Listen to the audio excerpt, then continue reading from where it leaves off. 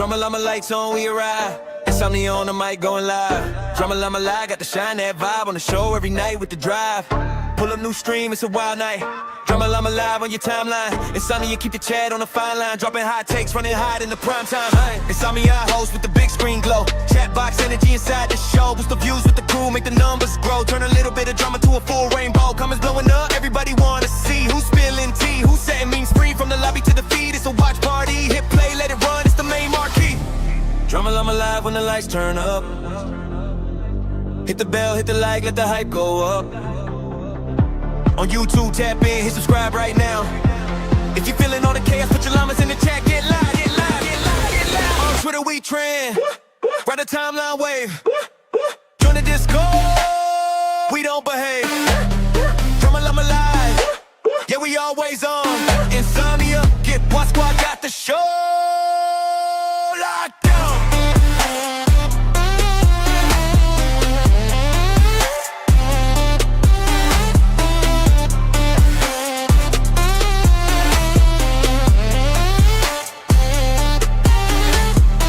Night, no sleep, that's Insomnia's lane. Keep the plot twist running like a runaway train. Drama llama live, got the flair, big name. Turning every little clip to a household flame. Boost the stream in the booth at the back end stash. Check the stats, all the views, run the playback. From the cold open joke to the final act. Every segment stay sticky like a meme impact. New guests, new bits in the hot seat chair. If you bring a little smoke, they'll put it on air. Every follow, every share, put the crew up there. Drama llama live, get the whole net away. Drama llama live when the lights turn up.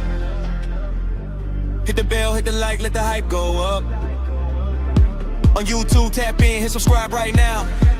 If you feeling all the chaos, put your llamas in the chat. Get loud, get loud, get loud, get loud. On Twitter, we trend. Ride the timeline wave. Join the Discord. We don't behave. Drama llama live. Yeah, we always on. Insomnia, equals what got the show locked down.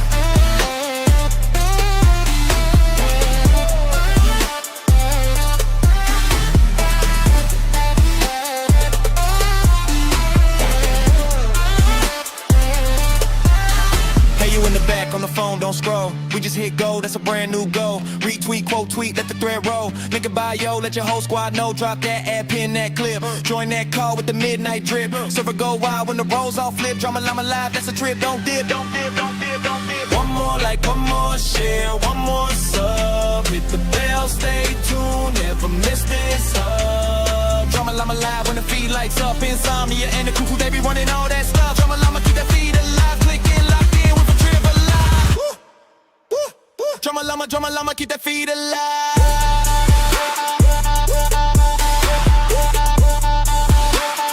Clicking, locked in, we forever live.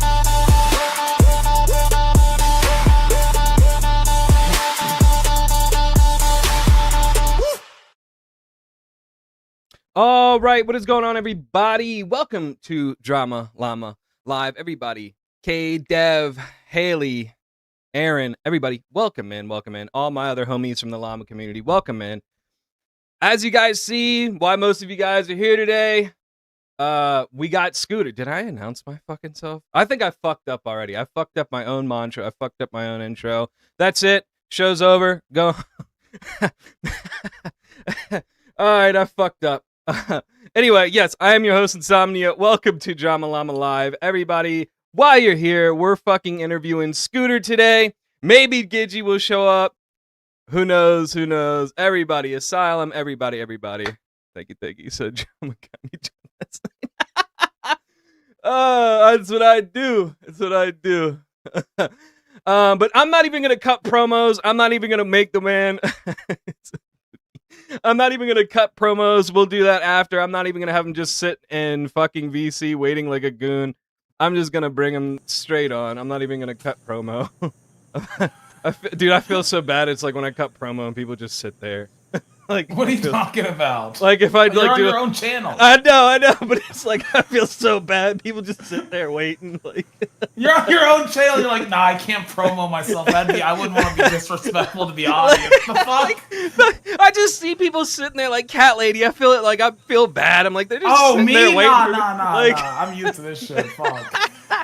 But yes, everybody, Scooter is here. We finally got him. I know I was blowing his shit up. Like, dude, it's what's going on? Yeah, I'm like, I feel I would have done it sooner, and then like I was such a dickhead with like responding to your DMs, but I'm just horrible about responding to literally everybody's DMs. Like I don't respond to DMs. I'm bad about it. well, the fucked up part about it is like because I'm anal at work. It's like, yeah, I'm just like, let's just get us locked in. All right, we got it locked in. Okay, make sure, and then I don't have to like worry about it ever again. Yeah. So it's like, as to where you're like, well, fuck, I have this.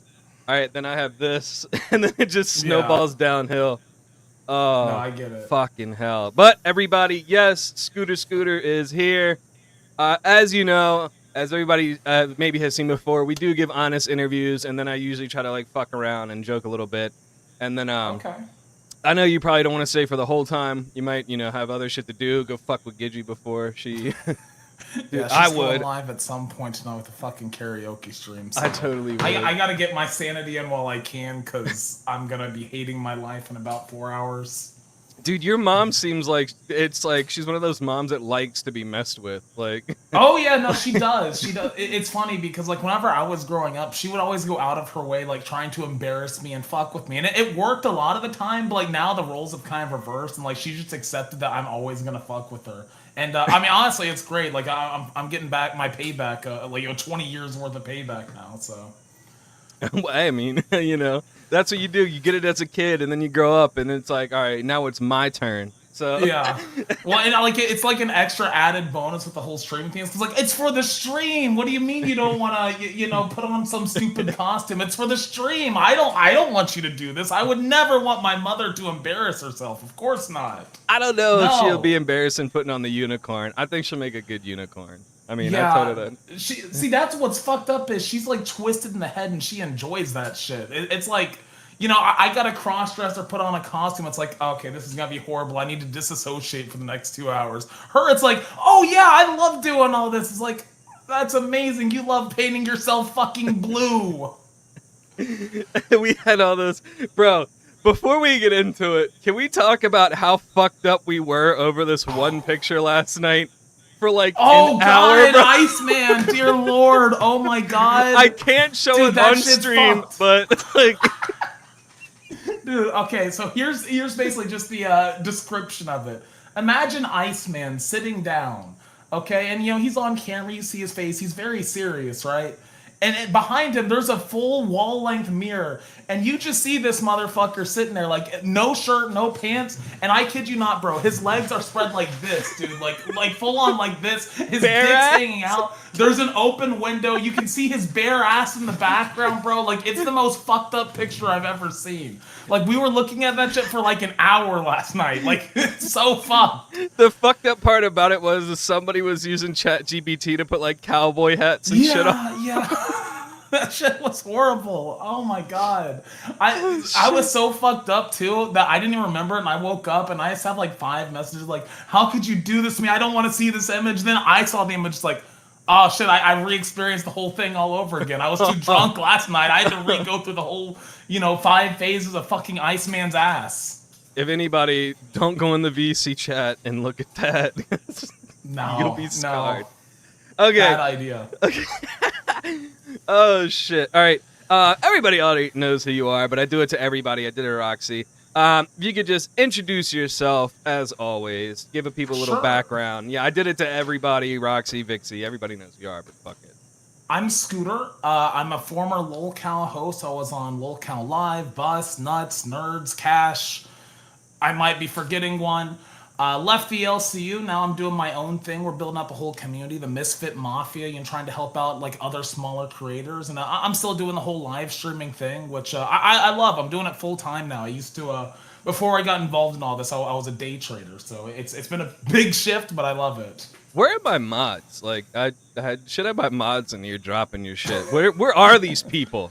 Like, they show up for every show. Can't get And then, good fucking help, bro. Like, this is why I only give my mods bread and water. Like, that's all they get because it keeps them in line. well, see, this is why they only get Arby's gift cards. Okay, this is why they don't get real money. I mean, hey, they get meat. They get the meat. Shit. Fair No, enough. they're usually on time. I think one of them's sleeping. I texted him like, oh, General, he's here. Oh, thank God. General, everybody, if you guys don't know, General is somebody versus nobody. If you like his clips, that is him. He's one of our good guys over here. He said sleeping. General, if we could drop his YouTube up in chat, promote the fuck out of him. Now, before we, there's only like a few questions I have for the LCU because I know you want to get the fuck away from that. What originally, before LCU, got you into social media and streaming, like becoming an influencer? I mean, okay, so I had always watched, like, I came up, like, in the Twitch sphere, like, the OTK, Soda Poppin', you know, Asmongold, people like that.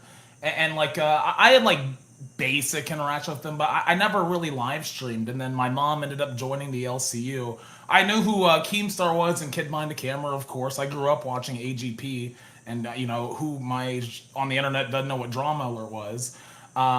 You know, and like I just kind of saw this route here. Like I'd kind of given up on doing sort of any content creation whatsoever in my life. And my mom was doing Queens. I'm like, well, shit, this is actually fun as hell. And it just kind of happened from there. Like there really wasn't even a plan to do this, to be honest with you. It just kind of happened. And then now you're doing the damn thing too. Yeah. Now you're building something, and you guys don't know, you'll know here soon. I mean. It's insane. Like you know, again, like I could have predicted literally nothing that has happened over the past year. Like everything that has happened has just been unplanned things. There's always constantly wrenches being thrown into it, but it's amazing. It's amazing. There's no other job like doing the whole YouTube thing. All right, we're not weird. He's the one for being a naked, weird Aussie guy. Okay, we're not weird. Yeah. We're not weird. Okay. No, we were just like, look, like it was out there, bro. We didn't go looking for this shit. I don't even remember where I saw it. I just saw it. I'm like, oh my god, this is so fucked up. If I have to see this, other people need to see this picture of Iceman's ass. The question you need to ask that we all asked ourselves is, how come all these people are hairless?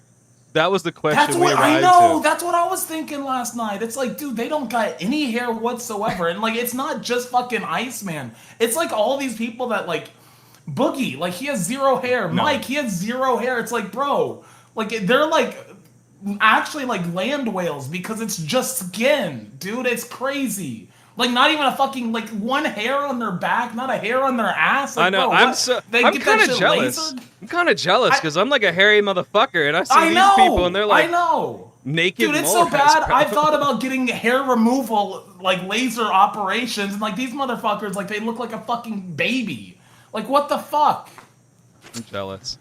He said low testosterone. That could be it. That actually makes sense. Maybe. Like, that maybe. makes a lot of sense. You've probably been asked this before. How did you arrive to the name Scooter? So it's actually a really funny story.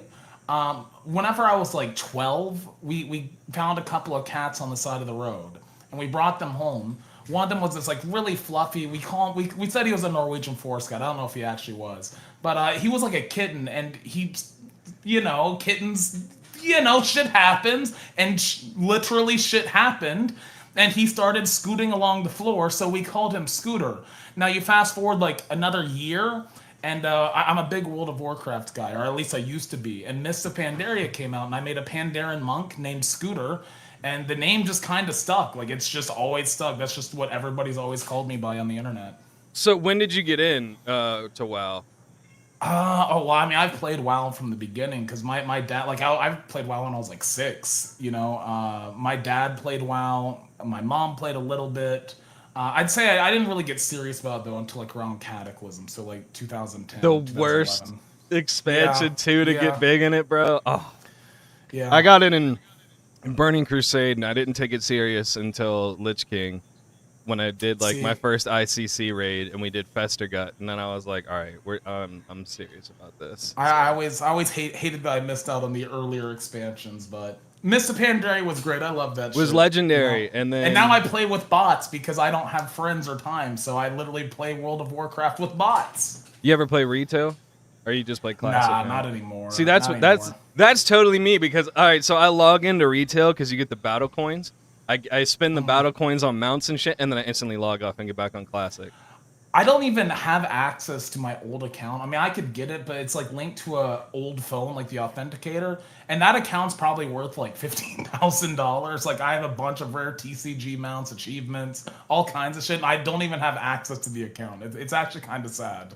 So that same thing kind of happened to me because I bought the little authenticator that you could buy back during Cataclysm. God, those little mini ones, yeah. And then I lost it, and then I waited so long to get it recovered, and now that I have my account back, like I've got the rare zebra that from the friend sharing thing. I got the rocket, like there's a whole bunch of shit on there. All that cool shit. It's like, fuck, dude. I don't like. I know I could get access, but it'd be so much work, and like I'm just realistically, I'll never play like retail WoW again. An hour phone it's call. Just, the memories are gone. You know, it's fine. They existed at one time. I guess I can't sell my memories, unfortunately, but you know, I probably wouldn't anyways. I'm gonna get into the LCU. Just get that shit out the way before I ask you the other stuff. I don't know. Okay. You want to get away with it? What interested you in the LCU, like you and Gidgy? How did you guys get your foot into the door? I mean, I know like you guys' origin stories, but for like you personally, what got your foot like in there? So were you like everybody else in the Discord, or were you just like found? No, it was actually a little bit different for me because I was never really that active in the Discord. I didn't really watch a bunch of the shows. I actually just started helping out like behind the scenes on Queens. Like I planned a couple of shows here and there. You know, I made some thumbnails. Small things like that, and eventually Mike's like, you know, he told Keem like, hey, we need to get Scooter on a show, and then we ended up doing Dolls the one night with me and Albert and Lisi, and that turned into Nuts, obviously, and that's just kind of what happened. Like it was I was in the Discord, but like I wasn't very active in it. Like I got in VC like twice whenever I was drunk. That's about it. You know, it was more like Mike's like, we need, you know, they wanted to put Albert on a show and they saw me and it's like, you know, it's kind of perfect. We have the two Queens hosts. They both have sons in their 20s. You know, let's do it. So yeah, Nuts was good. I mean, you and Albert arguing, I think, was usually like the best time. I know it was probably stressful as hell for you, but when y'all were arguing, I was like in the zone, bro. I was dying. Like at that point, like I still took everything so fucking seriously. Like if I would have worked with Albert like 4 months after I joined the LCU, it would have been an entirely different show. I took that shit so seriously. And Albert would just show up and be like, all right, what's the plan today? And then like as soon as the stream's over, he's like, yo, how's the money looking out? It would just piss me off because like I'm literally putting 8 hours a day into planning this shit. He's just like, what's the plan? How's the money? And like it just kind of blew up. He was pulling a wings, bro. Show up 10 minutes before and then ask about the money right afterwards. Yeah, exactly. That's fucking wild. I always ask this to every LCU host. What was your impression going in of Keemstar, and what's your impression after you left the LCU of Keemstar? Because it's usually polar opposite ends. So I gotta get your take. So I'd seen a bit of Keem. You know, like I watched like Mom's Basement or one of the other podcasts he was on. And like I watched Drama Alert. Like to me, like he was always just kind of like not a real person, to be completely honest with you. You know, just kind of like a brand almost. Whenever I met him, I found out he is very much a real person, but at the same time, he is also just not a person at all. Like he does not operate like normal people do. I would say that he's just a very. I don't want to be too much of an asshole here, but like, go ahead. I feel like he's just kind of living off like old glory at this point. And it's kind of just lost his way, dude. Like, the guy's getting drunk every single night. Like, I know I'm not one to talk here, but it's like, holy shit, dude. He is very much a person, and he's a very dysfunctional person. That is how I view him now. Well, don't you know who he is, Scooter? You know, we were joking about that last night. Don't you know who he is? Do you know who Keemstar is? He's a fucking legend. His mother, god damn, and he really, like, he types the shit in, like, fucking group chats. Like, he like, oh my god. Bro, God. what gets me is the fucking way he types, because he'll use one thumb, but then he'll use his finger. Like, who does that? Be a normal person and, like... That shit gets me every time. I'm like, bro, you're cooked. Like, don't let him ever, because he'll try saying that she's like, I don't know how to read paragraphs. So if he said, no, this motherfucker will send you paragraphs. And like, I just try to picture what that looks like. Like, how long did it take him to compose this, right? You know, because like the way he does type, it's so scuffed, and he does have dyslexia. So like, whenever you get one of those, it's like, god damn, dude, this guy just spent like 20 minutes typing a text message.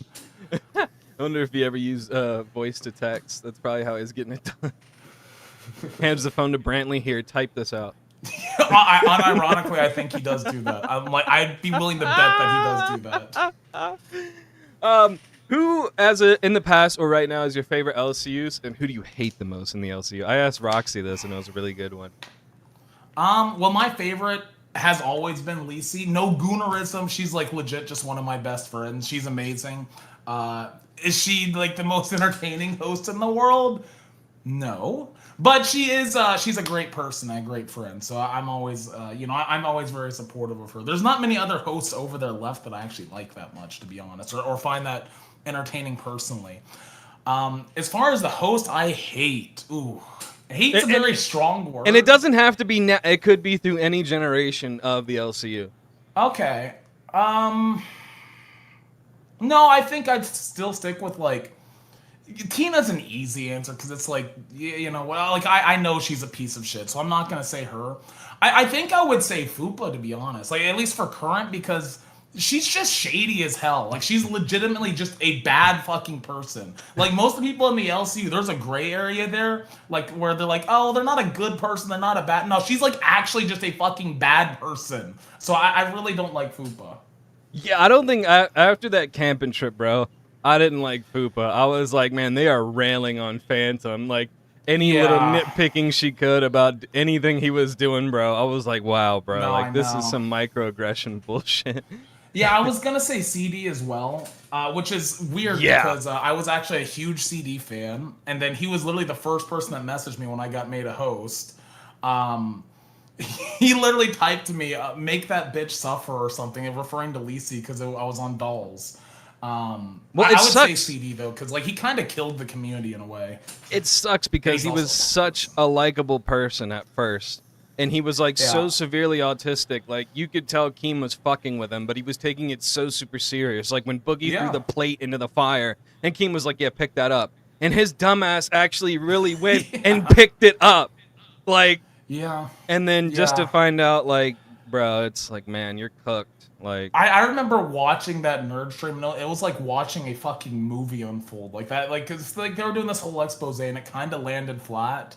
And then like in the last 10 minutes, they just like reveal that, oh shit, like he's actually friends with like people that fuck with children. Predator, he's defending them. It's like, oh fuck me. Okay, this got really real really fast. That's the worst part. If he would have just shut the fuck up and said, I don't like this person, I disavow him, fuck that, like he would have been. But for him to go up there and say all that stuff about Starman and defending him.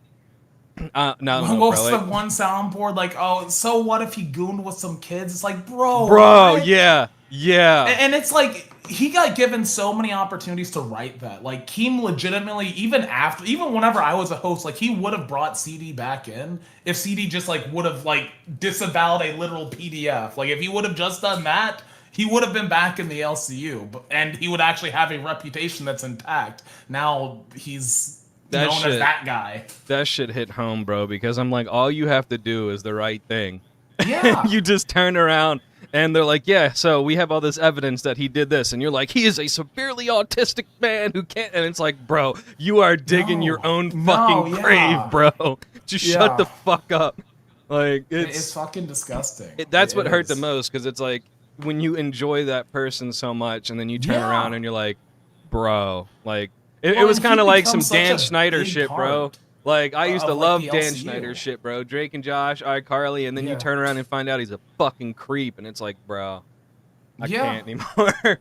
No, it, like, ruined that whole era. You know, it really did.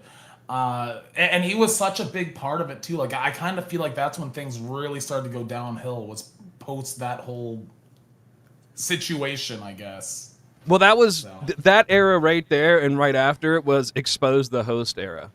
Yeah. So many people right after that were getting exposed for any little thing and every and it just shifted the like the discourse, I guess, in a way. Like, you know, it became acceptable to start like accusing people of that, which, I mean, look, fair enough. If there's something like a PDF defender, anybody that's like fucking with kids, or like any bad person, like root them out and get them the fuck out. 100%. But it got to a point where they would throw these allegations around so much that it just kind of lost any value whatsoever. And it's like, well, shit, what do we gotta do the next time there's actually a CD-ROM in the community? Or, you know, there's been other incidents where, you know, sex pests and shit, people that are in women's DMs, and they don't even get banned now. It's just, they're just there.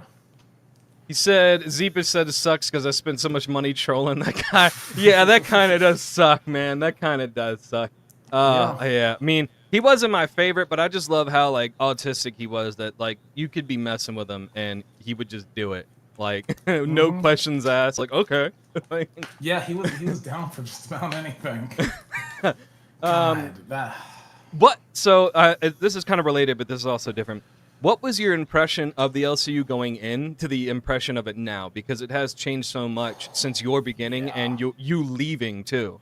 You know, and then I tell this to people all the time because that I forget what her name. She was trying to come after me last night. I was only in there for 2 months, right? This was like 2 years ago, right? I was only in there for 2 months, and people still bring me up to this day, right? Like, oh shit, I'm like, bro, I don't even remember what I did. Like, I've had a whole life.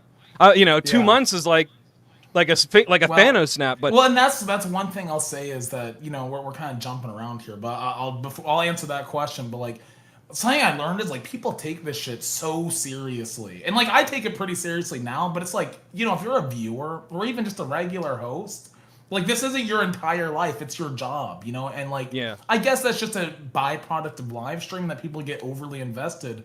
But that was something that was always weird to me. It was like how much people view the LCU and like will literally shame somebody for going back, which fuck the LCU, but it's like at the end of the day it's a job, it's a job.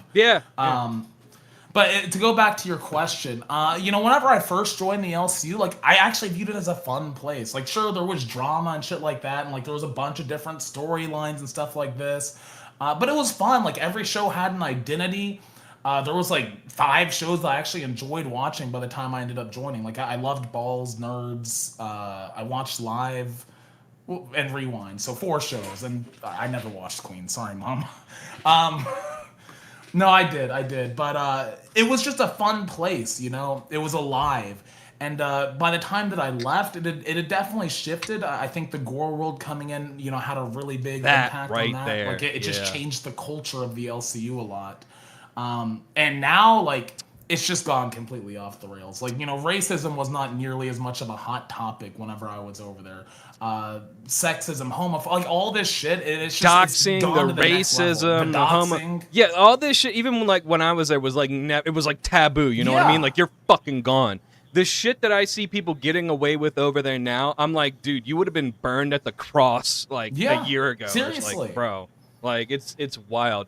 And like even the entertainment's gone downhill. Like I just feel like the LCU's a shell of itself now. Like it's just a shell. Like it's still there, it exists, but like if you open a show, do you know who half these people even are? I tell people this to this day, right? I would have loved to seen you at one of the live events, like Camp Keem, Fat Camp, anything like that. Because back when I was at the live events, were like king. You know what I mean? This is where we got to actually see a little bit of humanity from these people. Yeah. I did always want to do that. I mean, we did Cockfest or whatever, the Florida trip, which I had such a fun time doing that it made me really want to actually do like an actual IRL event. It never happened, obviously. I ended up leaving. They tried to sneak me into Fat Camp, but like I was like, I'm not going. I do have questions about that Florida trip, but I was going to wait till the end of these last 3 LCU questions. I'm not going to bring anything too bad, but yeah. I do have questions, okay, because I watched that too. What was your favorite or most memorable moment there at the LCU? Like, does one memory stand out, or is it like, I have a few, but like one legendary moment, and it could be good or bad. Just the one that just clicks, like you'll never forget. Well, I mean, I would definitely say like my birthday stream, the second to last stream I did, that one was very bad, and it definitely stuck with me a lot because it was just like. I mean, nobody wants to have their birthday ruined, and like the shit that happened that on my birthday, it was fucked up. But like to a more happier one, there's actually a lot of good moments. There really are. I remember like in the first month, we did I would always do like long late night drinking streams on Nuts, like 6-hour long streams. It was always amazing. It was our best streams, and one of them we had Buff up there. It was me, Buff, and Albert, and like Buff and Albert took off their shirts and like started doing turbans and shit. I took like a fucking racism test. Like it was just such a fucking edgy and funny stream. It was like And it's lost. It's lost. Like I was so excited when I was thinking about going back. So I'm like, I can download the stream. I can have it, but it's private and I can't fucking get the stream. But it was so good. Like it was one of the most fun streams I've ever done. That's fucking hilarious. I might remember it if I seen it. I don't know. I'm like, I won't. Like I'd be getting fucked up. All right. Like I won't lie. Like. I'm not as bad as I used to be, but... but... on the screen that said $50 domestic T-word, and I'll just let you try to figure it out with the term. It was so bad, bro. It was so... Like, if that stream stayed public, we would have all been canceled. It was so bad, but it was so funny. Okay, I got 2 more questions before we get off this, because I got a whole bunch of stuff about you that, like, I told Roxy Cat Lady, it's like, I know you all are leaving. I still like to figure out who you guys are as a person. For you... What was your favorite punishment given out? And it doesn't have to be punishment given to you. I would like to know the one given to you, but to another host as well. What was your favorite punishment that you remember? Because there's been a lot. Like, for me personally, I feel like you were getting in trouble like every other week. Like, so like, yeah. I don't know. Does this count as a punishment? Like, whenever Albert lost his mind and squirted mustard all over himself, that shit was the funniest thing in the world to me. I guess that wouldn't really be a punishment, though. I don't know, really. Like, it's probably something to do with Boogie, if I had to guess. Like, you know, one of Boogie's things that he had to do on live. Like, maybe the tattoo. In a way, I don't know. There's so fucking many. There was so many good ones, but I didn't know if you had one that stood out. I mean, there's so many things.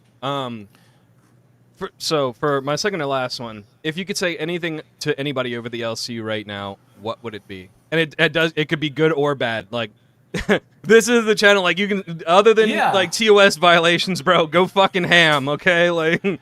No, I guess what I would say is, like, especially like all the creators over there, there's so many people that put in so much effort. You know, they actually really try, and like their shows suck, you know, but it happens. You have to start somewhere, right? You have to start somewhere, and they like legitimately try. You know, somebody that left the LCU in the past month, they told me how much money they were making. And it blew my fucking mind. Like, it broke me. I'm like, you did how much work for how much money? So I guess what I would say is, like, have some value in yourself. You really don't need the LCU as much as you think you do. Like, you really, really don't. Financially, I've done better on my own. Fun-wise, I've done better on my own. Mental health-wise, done better on my own. You know, so like, that's what I would say is... Have some fucking, like, look, value I thought you were literally going to turn around and be like, Mike, suck my fucking dick. Tina, you suck. I mean, Mike can suck my dick. That's all I was like, go ahead. Suck my dick. No. That's what I was like, Can I be honest? Yes, go, like... I got tired of talking shit about, like, now whenever they mention me, it's like, oh god, I have to fucking talk about them again. It's like, dude, I've already said everything there is to say about them. I've pulled up like decade-old clips of Keem. You know, I've talked about Mike and like the Bridget call and all that. I've already talked about all this shit, and it's like, yeah, they're just horrible people. Like, they're just psychopaths. They're bad people that don't give a fuck about anybody but themselves and money.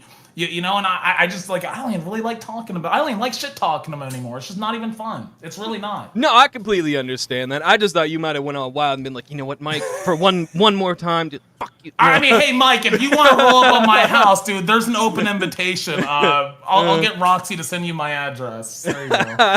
No, scooter riding a bike was legendary, though. I did pop into that stream, and I was like, holy hell, I chipped a tooth on that stream. No fucking way. Yes. Oh my god.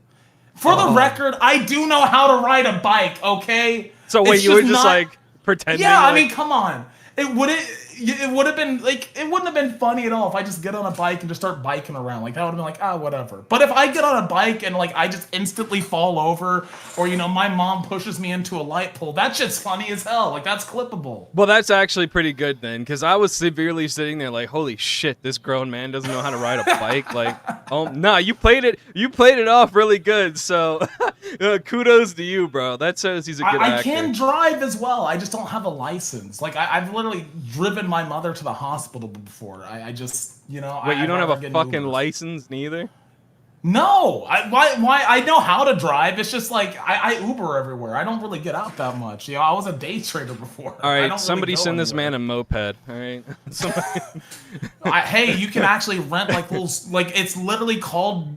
I think it's like Volt scooters. It's like down the road from me.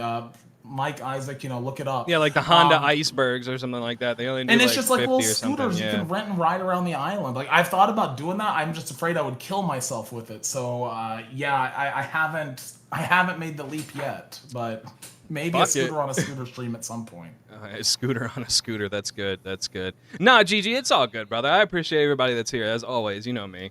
Okay, that's enough of the LCU. Fuck that. I know. I always try to get that shit out of the way first. Okay, my only question about the Florida stream. Okay, why did y'all have a fucking BWC right there on? And this is everybody. You know I was gonna ask this because this is everybody's question. Did you mean to show that? And then why were you sleeping in the Okay. tub? Those are like my only two. Okay, all right. First of all, so my mom did a stream on Rebel, I think, and people could donate to send items to Cockfest. Okay. And Lila donated to send a dildo to Cockfest. So we got a dildo, and it was an icon of the entire trip. Like, we It busted was. it out the night we got it. Fucking Zay slammed that shit to my forehead. I was running around the house. I was actually running out to the studio, which was in another building. And I just fell flat on my ass with a dick on my head. Like, it was just an icon, okay? Now, as far as how it ended up on a stream, well, you can thank S1K for that. And like everybody was like panicking when that happens. Like, we can't have a dildo on stream. You just got the channel struck, and like, yo, mama was losing his mind. It's like, they're showing dildos. They're having a Diddy party. They're gonna get the LCU taken down. It's like, holy fuck, calm the hell down. It was just a funny bit. I It won't was lie. just a I was bit. saying that. I was like, "Yo, Diddy Fest is going on down there, bro." Because There the camera, was the no camera fucking- panned down, and then you just see this like joint like that on the floor. I was Oh like, god, I forgot it was seen on the floor Yeah. too. Oh my That's god, what I I was forgot referring about to. that. Yeah, no, there's another one where he like comes in and he slams the dildo on the wall. But no, there was another one where the dildo is just laying on the floor. I'm gonna be honest, we were all so drunk and high. I couldn't tell you how the dildo ended up there, but I am 99% sure it did not enter any orifices at any point. Yeah, because your mama was like, "Yo, Diddy is over right now." With the, like, There is his the dick 1% chance though that somebody did something with that dildo. Oh which- no! Oh no! Let's Have mail it. fun, Peter. You can have it. Let's mail it to Booster. As far as the bathtub, I'm trying to remember all the context here. That was the night that I got beat up with the metal chair, right? Yeah, I think and I so. was wondering about that. That was my next one after that. Like, how did that lead up? But let's go with the bath one first. Okay, so basically, like, I wasn't actually in the bathroom. Like, it was everything at Cockfest was 1000% scripted. Like, there was nothing real that happened there whatsoever. And I don't even. I guess we decided it would be funny if I was locked. Like, if I locked myself in the bathroom, because there was only. We actually lied and said there was only one bathroom. There was only 2 bathrooms at the B&B though. We just thought it'd be funny, and then like I got into a VC like in the bathtub and shit like that. It was just funny. It was was funny, just a- but yeah, it so was a many bit. people bought it. Like I have my good friend Raikeen who helps out a lot with the Discord and stuff. He was literally texting me because he lives in Florida. He's like, "Do I need to like come drive and pick you up?" I was like, "No, it's a bit. It's a bit. It's okay. Like it's all fine. It's all fake." I know, Dad. Yeah, we you were guys scammed, I'm bro. sorry. Like, you know, I really thought that they, moved him off the island and we're like, all right, sleep in the fucking tub. And like, I felt so bad for you. I was like, this grown man has to sleep in a fucking tub. I was like, damn, dude. Okay, so Yeah. that's the last one I have is the chair. How did that everything unfold with that? Okay, so Because I know there's more to the backstory than what we got. yeah. So basically, like, we set up like this whole like confrontation between ALR and Zayzudid, and like Zayzudid stormed into my stream screaming at her and all this stuff, and then I started coming into Rewind screaming at her, and Keem texts me, he's like, "Do you guys have a metal chair?" And I'm like, there's that one actually in the studio room. He's like, "Okay, go do a wrestling thing with it." And so that's what ended up happening is I go in there, but she already had the chair. Like, I forget exactly. I think I was just going to pick up the chair and throw it. Like, that's what we had planned to do. But she was already holding the chair. So I run in and I try, like, pulling the chair from her. Obviously, I'm not actually trying. Like, she's, like, 5'6" or some shit. You know? And like, I'm kind of, like, giving her signals. And, like, I'm whispering, like, hit me, hit me, hit me, hit me. Like, pretend that, you know? And then she starts fucking swinging the chair. She did hit me once, actually. And she did actually punch me as well. Like, actually, both those things happened. She did look like she hit you point blank with the chair. Draco, can you drop that Discord link, by the way? Yeah, that's what I was actually wondering, because that was the one I was referring to. Is like when you actually got hit. Like, was that supposed to be a bit, and she actually hit you, or like no? So like they actually mad and like fuck you and like no. It was a bit. She wasn't actually mad because like afterwards she came out and she's like, "Did I hit you? I am so sorry." I'm like, "Nah, it's all good. It's all good." It was unplanned though, because like we weren't actually planning on like having a fight with the chair. It just kind of happened like when I went in there. And it's like, well, shit, I guess we're doing it. And you know, sure, her aim wasn't great. That sucks, bro. Well, I mean, it was great content. Guys, it was fun. I had a great time. Our Discord is open, guys. I'm just cut this promo and then I'll ask you. Our Discord is open, guys. It's completely free. It's safe Discord. I was actually some of my questions were gonna refer to your Discord. But guys, yeah, it is a safe Discord. There's no adult shit in there. It's completely safe. So anybody who wants to join, just click the link. And yeah. Okay, so now I have questions about you, but your Discord as well. Okay. What's going on? And I was trying to like ask you on the stream, but I know we were getting like way on other topics yesterday. What's going on? Have you just decided like not like which bot you want or anything like that? Because I was trying to tell you like Me6 and Sapphire are really good.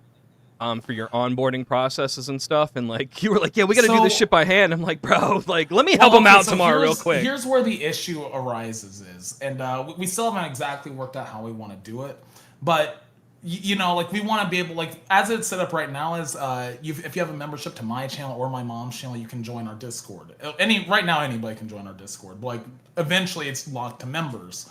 The problem arises where we have to find a way to get like Roxy's members access and Cat Lady's members access.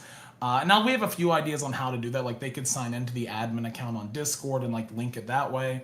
But we're also working on building a bot where it's just like, okay, it'll just automatically verify, kind of like the lolcow bot where it'll just verify what channels you're a member to and give rules based off of that. Okay, yeah. It's just complicated because like it is multiple channels and like obviously people don't want to like give their login information for YouTube, so we're trying to find like a more secure way of doing that basically. Yeah, those ones where you have to like give your ID, I don't know, those things are sketch to me. I'm like, hell no. Oh, I'm even talking about like Discord's got like its own YouTube integration, right? Yeah. However, like to link it to that, you have to sign into your YouTube account. So like, you know, Cat Lady, Roxy, anybody else like has members that's part of our Discord, they'd have to like sign in, like actually link their YouTube account to like my Discord server because like I own the Discord server. So like, you know, I don't think they would necessarily have a problem with it, but it's more of like a long-term thing where it's like, okay, like obviously like there's gonna be people that are not comfortable with their stuff being linked like that. No, 100%. Any plans for any merch coming out? Like you guys using like Fourth Wall to make stuff? Like, you know, I don't know if you've seen our Fourth Wall. We actually have a merch shop. It's linked in our Discord. And we have more coming out. I think like there's already like Cat Lady stuff, Roxy stuff. There's some great Roxy merch stuff from me, my mom. I think we have a woman in our server, Riri. I think she's got a few things up there. Nick MTV's got some stuff up there. Future Dads, like we got a big ass merch shop. We got way too much. We got way too much going on, and I'm about to spend like $100 on hats when I get paid. Any plans on getting sponsors like W Energy? Like we have W Energy poggers and Advanced Energy stuff like that. It's like, something I want to.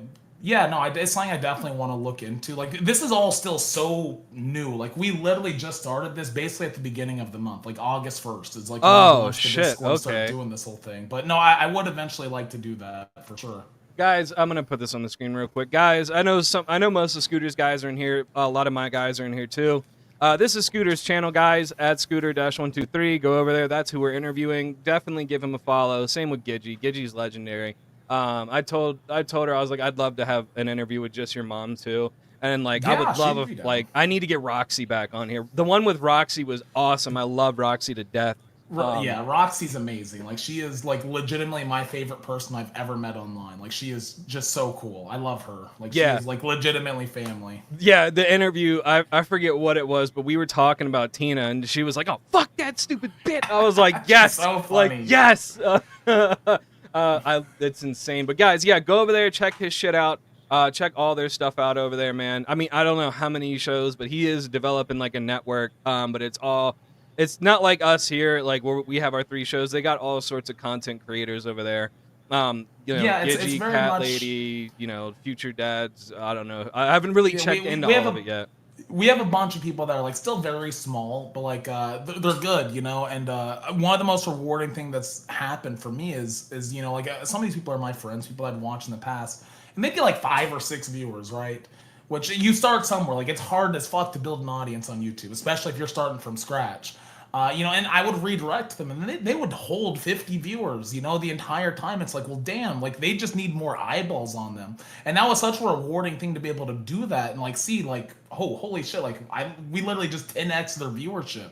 It's very, very rewarding. Yeah.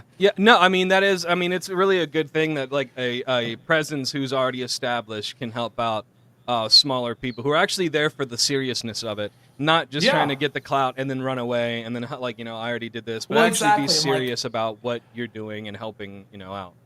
I kind of tried doing what we're doing now, like when I first started, but like it's exactly like you said, where like a bunch of people just kind of came in, they got their clout, they poached I say poach, but like they asked people to come donate to their streams in my Discord, just ban my main chat about that. It's like, okay, like, this is great and all, and I would love to help you, but we gotta show some mutual respect here, and like everybody we brought in now is so respectful, and like actually, we have systems set up where they can promote themselves without like taking over the whole thing, if that makes sense, and like not just being a clout goblin. Yeah, I see in the announcements how you guys have it linked in your times. It's actually, you're getting there with how everything is set up, so I can't wait to see the direction you guys going. I mean, I couldn't believe, like, I'm a small channel here over at Drama Llama Live, and I couldn't believe how many people tell me that they've actually heard of this show, and I'm like, dude, holy shit, like, we only got like 170 subs, and it's like people already have known it, seen it. I'm like, we must be doing something fucking right.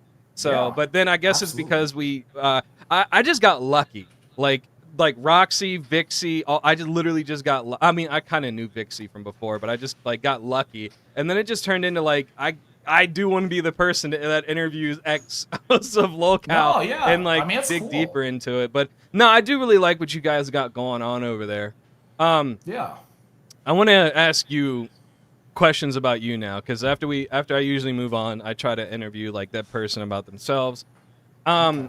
What's a quirk or hobby that us as viewers might not know that you have? Because I know you're in the Discord and stuff, but give us one that we don't know that you have. Like a little quirk or hobby, like I collect rocks secretly or some shit, like like. No, I am like, there's probably 2, and they kind of link together in a way. I am like obsessed with history, like obsessed. Okay. Like I used to like literally read like presidential speeches and shit. I was a political science major in college, but like. Another one that also like just a very like I love sports, like not just watching sports, like I love statistics, and like baseball's my favorite just because there's so many stats and all that shit. Who's your favorite I don't team? think people would the Astros. I don't want to hear it. Okay? I'm a Natties boy, so all right.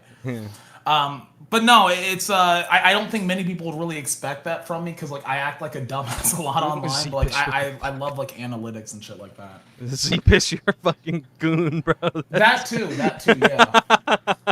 Funny. I like the feeling of putting pebbles down my penis hole. Is it just like the analytics part of it? Like you like the numbers or something like that? Or is it like, oh, okay, I didn't know if it was like, hey, she said not the ass. My favorite, fuck off, Dev. Okay? You know how many people are trying to get me to like move from the Natties to the Dodgers, bro? I'm like, I fucking hate the Dodgers. No, God. Like, I'm sorry, nobody can shit on any team except the Dodgers. At this point. Like, bro. Like we all, like, it's like fucking Thanos. Like, everybody needs to unite against the Dodgers, okay? I fucking can't stand them, bro. And everybody down here has a Dodgers put aside jersey. My hatred for the Yankees, dude. Like, I hope the Yankees win the World Series, so at least it's not the Dodgers. The Dodgers and the Red Sox, I can't stand both of them. Like, either or.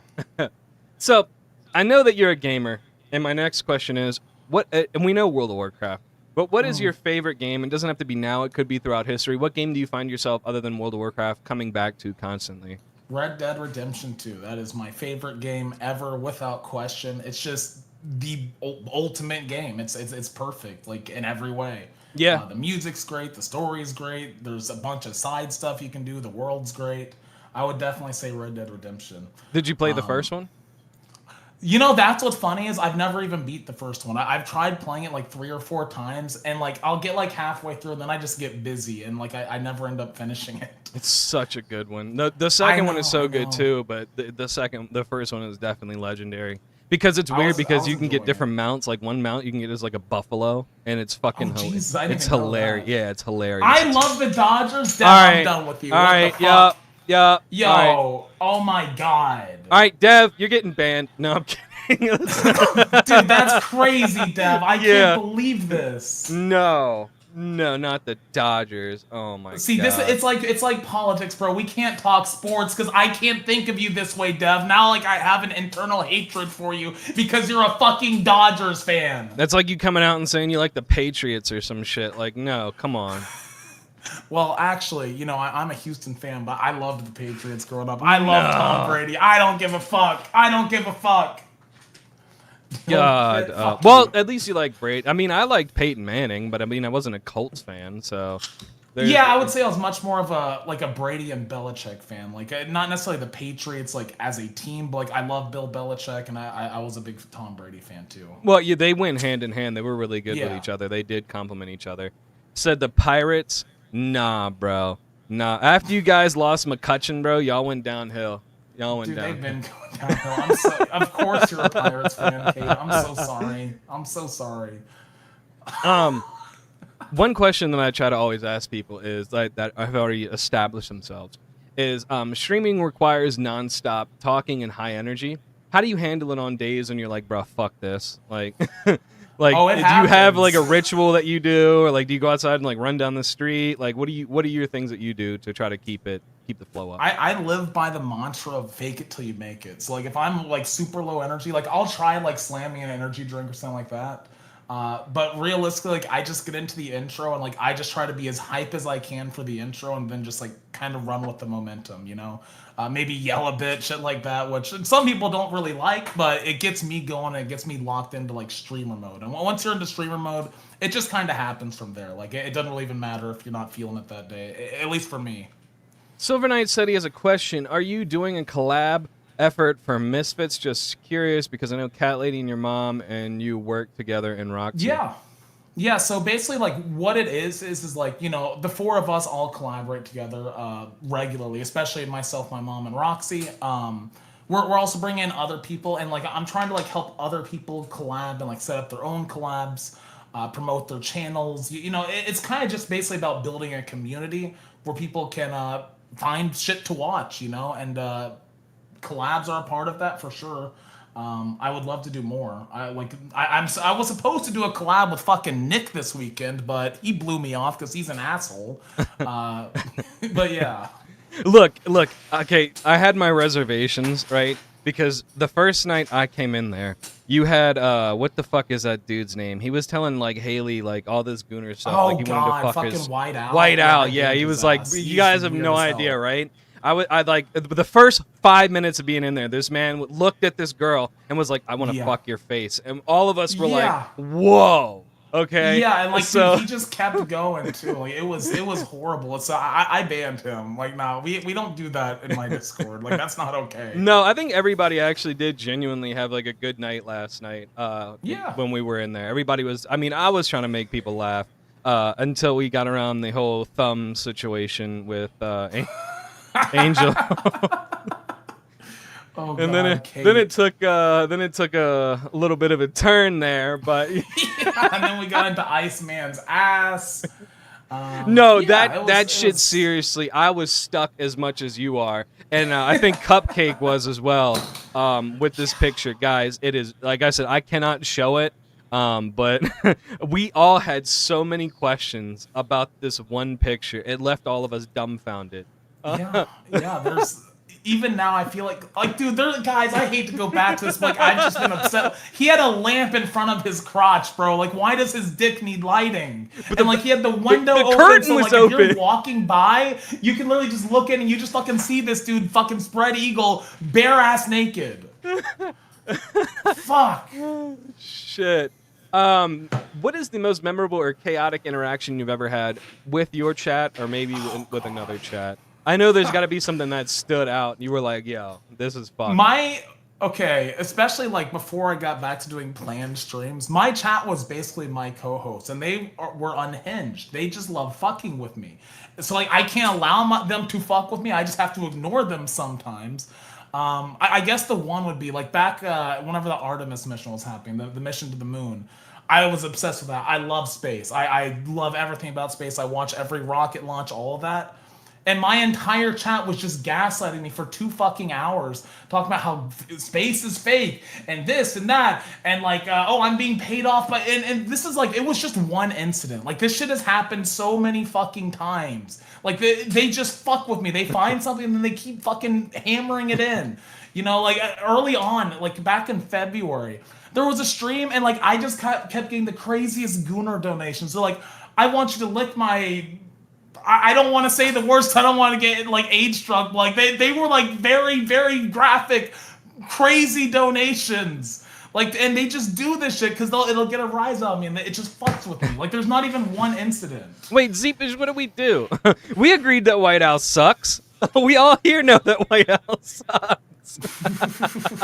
I think we said it too. Like, yeah. I barely watched White Owl on the LCU. I was never impressed by him. I was willing to give him a shot when he joined the Discord, and then like he was literally just a fucking like creepy asshole. So yeah, like, nah, there's something about that guy that just sends some weird straight vibes. Oh, bro, Scooter and Iceman got into a cage match. Oh, happy punch fight, bro. We got to see it. Iceman is like so... bro, he acts like he's so hard and coordinated, but I feel like he throws punches like Kalo. Like, did you see when Kalo was like hitting the wall?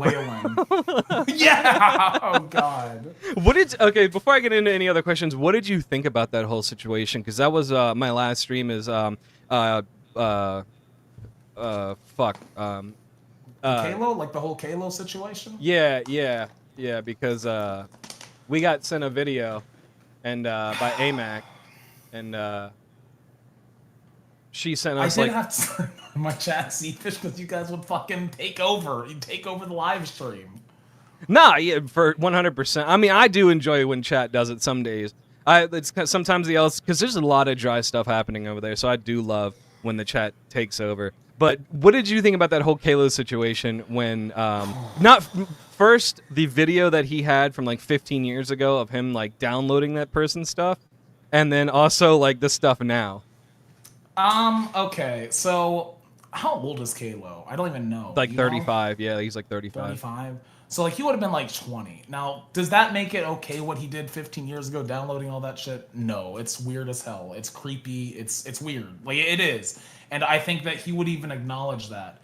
As far as everything like recently happened with Kalo, here's how I view it is like this is like a severely autistic man, you know? And that's no excuse. Like that's not an excuse to do anything bad. However, I feel like it got, in a way, like he almost got put into situations where he's gonna do the bad thing, right? That right there, yeah. It was an unhealthy situation where like he wanted to live up to Keemstar's standards. He wanted to make Boogie proud. He wanted to do all this shit. So he just started, I don't know, like he just went crazy, I guess. And I think they took immense advantage of him. Like that whenever they had him on live, trying to prove that like he's his own stalker. Like he's literally showing them his passwords. That was wild. Like that's bro. weird. Like, oh, here, scroll through my entire photo. Dude, if you scroll through my photo gallery, you're gonna see a picture of my dick. Nobody's doing that, okay? Well, I mean, we're a dude. I think all of us have those. Like, yeah, I would not hand my phone to Boogie and be like, oh, do whatever you want. Dig through my shit. Here, you want my iCloud password? You want my bank info while you're at it? Now, I mean, look, he admitted that he did do those things, and that's obviously really fucking bad. Like that's bad. It's still the way it happened was just so fucked up to me, you know, because well, you know, that's like Keem's MO. Like you'll leave, but then he'll like sit there and pester you till you come back, so he can literally like Yeah. witch hunt the fuck out of you. Riri, Yeah. welcome in, welcome in. Yeah, like he'll literally say anything and everything to you. Like, no, it'll be okay. We're not gonna. And then he'll literally witch hunt the fuck out of you. And then even worse, it's like he wasn't at his house. He could just like click off the camera. He was at Boogie's, and Yeah. Boogie's gonna sit there and say whatever to this poor man to keep him there, so they can just embarrass him even further. I hated the friendship between Boogie and Kalo because, like, I know Boogie well enough. I was in Kalo's shoes in a way at one point where Boogie is just telling you everything you want to hear and manipulating the ever-living fuck out of you. He doesn't give two fucks about Kalo. Otherwise, that stream would have never happened in Boogie's house, of all places. Yeah. Or the false police report that he filed against Kalo. Like, none of those things would have happened. So it's just, it's really fucked up. It really is. Yeah. Did Kalo mess up? Big time. He absolutely did. But he's taking the steps necessary now. He's getting help. He's taking a break from online.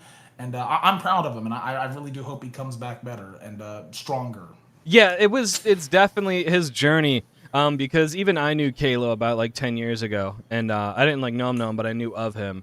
And his journey that he's been on. I mean, it seemed like he was doing really well. I enjoyed watching Gold sometimes, like just putting it on in the background, and then just to see. Now it seems like everybody at one point or another from there just falls from grace. Yeah. But I think the way they did this man, is they shouldn't have did it like that. No, I agree, and it's just again like he fucked up. I feel like they crucified him. Like it was like it's like a witch hunt. I don't feel like he was treated in a fair way. I really don't. Yeah. Well, I mean. My thing that stood out for me was when Billy was like, well, I've known him. I knew he was going to do this. And it's like, Billy, you met this man's mom. Like, yeah.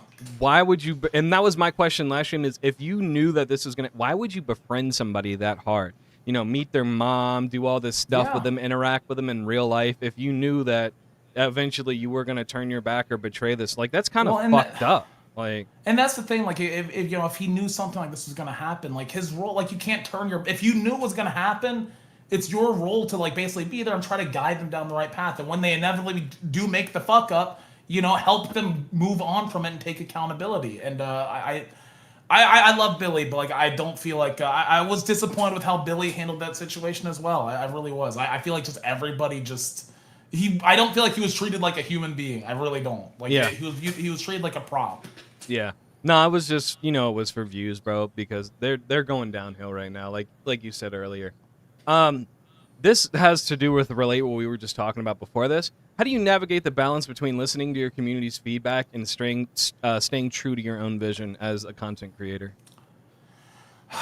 That's something that's hard to do, but I think it's really important for anybody that's doing content creation is to have your own vision of what you want the channel to be. And then like, you take feedback from the chat, but like you need to drive things in a certain direction. Like, if your direction is I want to do a podcast about the news, then you need to actually do that. Now you're going to work in other stuff and like you can almost kind of see it happening like in my channel where we're pivoting away from the LCU, but there's still a big portion of our audience that gives a fuck about LCU drama, wants to hear about it, wants to hear our takes on it. So it's kind of like a balancing act where, okay, you give a little bit of what they want, but you also try to build something on your own that they're going to like, And you can never stray too far from your vision because then at that point you're not in it. And like, you got to be in it. You got to love what you're doing if you're doing content creation. You can't just clock in. Well, not to hype you up, though, but you and your mom really did make a giant impact, whether it was good or positive, on the LCU. And which is why I think mostly people come to relate to that and, have questions or want to ask you about it. Because you guys really did make a ginormous impact in the time that you were there, especially Gidgy, man. I mean, Gidgy had huge shoes to fill. I mean, you had Becky in there, you had Roxy and Savage. I mean, she literally had enormous shoes to fill. And in my opinion, she did. A lot of people hate on Gidgy, but I've said it, and all of us have our takes. But I always said she would not have been there for that long if she could not fill and live up to the standard. Even to this day, like whenever I was thinking about going back, Mike wanted her to come back and do Queens. He was ready to kick Fox out. He wanted Gidgy back on Queens. And like it is like it's like you said, it's like we were such a big part of that community, and we were so. I don't want to like hype ourselves up like high up. I was on. My mom was on Queens. I was on a lot of primetime shows, shit like that. Well, you were on live, which is crazy. So. Yeah, Yeah, so like it's almost like and this is gonna sound cheesy, but I They're almost feel probably an hamburgers. obligation to, give people what they want. They want to hear our takes because we're gonna have a perspective that's gonna be way different than somebody that was never even a host, or maybe just a host like on a smaller show, something like that. Like I was helping manage certain things over there, so like I know a lot more about like how things are ran behind the scenes in the LCU. But it's still something we're trying to get away from. It's also hard at the same time because it's like, dude, we spent a year of our lives in the LCU, right? Yeah. You can't leave a job and like expect somebody to never talk about that job again. That's something that was always so backwards to me about Keem and the LCU is, they're like, oh, stop talking about the LCU. It's like, I spent a year of my life here. I would spend 18 hours a day for a year of my life. Yeah, I'm going to talk about what I did for a year of my life, especially when that's where a lot of people met me for the first time or saw me for the first time. Yeah, that's where a lot of people, you stood out because you were in front of that bigger audience. So that's where a lot of people know you from. So I mean, Yeah. it's only real that you do talk about it. I mean, you and your mom both. I mean, Queens and Live was not now, but it was a big show, and Yeah. that most people watch. So I mean, that's where people are gonna come in from. So I don't understand how they could ask you guys that, which is weird. Um, just how much of the shows are scripted? Every one of them, like 90%. Like. See, okay, wait, hold on. What do you like about? Well, I like Billy as an entertainer, Zeepish, but no. How many of the shows are scripted? I don't think they're as scripted as you would think they are. Like there's scripted elements. Like there's definitely scripted fights, like especially between shows to promote both shows. Like that's a very common thing that happens. But like the entire show being scripted, arguments within like the host being scripted, I'd say that's pretty rare actually because there's a lot of planning that goes into that. Like Queens, obviously, Live, obviously, and you could whenever I was in primetime, we did a lot of scripted stuff. I'll be honest. Like a lot of the ALR stuff was 100% scripted. Parts of Nuts were scripted, but Albert didn't do scripts. It's just Bro, the fact it that you would make depends. this man go outside and run was fucking legendary. That was hilarious. You'd be like, "No, get the fuck up and go run down the." And this man would be in like his underwear and just go run down the fucking To street. his Bro. credit, dude, like Albert would do most things. He really would.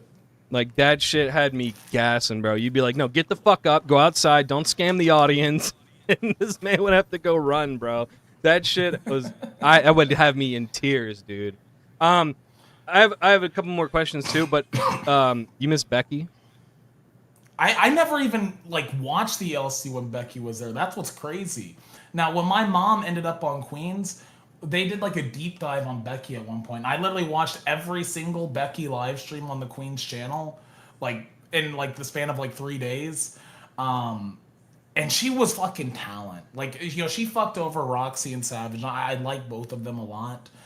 So like obviously that's fucked up. But my God, I wish she would come back to the internet. My God, Yeah, holy shit, dude. She was just so she was just content. yeah. And it's like it wasn't scripted. She was like legitimately fucking crazy. She was just naturally entertaining because she was naturally insane. Yeah, she definitely does, have a few screw loose. I mean, the thing that she did to Richie and all that stuff that was, Yeah. that was a whole situation. But other than all that, man, she was talent, which is why I was like, your mom had definite like big shoes to fill. But Yeah. some of the Well, arguments between her and Tina, bro, were fucking legendary. Like, Well, and like that's the thing is like something like somebody like Becky, you can't fill her shoes. Like people have tried to be the new Becky for Foxy. a year now, and it doesn't work. You can't recapture that. You got to be with Foxy, you got to be Foxy. You got to be Foxy, and if Foxy's crazy, that's good. But you can't pretend to be something you're not because eventually people catch on to that, and it's just not fun to watch. It's just not. what the thing was is you and your mom had one foot in the door just recently with going back. What pumped the brakes on that? Like, you know what? We're not going. It's better for us on our front. Like, Well, what? it was actually a conversation with Roxy. So I was going through like a lot of personal life shit whenever I was going back to the LC. I was dealing with a really bad breakup, stuff like that. Um, and like the LC was kind of just a way to like this is how she described it was just kind of fill a hole within and like it's kind of like putting a square peg into a circle hole. It was never gonna work out. And we started talking. Me, my mom, and Roxy. We were on the phone the day I quit, or said I wasn't going back. And like we just started talking like all the things we want to do, IRLs, meeting up, doing events, building what we're building now. And it's like, damn, that sounds way better. If I'm gonna put all my energy into something, and that's why I was going back to the LCU, is I wanted to put all of my energy into something. I wanted a distraction, something to lock in on. It's like, well, why not just do my own thing and build something that I like? Because like I had been in the LCUVCs and stuff like that, and I had missed it to some extent. Like I missed the community aspect. Well, it's addicting. But then like It is. it really is. But I got to the point where it's like, okay, I miss the idea of it, and I'd rather build something that like actually reflects what I really want out of a community instead of this. So I would say it was that conversation, because like it's just like the ideas we came up with, and then the whole Albert situation unfolded with Yo Mama, and it's like, well, this is also another deal breaker for me. So it's like, all right, well, I guess I really am just out, and Yeah, I didn't even talk to Keem again until the whole going IRL incident. Yeah, well, I mean, that whole Albert situation, man, that's a touchy subject, because Yeah. Your sister passed from that. I understand completely why that left a bad taste in your mouth, and why you wouldn't want to work with that specific person. I mean, if anybody doesn't understand that, then you're just fucking mental or something. It's just, and like that's the thing, I was willing to forgive him for it, because like I thought he had taken accountability for it, and Yeah. he went back on that. It's like, okay, well, I just can't work with you. Like I'm not gonna, working for Keem and Mike is one thing. They're bad people. That easy enough. But I'm working for them. They're my bosses. Working with a bad person, like making the choice of, okay, I'm gonna go work for two bad dudes and also work with another shitty human being. It's like, holy fuck, I am not doing this. Like I'm not. Like I'm better than this. I can't do this to myself again. Well, I mean, and you're right, Riri. Becky was the GOAT, man. But like Scooter said, and I've said before, they need to be their own identities too. They can't. You'll never be the next Becky. You'll never be the next Scooter. You have to be somebody else who brings it to the table. And I think that's kind of what Gidgy did. But yeah, no. From what from what I've seen so far, I think you made the right choice, man. Going and doing what you're doing, and to be honest, it's probably less stressful, doing what you're doing now rather than going back into the camaraderie, which is the LCU. Yeah. No, it's been, like I said, it's fun. I love it. I love doing this stuff, and it doesn't have the toxicity and the bullshit of the LCU, like with what we're doing over here. And I love it. I think I absolutely made the right choice. I think I would have been miserable if I went back to the LCU, and I probably would have ended up quitting within like 2 weeks. Well, yeah. I think that's a lot of things. It's people go back and it's not the same as it was with, when you first went in. And I was just fortunate enough that, like, I had Roxy, somebody that knows me and was good to me, and she said, Matthew, you got to lock in. Like, let's have a real heart-to-heart here. And that's honestly, that conversation is kind of what set me on the right path again. What are some behind-the-scenes struggles of streaming that us, as viewers, don't really get to see that you go through? Oh, God. There are a few. I would say it's probably the biggest one is the day-to-day grind. Every single day you have to come up with a new, fresh concept, a new idea. And that gets difficult. It's why, like, I've tried to start, getting out more, like clearing my mind more, stuff like that. On top of that, I would also just say it's, and this is a good and bad thing. So it's not completely fair to say it's a struggle, but just how much people care and think they really know you. Now, there are people in my chat and in my audience, my Discord, that do actually know me. We've talked in VCs. They've been there for like the crazy late night streams. They know me pretty well.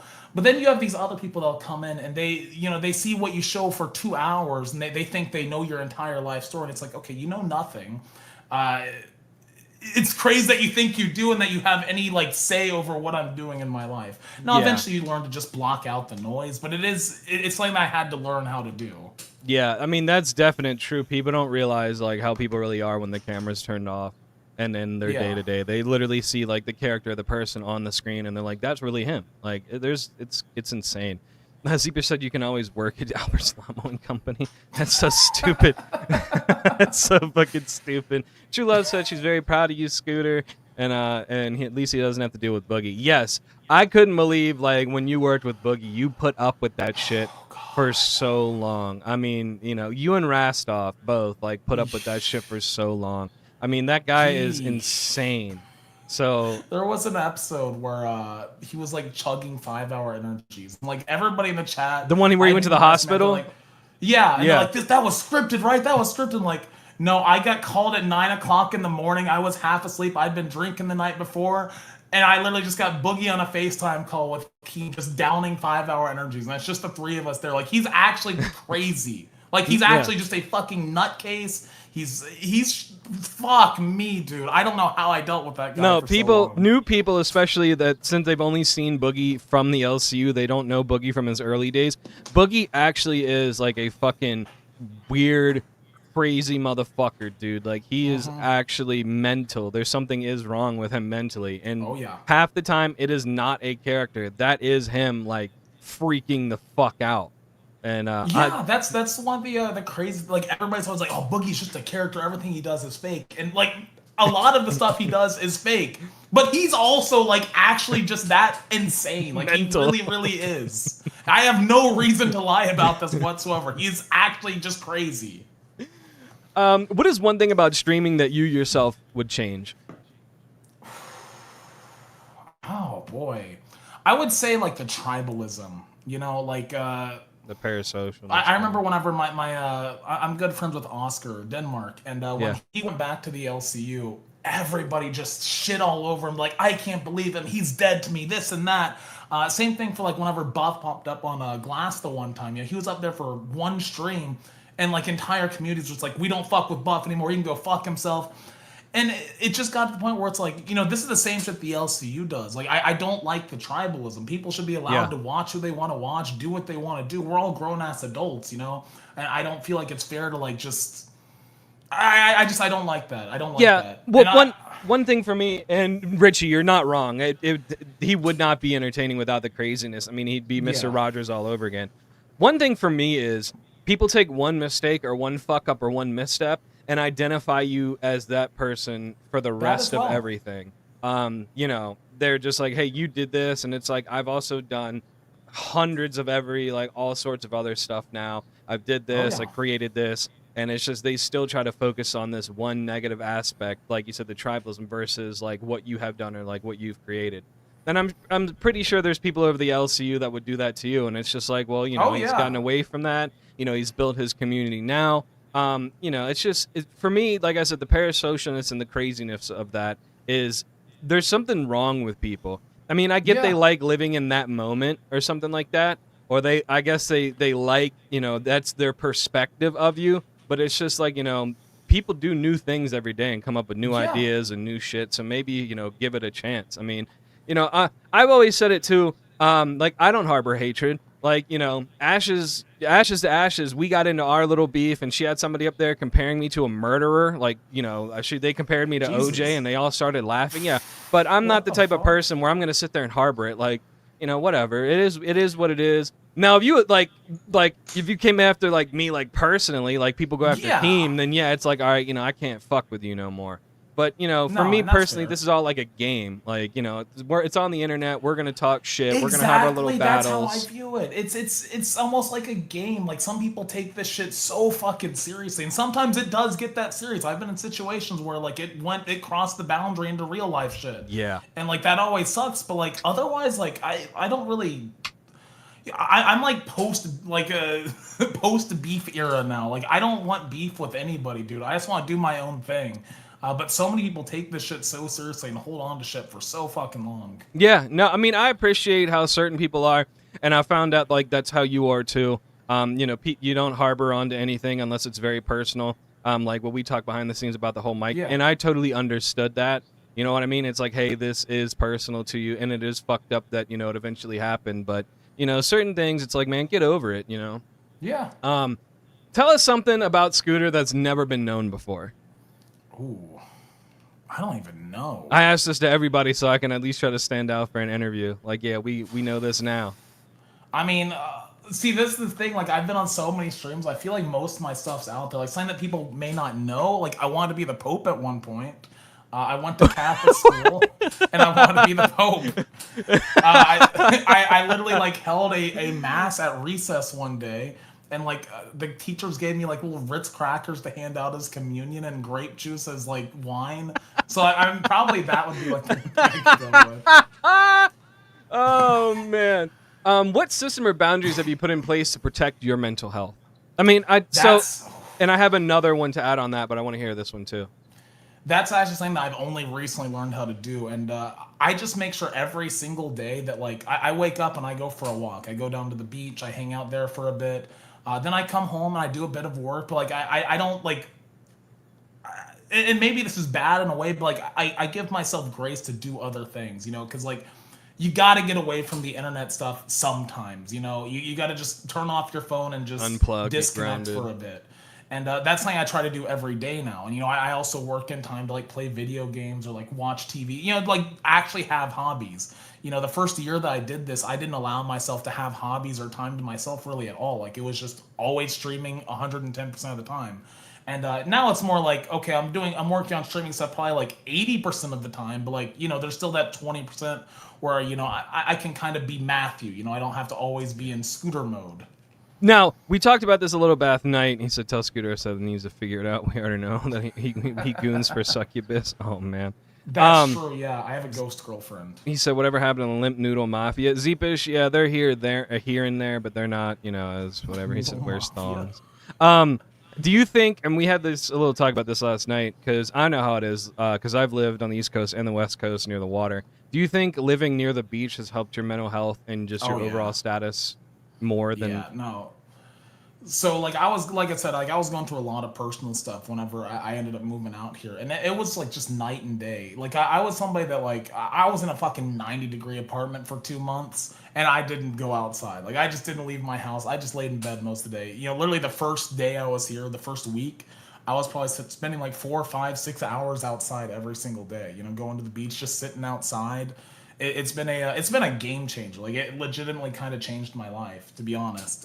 Moving down here. Yeah, and that's, Devin, that's exactly what I was referring to, because it looks like things are going much better for him, because at one point, man, it seemed that you were, like, drowning yourself in alcohol. Oh, yeah. And as a person who has gone through, like, I'm not an alcoholic. I've admitted to being, like, a drunk before. I go through stages of it.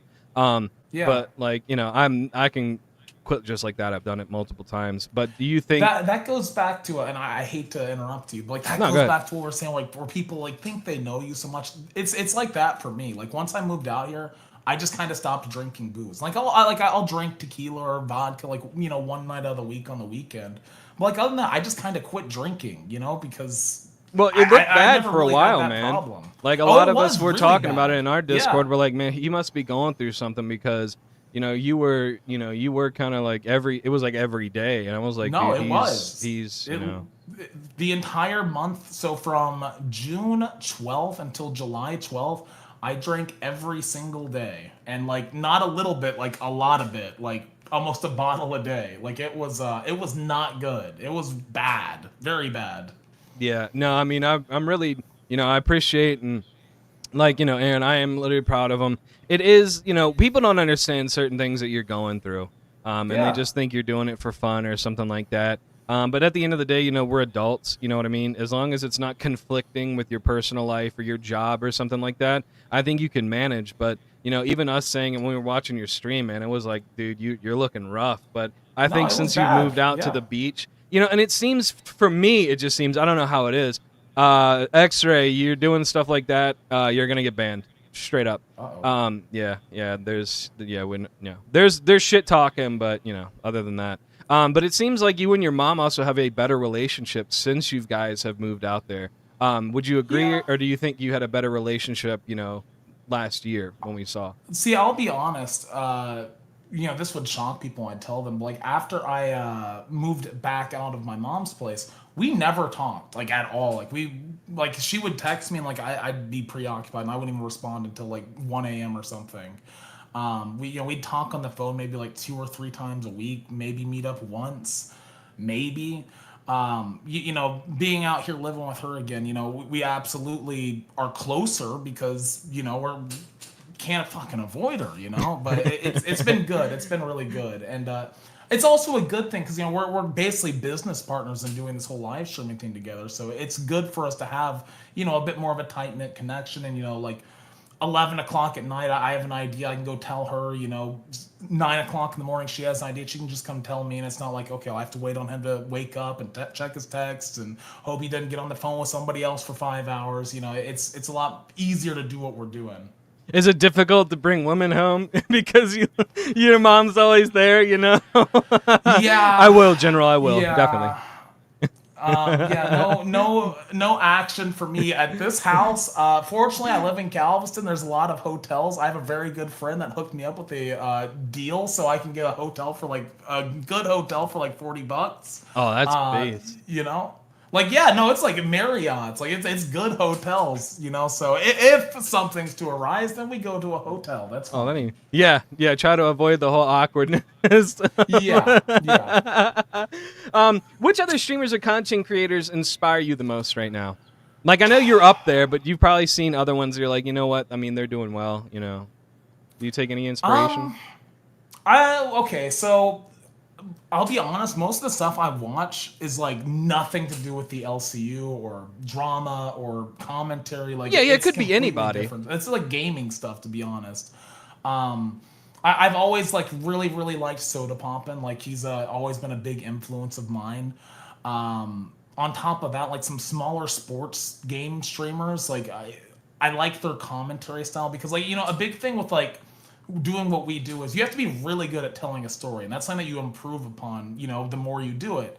And I kind of just like watching people and like these sports gamers like Mr. Hurricane, Bengal. Nobody's gonna know who any of Hurricane's these really people good. are. Oh, you know who he is? Yeah, Okay, Hurricane's I love really him. good. I've watched him for over a decade now. He can tell a story, and I think that's a valuable thing. For me, it's you got to draw inspiration from so many different places in doing this. Because it kind of goes back to what we said earlier, where you need to be the original you, but you absolutely take influences from anything you watch. I have influences from Keem, Mike, because they basically trained me.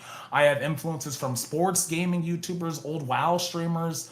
Another one is Wreckful. He's no longer with us, but he was by far like he's the person that made me want to stream. To be honest, he's yeah. Well, that's something I don't think any of us knew about. So I mean, that's good because that was one of my first questions. So I guess Mr. Wreckful is kind of your inspiration to start doing this. What's one piece of advice you give to somebody trying to start their own channel or get off their feet as it is? Do it. Like just do it. Like every single day, do it, and you're not taking it seriously enough. There's no such thing as taking it too seriously. Like you should spend time actually producing your live stream. Know what you're gonna talk about. Have a list of topics that you can just go to at any point. Have a good camera. The title actually matters. The description actually, like all of these little things really matter. And like there's no such thing as being a tryhard. Like you should be a tryhard if you're going to be successful. Beyond that, like collaborate with other people. That's how you grow as a streamer. Well, what's fucked up to that is because you just listed some great things, and then I hate to go back to this, but you see over in the LCU, like half these hosts are literally just on their fucking phone. Yeah, bro, it eats me from the inside out, dude. I'm like, how the fuck do you want to be a content creator? And you're like, psychological thing, honestly. Like it really is. Like I remember when I did my first desktop stream in like 2 months. It was just a whole different mindset. Whenever I've got the chat on the screen, I've got my monitors, all of my shit, an actual microphone. It shifts your mindset, and you're like, okay, no, this is serious. This is work. Streaming's fun, but it's also work. You gotta actually put time and effort into it and take it seriously. Millions 100%. of people try to do this thing. Millions. So you gotta do everything you can to like actually make it so people want to watch you. Would you want to watch yourself? That's a question you have to ask yourself. Well, and see, that's where I take related because a lot of people have seen this and they're like, well, it's just like locale. And I tell people this all the time. If locale is like Cops or Live PD, I think of us as like Super Troopers or like Reno 911. We're more like a parody. But I also am just like a viewer. I'm not trying to be them in any way or anything like that. I just, I try to do, and that's the one major thing that people don't understand is like, you have to try to stand out, but be yourself at the same time. People don't, if on TikTok you do see people that are like imitating or something, that's funny. But to go full imitation on YouTube when it comes to streaming, I think it puts a bad taste in people's mouth. And you're absolutely right. I always do enjoy when you and your mom, like last night, the whole thing with the camera, how she kept like kicking the cord, dude. I was like, that was not scripted, but it was still pretty fucking funny. Like that was insanely great. Just a couple more questions. That's the other thing. You make content out of like if something goes bad, I got something. If something goes bad, like you never forget that like when you're doing a live stream, you're on a stage. You know, your people are watching you. So like, if something goes unaccording to plan, you know, if my camera breaks, then I need to find a way to at least make my camera breaking be entertaining, right? And Yeah. that's kind of breaking the fourth wall a little bit. But again, that goes into literally you're never too much of a tryhard in content creation. Like, go above and beyond. Yeah, no, 100%. He said you never go full retard. Exactly, bro. You never go full retard. Riri, no, it's more of the people like, you know, like I started out on a laptop. I did mostly gaming stuff and you know, but you progressively use what you have to get to the next step. There's people out here that started 5 years ago on a phone and they're still on their phone. Like they don't take anything, they don't try to upgrade, they don't try to, you know, improve their situation. And those are the people for me that it's just like, okay, you're not really taking this seriously, in my opinion. So People also expect it to happen overnight. It takes a long. There's people that have been streaming for a decade, and it makes their day when they have 7 people watching them. Like that's their best stream this month is 7 people watching them. It takes time to do this, and like it's not this isn't something like you don't become a streamer because you're like, oh, that'd be a fun job. No, you become a streamer because you actually love doing it. Because it's again, it goes back to like what I said earlier, it's a grind every single day. It is a fucking grind, but it's very rewarding, you know, but you gotta do it for the love of the game. yeah, I mean that's I've said this since day one. I do this for fun. We used to do it twice a week, but now that I don't know if you know, I'm going to ask you questions about it. I don't know if you know the lore of earlier. When I first started the show, I had a broken back. Oh wow. Yeah, I had like my camera up here. I had a brace around my whole spine and my back. Jesus. Yeah, so I didn't want, but yeah, I had admitted before that's the whole lore. I had a broken back when I first started. But it's, you know, I tell people all the time, it is a grind. Like my Skyrim video, it's the one, and a lot of people have probably seen this. I had people come in here from my other channel, Morning Stars, where they watched it. My Skyrim video is the one that's got like 80,000 views. It shows you where all the hidden chests are under Skyrim. Okay. A lot of people have seen it and never knew it was me. But I tell people the same thing. Like, it is a grind to, you know, and it's you also want to develop, and you probably know this already, develop that good audience, the people that you want to come back and watch you. Yeah. Not just those people that show up for one episode and they're like, yeah, I'm such a big fan. But it's like, hey, but are you going to return to be a part of not only this show, but also part of the community? Which, you know, Yeah, and it's that's the big part of it is, you know, you want to build a place where they want to be a part of it. They're invested in being in it. You know, like that's something that I've been really proud of since we started doing the whole Misfit Mafia thing is our VC's always popping off. People are always typing in the chat because they're just invested in this community and all the creators in it as I am. And you know, that's an amazing thing. And that's the people you want to be there. You know, there's going to be more casual fans, of course, but you know, those are the people that like you said, you want to find those people and you want to keep them, and it's yeah. It sounds weird to say it's like, oh, I want to make sure I have a good quality audience, but it really is true. no, it 100% because you'll get people that are in there for like a week and then they leave. So I mean, it's Yeah. the people who stay around and try to support you. You know, your day ones or the people that come in and then actively at least try to be there. You know, for me, it makes me feel good. You know what I mean? I've said it before. Like some days I know, like I'm boring as fuck, but the fact that people stick around and Yep. still watch it, those are the true And people you'll see you that want. one name in the chat, and you're like, man, that person is here every like, you know, that's something that I went through like a month ago. It's like I am like, you know, if you're a live streamer and you have people that watch you every day or every time you go live, you're a part of these people's lives. You know, you're a part of their day. They're choosing to take time out of their day to watch you and spend time with you, type in your chat. And you know, going back to like what you said with the day ones, it'll blow my mind because like I'll find people that are like, yeah, I remember watching your Fortnite streams. It's like I was streaming to like 7 people, you know, at like 2 o'clock in the morning. You were there for that, and it's always cool. Like it always makes you smile whenever like you see certain names in the chat. Like it kind of gives you a little bit of a jolt of energy because like, damn, they're here every single day. You know? Yeah, typing, And, interacting with you. It really does feel good. So last time I was in Scooter's Discord, he held me hostage. That's true. Yeah, I held him hostage and made him listen to God. What was I singing? Was that Red Hot Chili Peppers or Zach Bryan? One or the other. Oh man, yeah, I can't wait to see your mom and Roxy do that karaoke stream. Dude, that's gonna be so good. I'm gonna die laughing anytime somebody does karaoke, and you know they're gonna fucking botch it, but they don't care. I'm gonna die of a headache. I have 2 beers left in my fridge, and I have a feeling I need to drink them tonight because God damn, this is gonna be. Would you finish my that bottle mother's off? loud. No, I still have that, but I try to only drink booze once or twice a week, and not during the week. I try to keep it to the weekends now. Oh, that's good. That's good. So I know that I asked this question, but I want it for the stream. How did you actually first interact with us? I know you said it was your friend or something, but was it because I think your mom said it was either she figured it out from the Roxy interview or the Cat Lady interview. And then did you guys overall like enjoy it? I try to ask everybody that comes up here that. So I think even before those interviews, like I had a friend of mine that like watched it, and like they brought your name up, and I was like, what the fuck? I have no idea what that is. But then like I heard about like the Cat Lady interview, the Roxy interview, and I watched those, and I really enjoyed them. I think it, like you said, you kind of want to be the guy that interviews the ex-host. I feel like that's like a niche that kind of needed to be filled because people do want to hear, and I think you get really good questions together, and yeah.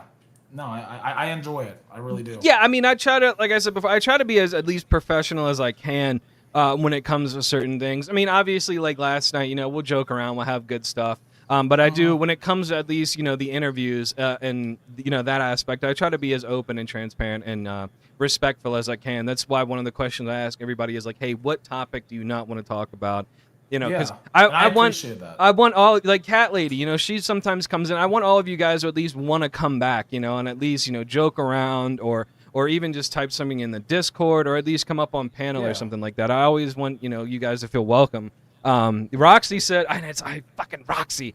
Roxy always said she would come back, and I've never gotten her back. I'm telling you, man. Roxy, I'm going to get you back, girl. Like, you're getting She'll back come on back here. at some point. She's had so much going on in her real life, and she's just been busy. It's insane and it's wild. Well, I mean, I do appreciate that, you liked it at least. I know some things that we do here are very controversial. I mean, I try to mix it up. I don't like going one lane, one direction thing sometime. Some days I try to be like, a villain or, on one. And then some days it's more of like, hey, this is what we're doing. So it's, I try to at least mix it up because as like me as a viewer, when I see something, when you're doing the same exact thing it's like, man, this was last week. You gotta change it up, yeah. So, yeah, exactly. Want to see Xylee? Bro, Xylee fucking hates my guts, bro. She won't do it. Xylee hates my fucking guts. Couple last questions, and then we can stick around and bullshit, or if you need to go for your mom. I gotta hook up with your mom. We gotta get her on here. What is one piece of advice you could give us over here at the Llama? Any kind of advice, anything. Whether it be for improving or like, hey, you should do this, just anything.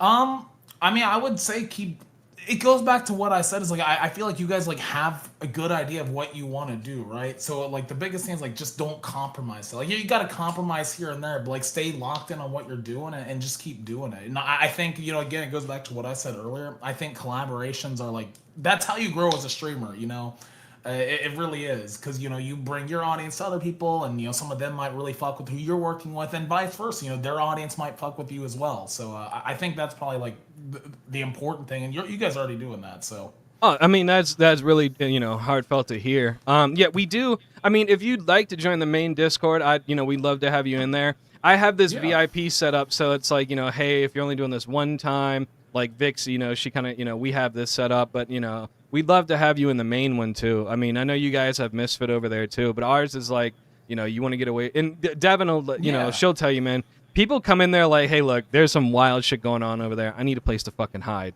I need somewhere to get the fuck away from that. And then I would be open to it. I'll be honest. I left every Discord server I was in because like I had a whole situation I was dealing with, and like I just didn't want to complicate things for like other people's communities. So I'm like, I'll just leave. I'm not gonna make it a big deal.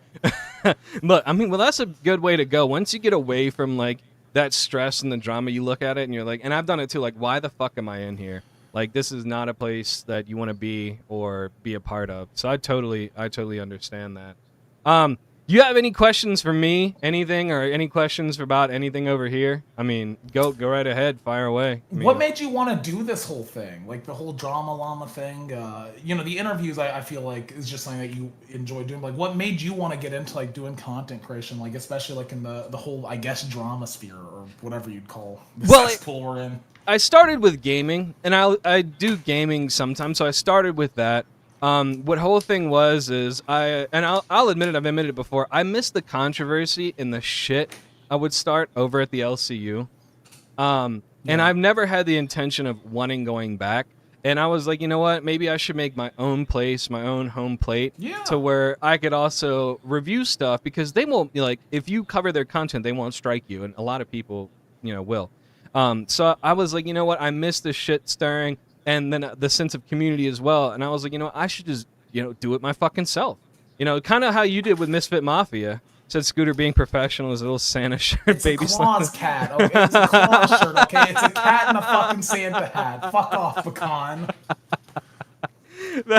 That's funny as shit. But no, just the sense of like, I want my own little fucking slice of the pie. No, so I get that. That's a big reason why I started doing the whole Misfit Mafia thing instead of like just focusing on my own stream. I like certain aspects of it. It's like, okay, well, I don't like a lot of the other stuff, so I'd rather just build my own thing, that actually reflects what I want out of a community. And fortunately, other people want that too, so. Yeah. Well, it's also, going back to I wanted to interview people. It just so happened to turn out to the whole X locale, and then everybody was like, you should do X locale. And I was like, well, fuck it. Yeah, if I can get a hold of them or do it, then, I'll do it. But it's like, I'd interview other people too. I've told other people, like smaller content creators, like, hey, if you ever, get a hold of me or come in the Discord, I'll interview you too. But it doesn't always have to be, bigger people. As long as you are definitely trying and you're not doing it as a joke, like, fuck it, I'll interview you. So it was just, No, I like that. You're great. I will say you're great at doing interviews. Like, I think you did great. Oh, well, thank you. I do appreciate that, because sometimes I look at the questions and I'm like, man, is this really like like something I should ask or something like that? Like, is it too personal? Are they going to tell me like, fuck off? Because I tell people like, hey, look, be real. Like, if as long as it's not TOS, like I said about the whole mic thing, like tell them like, be like, eat a dick, bro. Like, it doesn't bother me. So, no, anything else, fire away, No, I mean, honestly, I think I'm good. Thanks for having me. It's been a lot of fun. Thank you for coming up. Yeah. We'll definitely get Gidgy up here at some point. I know I know she'd love to do it. You think it was a pain in the ass getting a hold of me? Good luck with her. Good God. No, I completely understand that. Trust me. I just, for me, like I said, I'm just fucking anal. He said being modest. No, fucking, I'm not modest. I'm just anal at certain things. I'm like, all right, let me do this so we can fucking. No, I appreciate that, because like, I mean, you were like so organized in this whole thing, and it's like, oh God. But that's what Roxy said. She was for like such a small piece, and like you not being changed. She was like, you were so fucking. I'm like, I'm like certain things. I'm like anal about. Yeah, dude, I've reached out to Rastov so much. Some sweeping fuck off. I've reached out to Rastov. I think he just wants to stay away from all of that BS. And no, that's very much Rastov, and I've always respected that. That's like, I don't even like bug him about like because like he's very happy doing his own thing. He's built up his own little community over there, and like he doesn't fuck with drama in the slightest bit. Like he doesn't want to talk about it. He would like to forget he was ever in the LCU, to be honest. All right, Cade, we'll ask. All right, we'll ask. He said, bring up the raw hamburgers. All right, let's tell this story. Okay. So when I was in the LCU, this was like shortly after I'd moved back to my own place. I was having a good night. I was on the phone with my girlfriend. I was drinking some beers, making hamburgers, and my mother hit the gas station mushrooms, as she did every weekend back then. So I get a call from her, and she's frantic. She's like, I need you to come up on the stream right now. I'm like, are you okay? And she's like, just please get up on the stream. I'm like, okay, let me go call in. So I call in, and it's Tina and my mom. I'm like, guys, like I had like a whole last night, but what do you need? She's like, will you just stay here for a minute? I just need to go to the bathroom. She ended up being gone for 40 minutes. It's like, okay, well, I'm literally in the middle of cooking burgers, so I took Tina with me, and I went and made my burgers, right? They were fucking good-looking hamburgers. I was trying out like a recipe I found on TikTok or YouTube Shorts. Brought them out, and I took a bite of it, and everybody fucking flamed me. Cause like, it's still red. And it wasn't, dude. Like, everybody's like, you're gonna get tapeworms or you're gonna fucking die. And it's like, no, the burger was fine, Kate. It was a good fucking hamburger. And I lost my entire night getting flamed over my hamburger whenever I was supposed to be off stream hanging out with my girlfriend and getting drunk, bro. So I don't want to hear shit about the fucking hamburger. The hamburger was fucking fine. Well, I like mine medium rare, but people don't understand. The burger raw is fine. It's if the meat is bad, whether you cook it or don't cook it, it's gonna fuck you up. So if the meat is good, I mean, that's why people eat tartare. And I'm for burgers, I'm a medium rare guy. So I mean, I like mine a little bit pink. So I mean, they taste better, but it's like, it's not, if the meat is bad, that's how you do it. If the meat's not bad, you could eat it raw, barely cooked, like, it'll be fine. It was a good hamburger. It was a great hamburger. I enjoyed the fuck out of it. Thank you, fur babies. A little pink doesn't hurt. We all love a little bit of pink in our lives, okay? Shit. There's a choke there somewhere. God, I'm a good cook, guys. I make good steaks. I make good hamburgers. I know how to cook meat, okay? Y'all should get a smoker. That's about all I know how to cook. Y'all should get a smoker.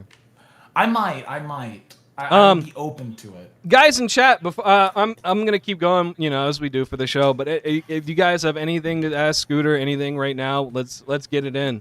I could, you know, because every interview I don't try to take up too much, you know, people's time. But yeah, I mean, look, I can hang out a bit longer. She's gonna have to get in here, and I gotta move things around because they're gonna be doing their stream. I think in an hour. I think. I'll find out. Said Cade was not just about to let that shit go. Look, yeah, and look, you weren't eating the hamburger, Cade. He was. So as long as he liked it, you know. It was amazing. Dude, I need to make hamburgers again. That was a lot. You guys want to know something fucked up? You guys bullied me so much over those burgers that I haven't had a homemade hamburger since. And it was good. I don't know why I'm letting fucking assholes like Cade get in my fucking head. Well, anybody who's in the Discord, if you want to come up on panel and, you know, fuck around, we can do that too. We probably have to move over to the main one. But anybody... Anybody, guys, if you want to, man, get in waiting in the regular Discord, and we'll just sit here and fucking, you know, have you guys fuck around and talk shit, you know, whatever. So if you guys want to get in waiting, we can do that. All right, I got into the other server. Yeah. I mean, you know, if people want to come up here and fucking bullshit. Where is Gidgy? What is she doing? She's getting ready? I don't know. I think she's outside, because I don't hear her. Gidgy! Mother! Yeah, I don't know where she is. She left, she's bro. Missing in action. Yeah, she left. She's gonna be late to her stream again. She said she wanted to come up towards the end. I was like, yeah, I'll talk to Gidgy for a little bit. She said, we know you. Look, okay, we had a good 45-minute chat about noodles last night, okay? That was a good talk, okay? And damn anybody who says that those noodles are whack, all right? It takes time and effort to get these noodles right, okay? She's plotting her dancing. How can I not boil water? You fucking put water on a stove. Like, come on. Like, if we're gonna troll me, at least be creative. He can't boil water? Like, come on, bro. But that's why I was fucking around last night. I'm like, you know, you put the thing on, you pass out. Like, I was literally being well, yeah, like... I've done that, dude. Like, yeah, I might fuck up boiling my water more often than not because I forget that I'm doing it. But I know how to do it in theory, at least. But that's the great thing we were talking about last night about chili. You just put it in the crock pot, you can drink and pass out and wake, and it's perfect. Dude, that's why I love making chili, because, like, I'll put it in, and, like, after an hour, like, you can already start eating it a little bit. So, like, I'll just eat a bit, and I'll pass out for, like, 3 hours, or go do something else, eat a little bit more. You know, that shit'll be on the stove for, like, 12 hours whenever I make chili. Dude, the more it sits, it's love, dude. It's the same thing with brisket. Like, if you put it on low and slow, the more it sits, dude, it's fucking love. What's your favorite thing to make? I don't think I asked you that. Probably chili. Chili or steak, which I know are really basic, easy answers, but I love making steak. And what's your favorite cut? Just fun. Like, what's your I like New York strips. I don't like any. I don't like fat. I don't like a bone. I can't eat meat off the bone. Like, I have an issue with. I can, but, like, I don't like eating ribs because it makes me feel like an animal. Like, I'm just, like, tearing meat off the bone with my mouth. And I love ribs. Like, I love the meat. I can't physically tear off a bone off of a rib cage and then fucking start chowing down and, like, gnawing it. Like, I can't do that. Like, I buy boneless wings. I don't do bones. I don't fuck with bones. Damn. Yeah, I'm like a ribeye kind of guy. Those normally don't have bones, but it has that quarter bar fat on the side of it, which is, if you cook it right, it melts. Scooter versus Albert steak cook-off. That would be a good one. But I feel like motherfucker cooks his steak 7 minutes aside, bro. Like, that would not be a good one. He fucking literally makes leather. Yeah. Holy shit. Yeah, He described how he cooks a steak at one it's point. 5 minutes one side, 2 to 3 minutes the other. I mean, who could fuck up that? No, a good rib or a good brisket is insane. That's why I was saying he should get a smoker. Like it's a whole nother level. I'd be open to it for sure. Yeah, no, I've definitely. I mean, there's electric ones, there's the wood chip ones. I mean, there's so many good things out there. My dad used to be like really big into smoking stuff. He had like a Traeger, I think, and like some other one. He had like a whole ass setup of smoking stuff, and he sucked at it. Let me just say that. I got sick from his brisket to the point where I didn't eat brisket for like 5 more years. Will you ever get a Blackstone? Have you seen those? Like no, wait. Yeah, look up a Blackstone. Those are so fire, dude. It changed my life. Okay. Oh wait, this is a smoker? Okay. There's a smoker and then the Blackstone like actual here, I'll bring it up on side chat as well. Like the Blackstone flat top, yeah, those are fucking. Let me see. Let me send it to you, Blackstone. What's flat top? I'm not going. Okay, I said I would consider going vegetarian pecan. Like I haven't made a choice one way or the other. Like you mentioned that would give me like a stat boost to my attractiveness. So like it depends on how much of a boost it is, you know? No, to be fair, if you've ever gone to like a vegetarian place and gotten like chickpea wings, dude, those are actually pretty fire. Like I won't lie, they're pretty good. I mean, for me personally, it's not something I would eat. Yeah, side chat, that's the Blackstone grill. Those are fucking. Okay. That thing changed my life. You can't eat the bone. Yeah, I mean, do you have any additions that you guys are thinking about getting to your place? Because I know you guys just moved in, but. I mean, I want to build a liquor cabinet. I don't know if that's like to be like, but no, I want to build like an actual liquor cabinet with like a little fridge and like a place to store all of my mixers and stuff like that. Because like that's kind of where I'm at with drinking now, is where I don't even really enjoy taking shots that much anymore. But I love the idea of cocktails. Like when I went on vacation back a few months ago, I had cocktails for the first time, like expensive cocktails, and they were so fucking good. So I really want to get into doing that. She has like a whole ass list of kitchen shit she wants to get. We definitely want to get a grill. Yeah. Charcoal or just gas? Probably gas, realistically speaking, but I don't said, how much more beta do you want to be, Scooter? You said he had a Blackstone at the camp. Dude, Gidgy! Oh, Gidgy's finally here. We were calling you too, asking where you were at. I was like, yelling for you're right, you. get over here, girl. Oh my God. I'm trying to talk to you for a little bit, set something up, just bullshit with you. Blackstone did change my life, man, especially after you season it. What are your favorite drinks? Like mine, see, I'm the same kind of way. One of my favorite drinks is an apple teeny, and I completely suck at making it. So it's like... Well, that's the thing. I haven't had that many. Like, I love tequila sunrises. You know? Like, that's probably my favorite mixed drink that I can actually make myself. But I'm still very much in like that discovery phase of like figuring out what I actually like. Like I had some gin whenever I was on vacation. That's what we were talking about. Everybody was hating on us for drinking gin. They're like, oh, it tastes like pine cones. Okay, it still tastes good. It's literally made from juniper berries. Okay, if you ever played Skyrim, in the beginning, the guy is like, I wish or wonder if she still made that mead with juniper berries. He's talking about gin. Like, shit. There you go. Gin is like, awesome. It can't be wrong. Like, if it's in fucking Skyrim, you know? Yeah, so, I mean, you like tequila. How long have you been drinking? Like, has it, like, the past couple years, or, like... No. So, I used to be a big wine drinker. Like, I would drink, like, 1 or 2 bottles of wine a week. Okay. For, like, when I was in college and, like, post-college. Around the time I joined the LCU, I started drinking White Claws somewhat regularly. Those are all right. Or beer. Yeah. I really only started drinking booze like in December because I think I bought a bottle for Christmas and like I did a few drinking streams and I just always kept the bottle on hand because like, well, drinking streams are fun, you know. I like getting drunk, but I've really not had that many like liquors. Like I've had whiskey, I've had tequila, and I've had vodka. That's about it. Like I really haven't experimented too much. At least you're not like Iceman drinking box wine. You know? God, dude. No, there's never. a certain wine. It's like it's a port wine.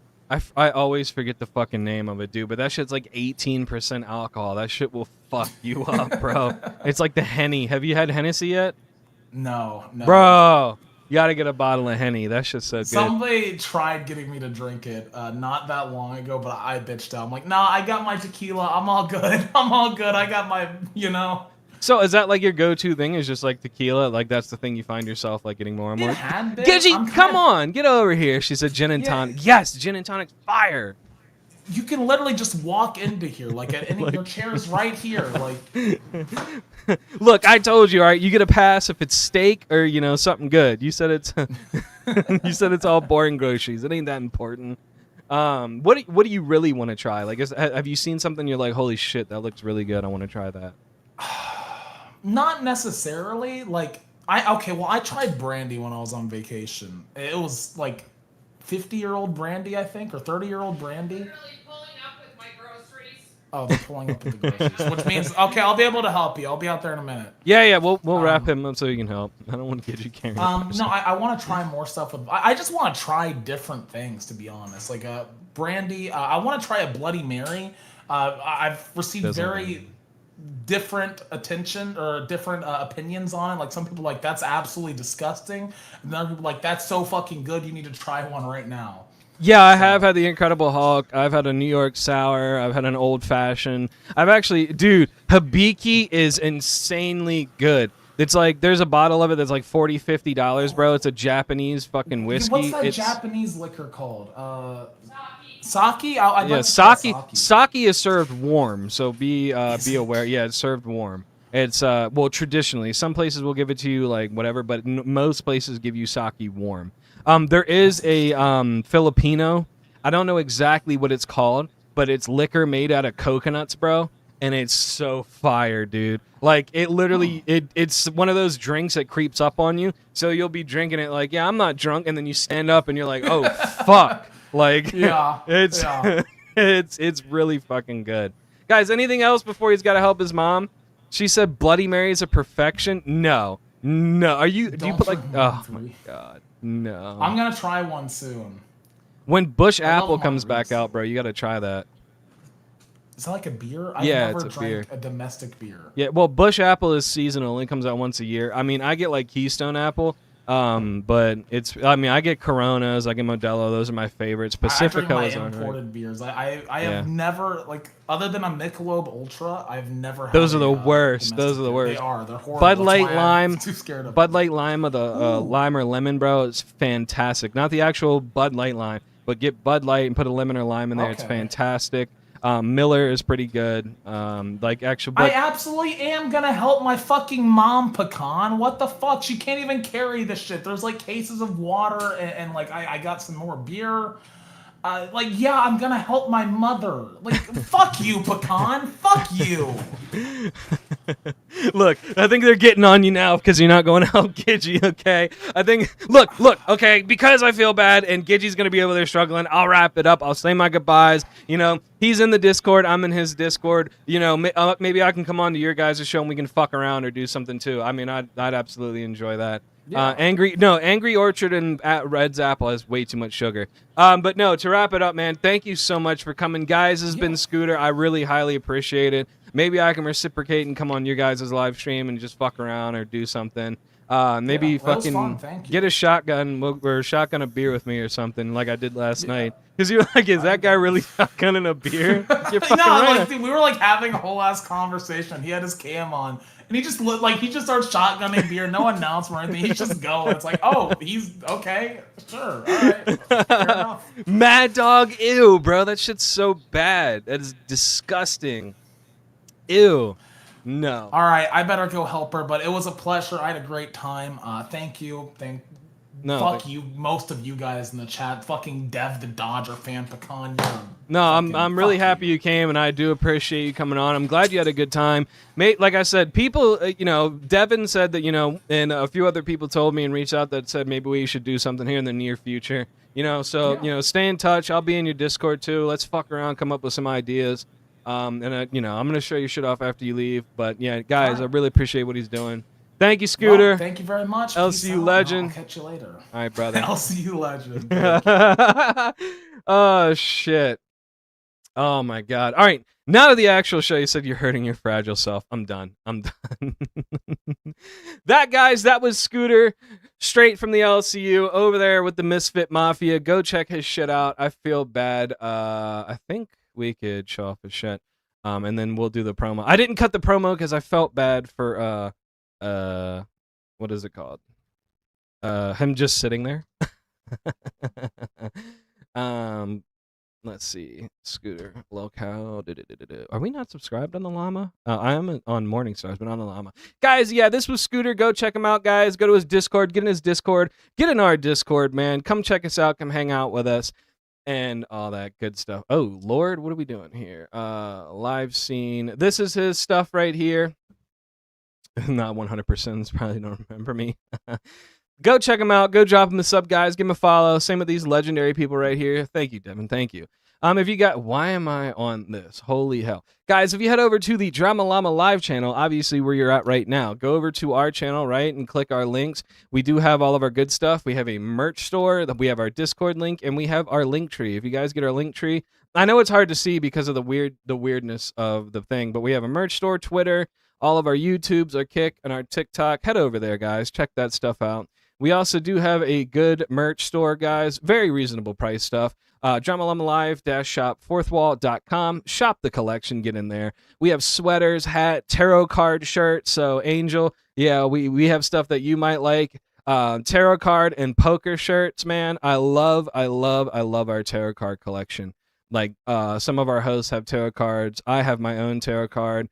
Frickin' it's beast. I have the frickin' Emperor, man. It's insane. So go check all that good stuff out, and we'll see where we're going. But yes, we are going to get into the show today. Like I said, since we are once a week now, I try to give you guys a show where we go for about 4 hours after I do cut all of our promos and stuff, man. But yeah, all of our stuff is over there. And guys, some of our merch is leaving because I'm updating our merch store.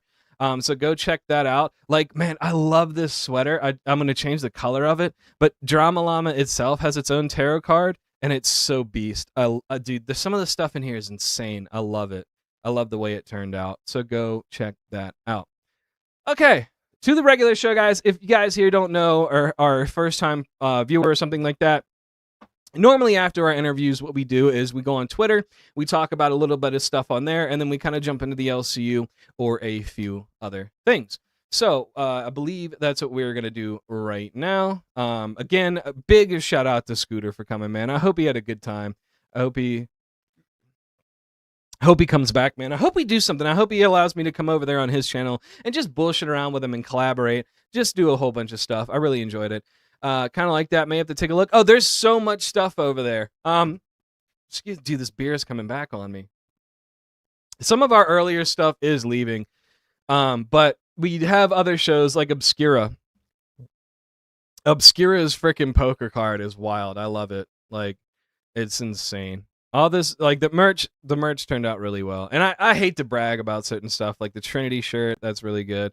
Hate to brag about certain stuff, but it's like, man, it's just fucking crazy.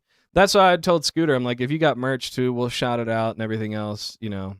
Some of this stuff, man, it's like we have stuff for women, like the tarot card, the female women collection, and the llama women, the tarot for the frickin' thank you, brother. Thank you, Kate. Thank you. Like I said, I do try to give good interviews, man. Good, honest interviews. People really. Oh, wow. That's why. That's why.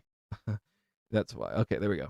I do try to give good, honest interviews. It's, you know, I do laugh and I do like to have fun with you guys, but I do enjoy, you know, sitting down, having a good, honest interview, despite what many people might have said or anything like that.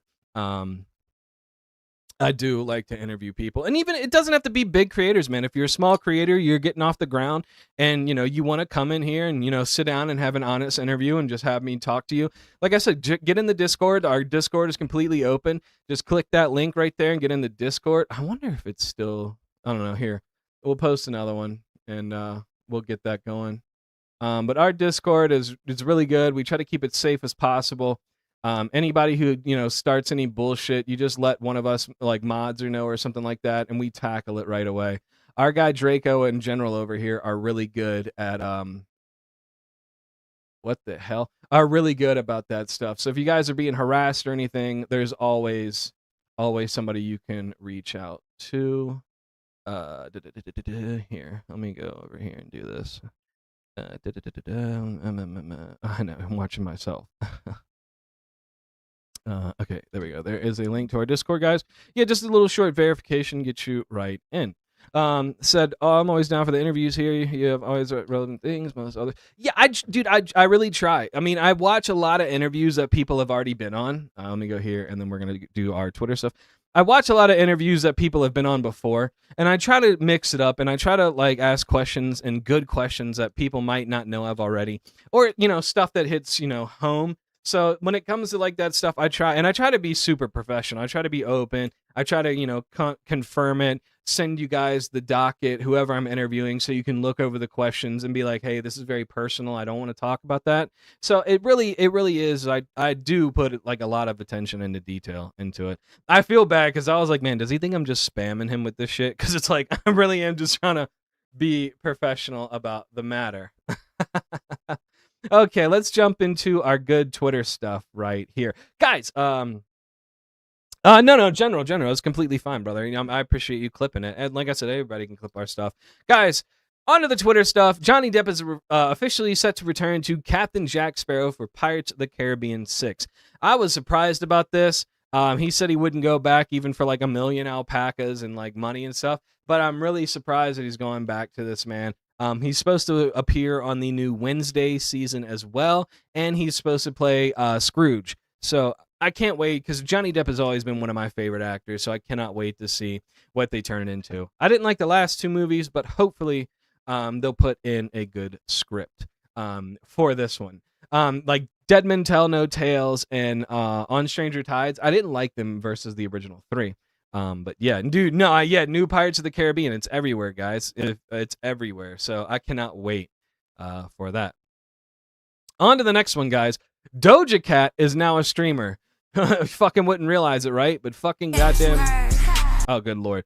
Doja Cat is a streamer. I guess, reality hit hard and she wants to be a streamer. I find it completely hilarious. Like, but who knows? I mean, a lot of people like being a streamer. Maybe she likes doing it. The fuck if I know, but I think it's just funny. MasterCard experienced a major outage on Saturday, leaving customers in Australia and other countries unable to make some card payments.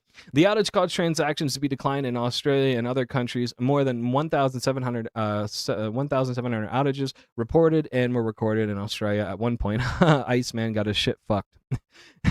Yeah, Doja's pretty wild, bro. I do like Doja. She does put on one hell of a show, but it's like, damn, you're not torn no more.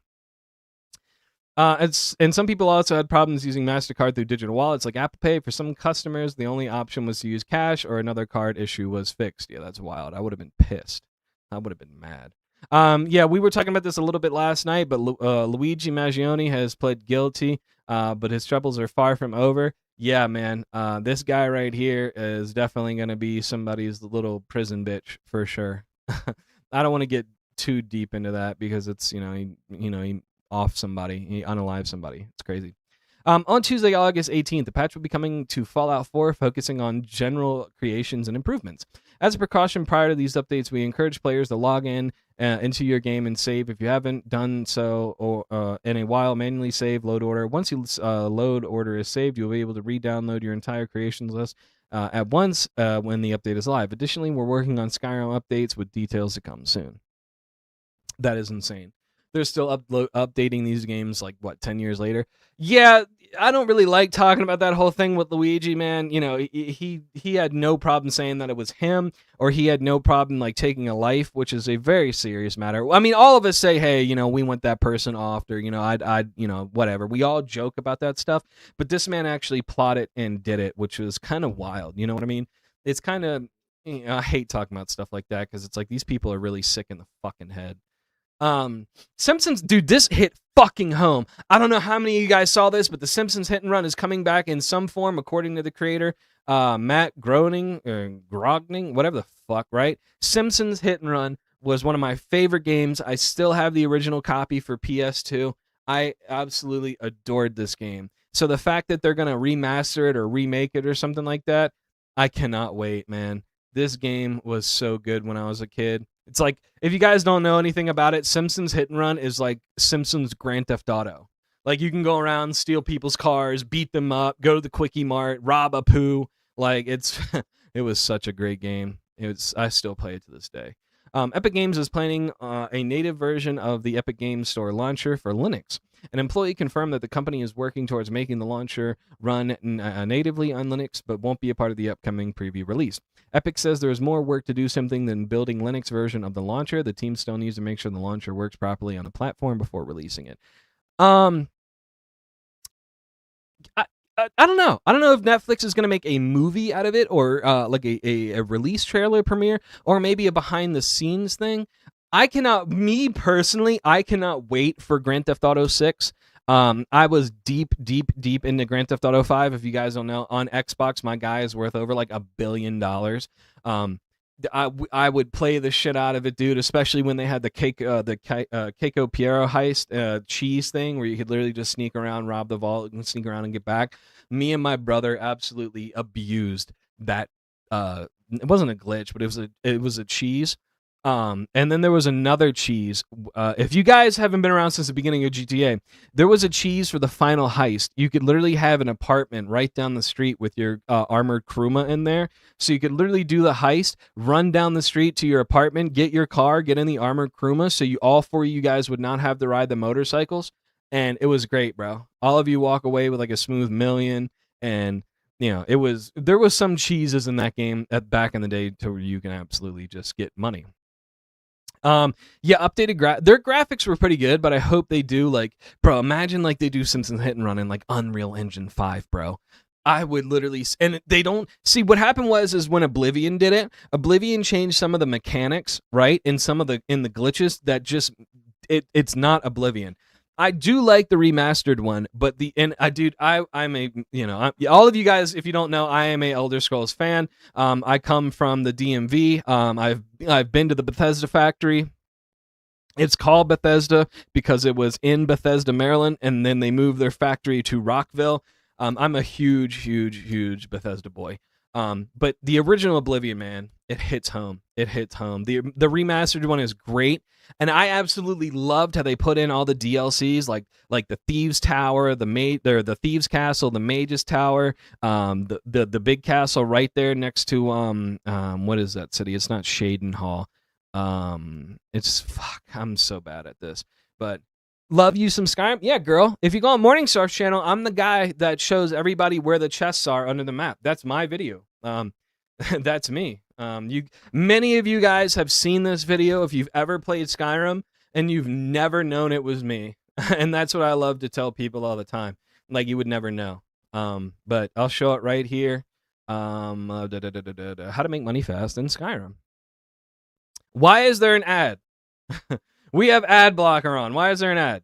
But hello everyone, and welcome back. Today, we're playing Skyrim. Yeah. Do this crouch.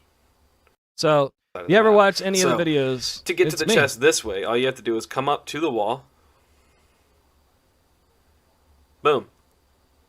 And if it doesn't do this, crouch. Okay? Then what you want to do is you want to turn around. I paid the goon, baby. Oh, Twisted. Thank you for subscribing, brother, and welcome to the herd. Yes, that video is me. So, yes, I'm a Bethesda boy. I do love it. I love playing Skyrim still to this day. We actually were doing a Skyrim stream the other day. A lot of people have watched that one and never knew it was me.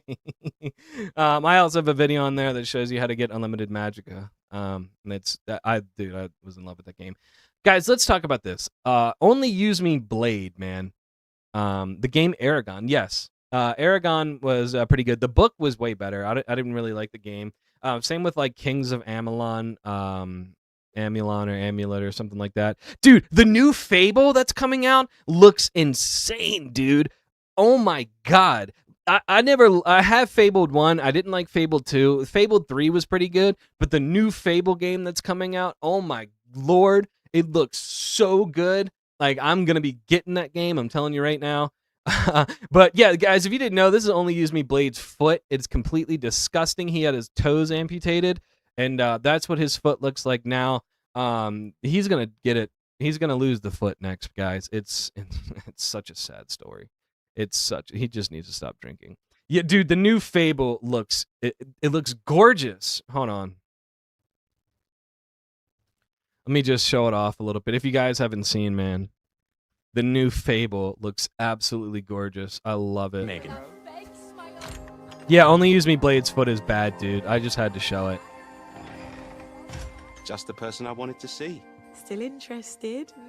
Come to watch me. It leave. looks gorgeous, dude. Like, what's crazy is that they're working on a Hogwarts Legacy 2 right now. And I was a Hogwarts Legacy nerd. Like, I have the, Hogwarts, the Harry Potter chess book collection. But There might dude, even be someone who fancies me. no, Zeepish, that is a real image of his foot. I have another picture that I can show you. Because I'm heartless.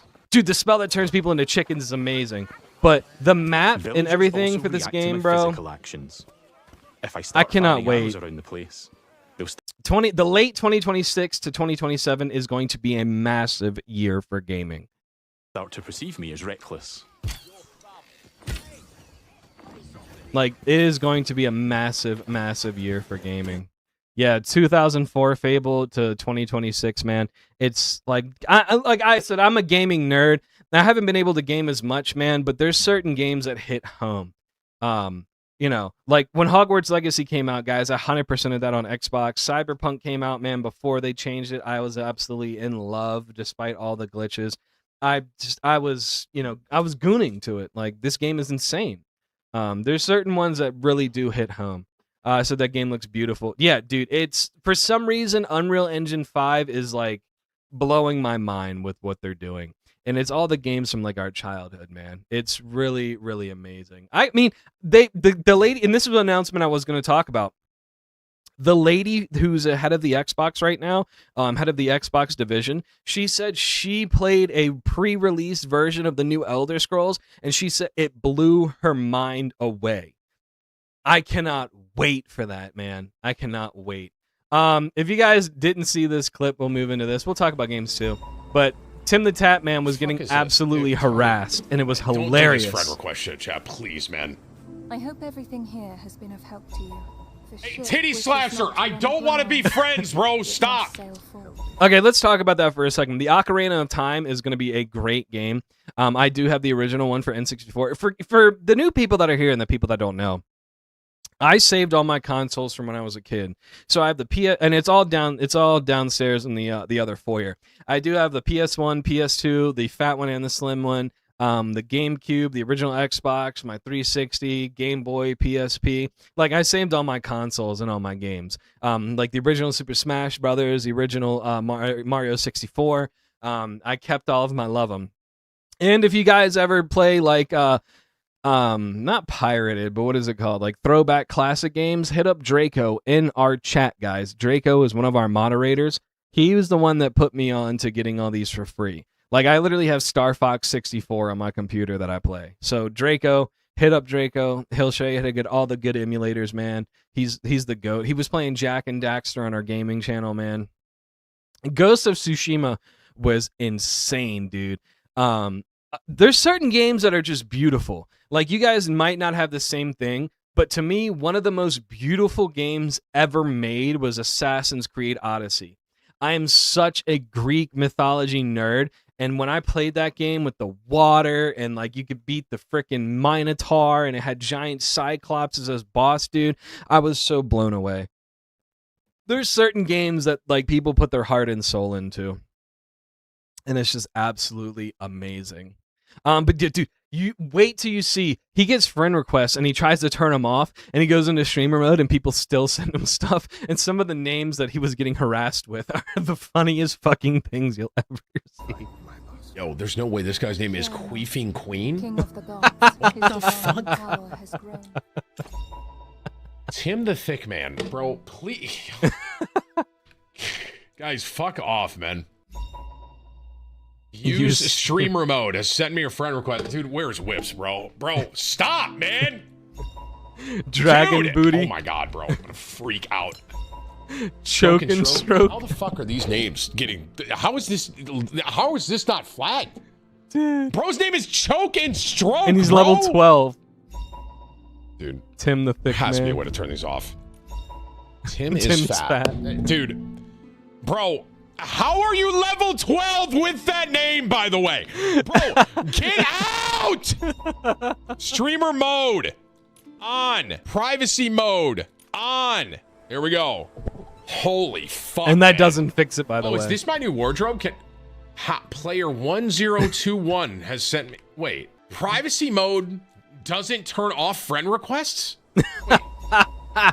Backshot Siggy. This guy's name is Backshot Siggy, bro.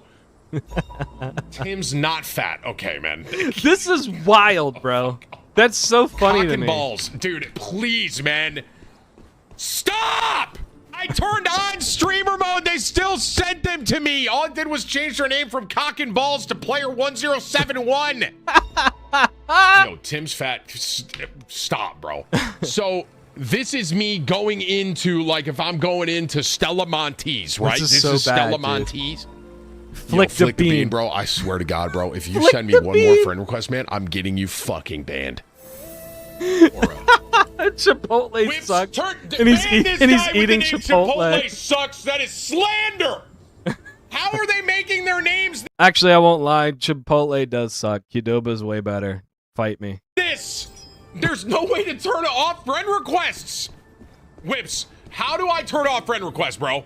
Why not just ask Clock? Because Clock's fucking dumb, Like, people say that Kava is good. Kava's really good, but Mezza is way better. bro. Sorry, I'll stop. No, okay, so let's talk about that for a sec, Zeepish. Wings would get absolutely harassed to where it's not just friend requests, it's people in the game would literally fuck with him. Like, try to betray him or shoot the ground to make his screen vibrate or stand in front of him while he's trying to shoot somebody. He got it the absolute worst. And it's this is really sad, man. I hate talking about this, but I'm going to. Boxer Pritchard Colon has died at the age of 33 after suffering a brain injury during his fight with Terrell Williams. For guys that don't know, Terrell Williams was literally hitting this man in the back of the head. The guy should have been banned from boxing. The ref should have been banned from boxing. But every time they would get into a little skirmish, he would literally hit the back of his head, and it caused him to suffer a brain injury. And he was wheelchair bound and bed bound. It's a really sad story. But he passed, and shout out to his family for that, man. Rest in peace, brother. I watched that fight too that he got. It was sad. It was sad. Bethesda developers at CWA Union members bought Scabby, a giant inflatable rat, to put up a wall of red flags outside Bethesda's office in Maryland to protest Microsoft's recent Xbox layoff. The 800 red flags represent workers who have been laid off since July 2025. Protesters took place during a visit from Xbox CEO Asha Sharman inside of the office. Employees also put posters about the layoffs.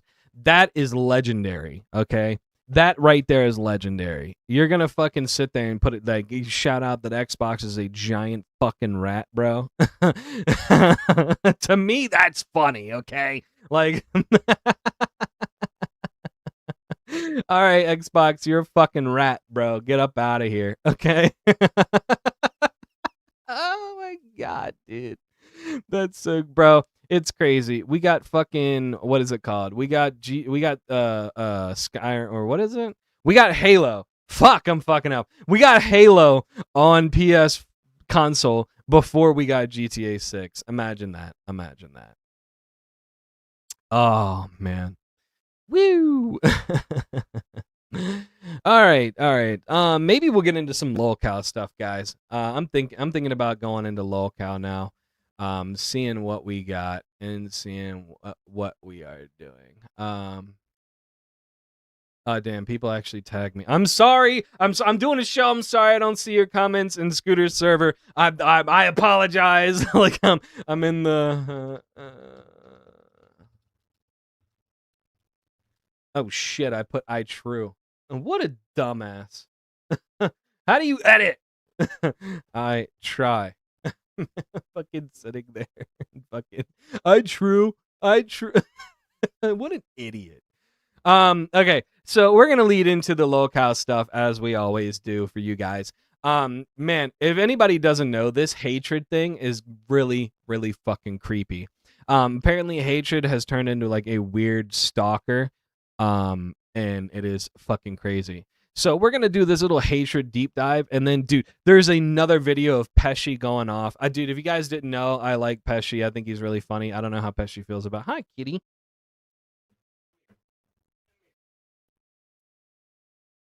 We'll show Kitty off real quick.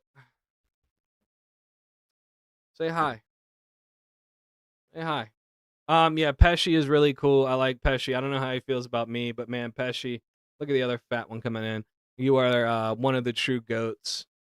Say hi. Say hi. Yeah, say hi, pretty kitty. All right, got a show to do.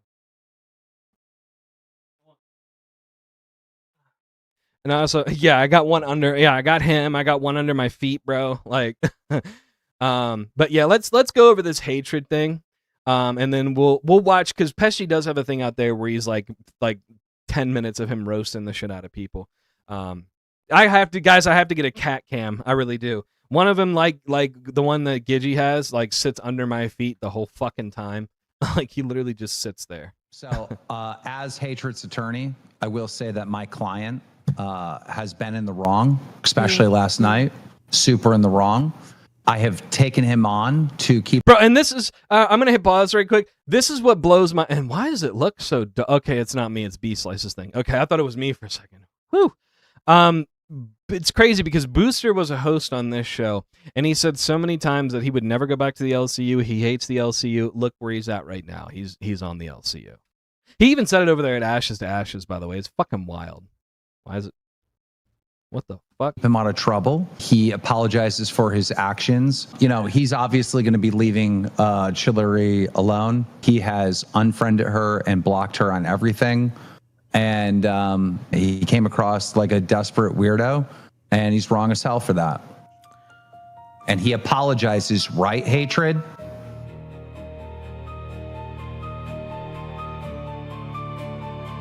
I don't apologize for loving somebody. Bro. Yes, he did. No, you didn't. Why are you doing that? Whoa, that literally goes against everything we talked about today, Hatred. Are you fucking Yeah, he really did. Are you he really actually did. like a rapist or something? Like, what the are you a predator? What? I am serious. Your behavior is that alarming to everyone but you. Stop. He is going to stalk her to the end of the world. I'm not going to apologize for loving So, her.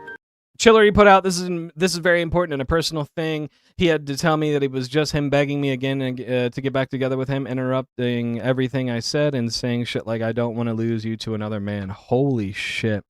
Yeah, B-Slice's edits are crazy. I love B-Slice. Like I said, guys, General in our chat is somebody versus nobody. He also has good clips. Go check him out.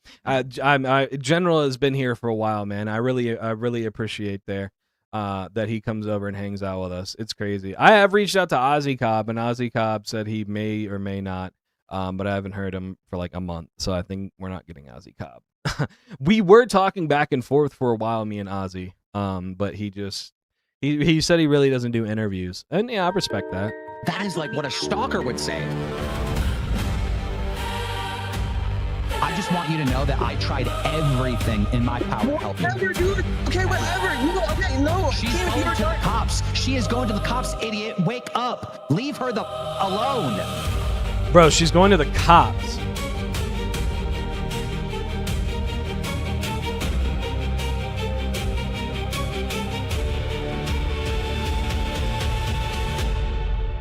It's crazy. Yeah, that is Chillery in that profile pic, yeah. Dude, if you guys haven't watched, go. It is weird to hype this, but if you guys go on to Mike Klum's, go watch that EDP documentary. Mike Klum does such good work, and I hate EDP. He's a fucking predator, dude. He really is. He's a fucking creep. But the way that Mike Klum did that documentary, it's insane. I cannot wait to see what he makes next. Hatred met a woman. Yeah, for me, Ozzy, ever since he started doing commentary, I don't like his videos. B-Slice has it right. Okay, no commentary, just talk. Same with somebody versus nobody, which is General. He doesn't have any kind of commentary. He kind of just lets you watch and then sit there and do it, for yourself. In the Discord, all right. And her name is Chillery, and apparently, without her knowing, he purchased a one-way ticket to Chillery's house. She found out about it, and she's like, you're gonna fly to my house and come to my house unannounced? And he goes, oh, that's a surprise. And she was like, red flag, we're broken up. For the I think all the of us last felt 3 or 4 uneasy days, he watching has that, not dude. accepted that they are broken up. And in fact, he was making plans on proposing to her. And he's been doing the whole like, Oh, Boxy Moo is amazing. Boxy Moo is absolutely adorable. Like, I like her. She was actually in my chat last show, which is crazy. I would have never thought that Boxy Moo would have came over here, but she came into the chat and she was actually interacting with us. She does have a few clips that I do want to go over as well. if you don't take me back, I'm This was just one of the biggest things. I wanted to get out of the way early before we get into like the Pesci stuff, which is funny. And then Boxy Moo has a few clips that are also like absolutely hilarious. gonna kill myself, you know, shit. What the fuck is wrong with this kid? By the way, the guy has $0, like nothing to his name. It came out that like he was arrested once because he held a woman hostage. Yeah, that was wild, dude. What? What? That's what they're saying. That's why I wanted him up here. I wanted to ask him if any of this was true. He's a member's waiting. He wanted me to come up with him. There he is. All right. Oh, fine. thank God. Thank God. Yo. Right. Hatred, what's the story here? You know, shit fucking happens. Like, you guys not remember who the fuck I am at the end of the day? I'm not no fucking pussy. You need to be told, like, fucking ease up and shit. Like, guys, I'm here in the LCU just like everybody else. Like, say what you guys want to fucking say. I'm booting my PC up and fucking turning my camera on. Hold Good. on. I was setting up a fucking PS5. I was about to play some games. I'm not even gonna lie to you. Okay, I'm not staying here the whole time though. So I think you it don't is make- I'm fired. Well, yeah, I do think it was the first time Hatred had a girlfriend or something like that. I think he admitted like this was like one of his first relationships ever, bro. It was such desperation, man. It's so cringe and it's so crazy. That's why I wanted to watch this first before we get into the funny stuff because this was wild. I'm fired. What do you mean I'm fucking fired? That's what you said, right? Lower your So what am I gonna microphone or stay up whatever here? you're talking into. Listen. Can't hear you. What is the situation? What is the situation with you and Chillery? Things happen. I made her feel uncomfortable with how fast I was wanting to go, and she didn't want to go as fast. And I was putting too much on her to be somebody in my corner, and it just made her. I'm going to ask you a question, okay? Yeah. You met her in the Discord. You flew out and seen her, and you were already wanting to propose to her and get her pregnant. No. Is that true? Did you say that? As a joke all the time, yeah. It was just jokes. I made AI pictures of like weddings and just having fun together. Like it was all just jokes. So are you And saying then- you never had any intentions of proposing to her? Did I feel like in the future she could have been Bro. someone I would have been with for a long time? Yeah, for sure. There is a disconnect, though. I'm not trying to, I'm not trying to dog you. I don't need to be she told. No, I'm I saying know, she feels I- very different. I literally she just talked to me and like we're under the same understanding. I understand the situation. That's not true. She literally told me to come up here and fight against that. I don't need Yeah, a kid behind the camera shouldn't be saying anything, bro. He should literally not even be in this call. Like, go sit in the corner. to be told. I literally just told her. Like everything's good. Okay, why are you getting obsessed with people and just calling them over and over again? I don't understand how to answer that question because Whoa. Are you in love? Are you in love? Yes, I'm gonna let her do her thing. She's okay. So you're dealing with heartbreak, and she's backing off because you went way too hard. Yes. All right. Yep. And she says it's over, and you're not accepting that it's over. No, I literally just told her. We just got off the Bro. phone. I know she just messaged Bones, but I told her. Did you accept that it was over yesterday? No, you didn't. Did you accept Not at it was first, no. over the day before? Well, when did she break up with you? Wasn't it like 3 days ago? No, I think it was literally like last night or whenever fucking like right after I got the live intern. Bones, when did they break up? Right after we got the live intern. I just told you. I think it was like, later Friday. that I night. think it was like she said that there was like communications of it right before. Dude, doesn't Bones look like a younger Keemstar? Like, Bones literally looks like Keemstar's like younger cousin. It's weird. But the night Yeah, no, Devin, you're totally right. He's this guy is fucking weird. that he got drunk was Okay, it was, so like, yeah. done. Sunday, and then there's Saturday, and then Friday. Okay, so 3 days ago. Yeah, but like guys, I'm not a fucking bad person. I'm not a retarded guy, even though everyone likes to think I am. I'm pretty fucking intelligent, guys. I don't give a fuck what anyone thinks here. Okay, I'm out on everything. Chillery, I know you're watching. Chillery, come up, represent what the hell's going on. Just from I'm your not gonna. point of view. I'm not gonna stay up here if she comes up because it's just. I'm not. Why? I thought you wanted to marry her. You know, what Because is going on? because right now it's just I don't think it's I don't want to do that, and that's I'm a grown ass man. I can make a decision. For Yes, myself. I got big Sorry, chunk boys. Chillery needs to be here. This all one-sided, and Hatred needs to stay and face it. I agree. Let's clear this shit now, Hatred. Let's go. I agree. We have Chillery. I'm bringing her in. Thank you. Chillery, what's going this is on? insane. This has turned into a complete mess. I do feel awful that I aired out as much as I did in the VC. It got to a point where the dam just broke. I had been holding things in for a very long time. And I don't think any of us like Bones, to be fair. Like, I to be honest, I have never come across a person who says that they like Bones. got mad because he was told to change his name. What? What a weirdo. And it was just him getting so drunk. And that night, it was a mess. I broke. I spilled way too much in VC. Now it's everywhere. There's a big difference in emotional maturity between the two of us. I am a bit older than him. I am 40. He's very inexperienced with relationships. But ultimately, it was the clinginess and the neediness and the constant calling and needing me to be on the phone. The one-way plane ticket. It freaked me out. It did. He looked at it as, she's going to be happy. It's a surprise. And I got freaked out. And that was just a difference in the way we viewed it. I do need time away from this. Like, this has been a fucking lot, dude. 10 days later.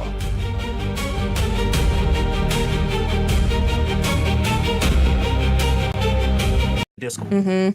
Well, this morning or last night in voice chat, Chillery was saying some stuff, and she decided she was going to put it in text for everybody to see. Right. So let's see what she had to say. So this is about hatred. He only joined back because it was the only way he could contact me.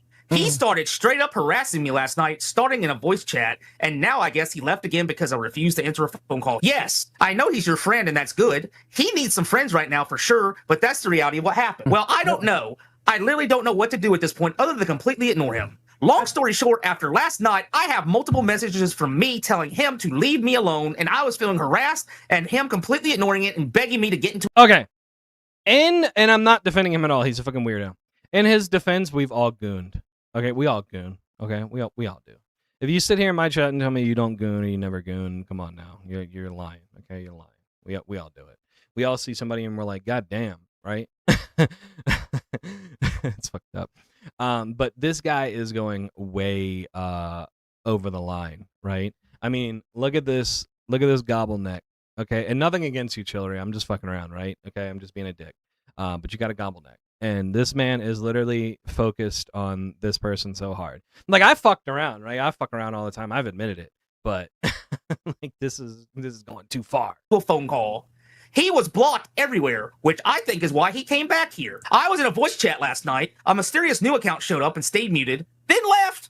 And then he came in and was asking me in front of everybody else to call him, and that it was very important and personal. The very important and personal he had to tell me was that it was him begging me again to get back together with him, interrupting everything I said and saying shit like, I don't want to lose you to another man. So Hatred, I would like to get your side of this story, since her side is out and she doesn't want to come up here and talk to you about it, because apparently, obviously, she's feeling very scared of you at the moment. So what do you have to say about this? She's not scared of me. How do you know? Are you sure about that? These messages say something else.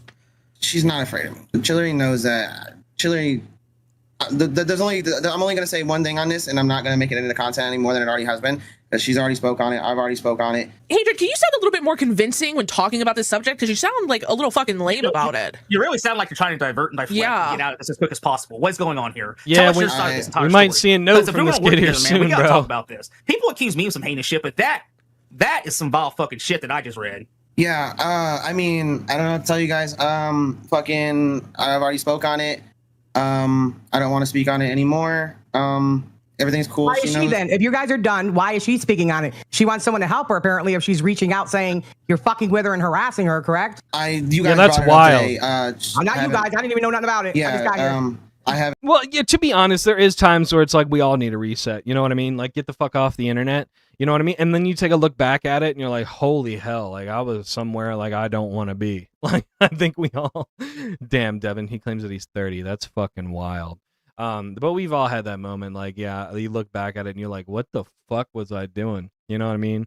It's like those nights you get drunk and you wake up and you look to the person next to you and you're like, what the fuck? Like,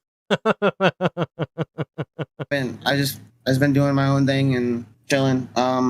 You obviously haven't, because she actually said today. First of all, don't get aggressive with me. No, shut the fuck up. This is Booster Gold. Do you think you are, bro? I don't give a fuck if he was Booster Platinum. Fuck you talking about? You're getting really fucking aggressive. You're getting really fucking aggressive for somebody who wants to. I don't give a fuck. To say about it. What's the problem? What's the problem? She actually wants to leave the Discord if it has to come down between her and you right now. Whoa. That's how scared she is right now, dude. She's not afraid. yeah, Booster has no right to talk neither because he was gooning so hard for Ashes, bro. We have the clip of this man like trying to have a little night call, like wank session with her, bro. Like, we have the clip. It's in our Discord. Chillery's not afraid. Why would you want to leave the Discord then if it had to come down between She already left. You guys are bringing up. And he's got no reason to talk neither, because on the last episode of Drama Llama, didn't we go over the fact that Booster got caught in that weird server with Kalo? Like, dog, shut the fuck up, Booster. Like, bro, you got no room to talk. Something that's already been hashed out, and there's nothing. Has been hashed out. What happened? Daddy's here. Yes, I am Hatred's attorney. All right, what do you have to say, man? No, you should see Booster when it comes to that Mormon chick, bro. He's like obsessed with her. That's why he rejoined the LCU. I don't have nothing else to say anymore about this. I've done. What do you? I don't know, dude. You're up here to apologize. Remember? Okay, bro. You know what? You guys want to know something crazy? We had like little morsels of food and clothing, and we would go hang out with the neighbor kids because they had all the good game systems and shit. I had more fun doing that growing up as a kid than I have been doing this. What fucking point are you trying to make, retard? You sound fucking stupid as fuck. Yeah, right? I really The point agree. is But that I childhood agree. trauma hasn't even equated to the shit that I'm going through here. What? Hatred. It is too. Yeah, everything's my fault. Everything's my fault. Okay, Hatred, when she gets an order of protection against you, and you literally get told by the police that you have to leave her alone, I just want you to know that I tried everything in my power to help you. Whatever, dude. Okay, whatever. You okay? No, She's Kim, if you going were to the trying- cops. She is going to the cops, idiot. Wake up. She done told you that last night. Leave her the fuck alone. Oh my God, bro. Dude. I am. How many times I gotta tell No, you that you're I not. am? You just messaged yes, her. I am. Yes, You I just am. messaged Bro, this is like Ultra. When Ultra was like, they told Ultra to stay the fuck away from that girl Abby or whatever, and then he gets to the hotel and he's like, I'm sorry, blah blah. And then Keem was like, bro, why did you just fucking message her, bro? Like, leave her alone. Like, that's wild, dude. Yeah, Chillery should definitely move. She should definitely move different states, bro. She's gonna have this dude stalking her like fucking Charles Manson or some shit, just like staring at her through a fucking window. Like, yeah, exactly. What does his childhood trauma have to do with anything Keem just asked you? Like, what? That's wild. Yeah, why are you messaging Chillery? Well, you know, back in the day, I was playing games, you know, with my like, what, bro? Don't tell me what happened, bro. Don't tell me what. So what? So what, bro? So what? That is not leaving her No, Fupa and Phantom actually fucked. Okay, there is a different situation. alone, idiot. But you're totally right. You just messaged her. Someone called her from a number with your area code. And I do want to confirm she did say that in the main chat. And it is his area code. bro. It's an unknown number with his area code. Yes, I was going to ask, Hatred, did you have anything to do with that? I'm not going to fight you, and I'm not going to argue with you. Just No. No, I don't. I don't have no clue. I'm trying my best to help you. You're literally gonna get a restraining order put against you. Chillery is dead serious. She's told everyone if you contact her again that she's getting a restraining order against you, and you literally just contacted her tonight. Yeah, I would totally go to the police. Cops literally are coming. Okay. All right. So let me speak.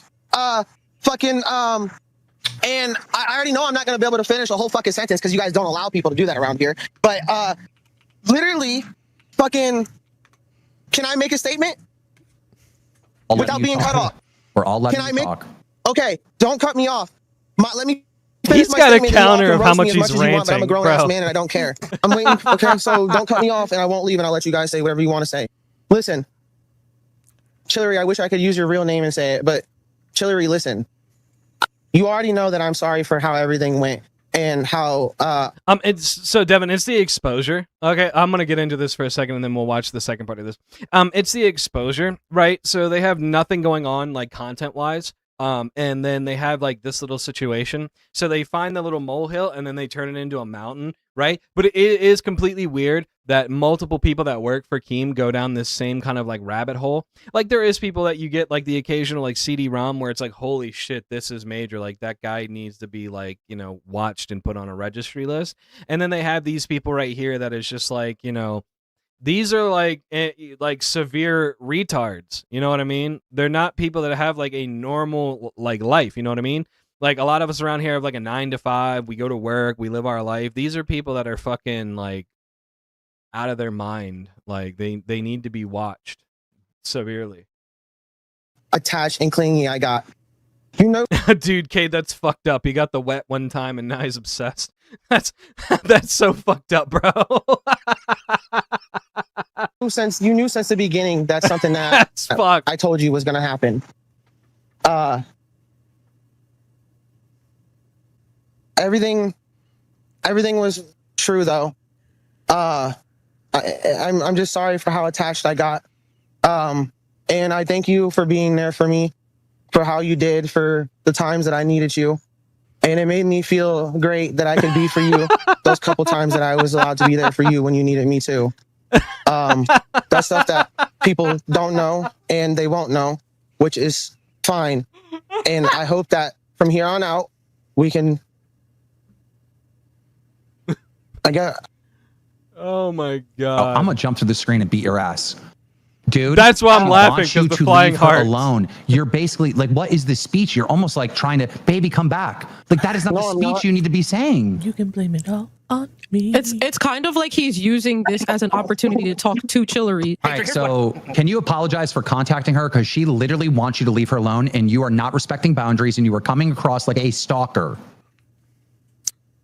Chillery, I've already talked to you personally. That's where I'm leaving it. I'm a grown-ass man. I talked to her personally, and I'm sorry I put a message in Maine. She will tell you that she's not no victim. There's not no victim in this. There's no fucking victim. Okay, she is literally telling pause, because that's not true. I'm not gonna let you lie. It is true. Chillery is literally begging the entire LCU for help. She feels like you are stalking her, so she is the victim, feels like the victim, and is telling everyone. Why do I need to stalk a woman where I know where she's at and I've been there? Why would I need to stop? Why? That makes no sense. That makes no sense. The only thing that happened. This makes no sense. You need to stop your behavior.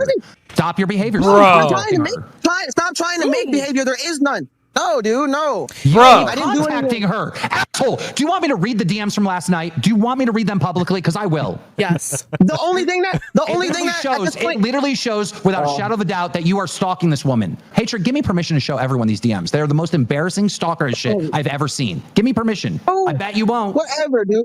Please, Chiller responds, I just can't do this anymore. It's the same thing over and over again. And why does he keep addressing her? Like, exactly, dude. It's a beast. I should have put lonely Mr. Lonely. I have nobody. Bro, this is wild, dude. Like, the Kalo stuff was pretty wild, but this is crazy, too. Like, these people are literally mentally insane. Like, no. Hatred responds, please, please. Chiller responds, no, I'm sorry, but I'm done doing this. Hatred responds, please join, and I'll leave it. Like, bro, go to the gym. Like, if you have these urges so bad, bro, go to the gym. Like, you know, take that shit out on the weights, bro. Like, something, dude. Like, yeah, exactly. If somebody's like, hey, leave me alone, like, just dead it, right? This is the internet, right? You don't know that person. Like, hey, leave me alone. All right, bet. You know what I mean? Like, you know, or you could at least apologize, like, hey, my bad, I'm sorry. And then if they're like, hey, you know, it didn't work out, don't want to be friends. Okay, cool. Then just stop acknowledging that person, act like they don't exist, you know? Yeah, I mean, I'll sit here in a minute. I'm 100%. I'm not like the person I used to be or something like that. I'll sit here and admit to you guys. I said something really sly and fucked up last night to Devin, but then I, you know, reached out and, you know, after, and I even told everybody in VC, like, yeah, I feel bad, like I fucked up, right?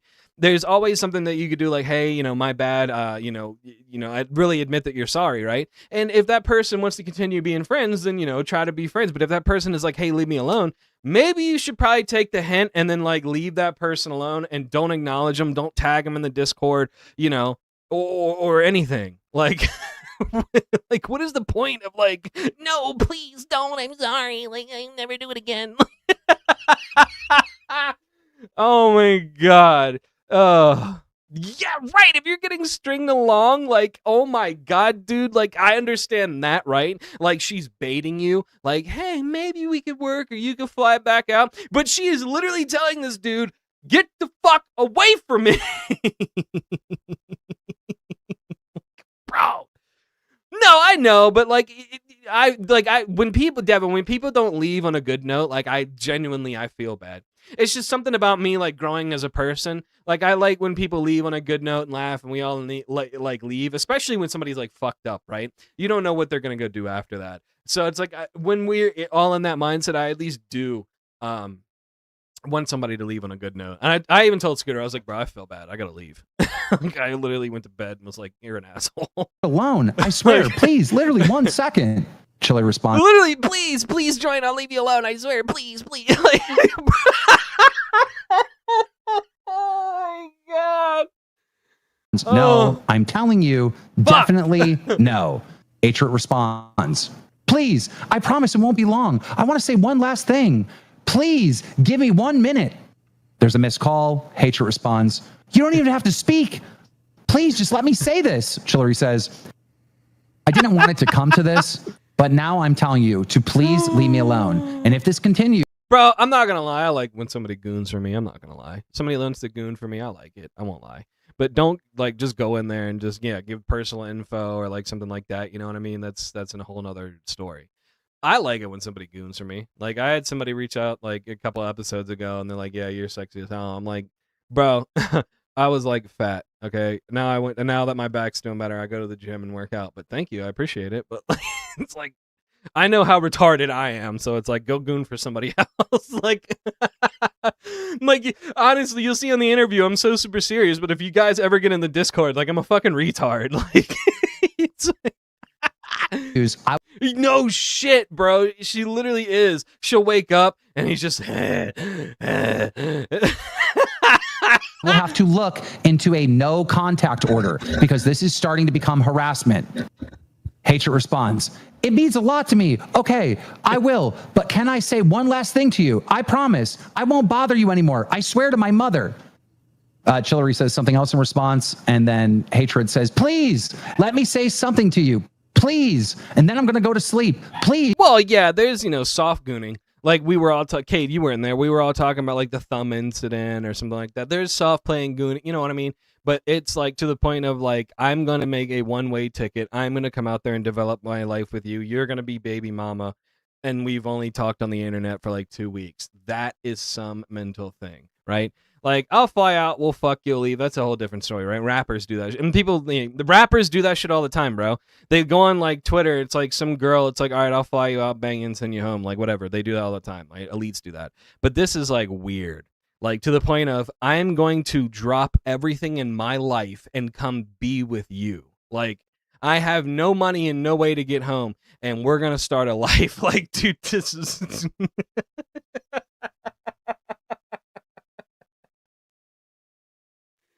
Oh my God, no! 100% gossip. Hatred has a problem. Somebody get him a helmet. Like, stop being so cold to me.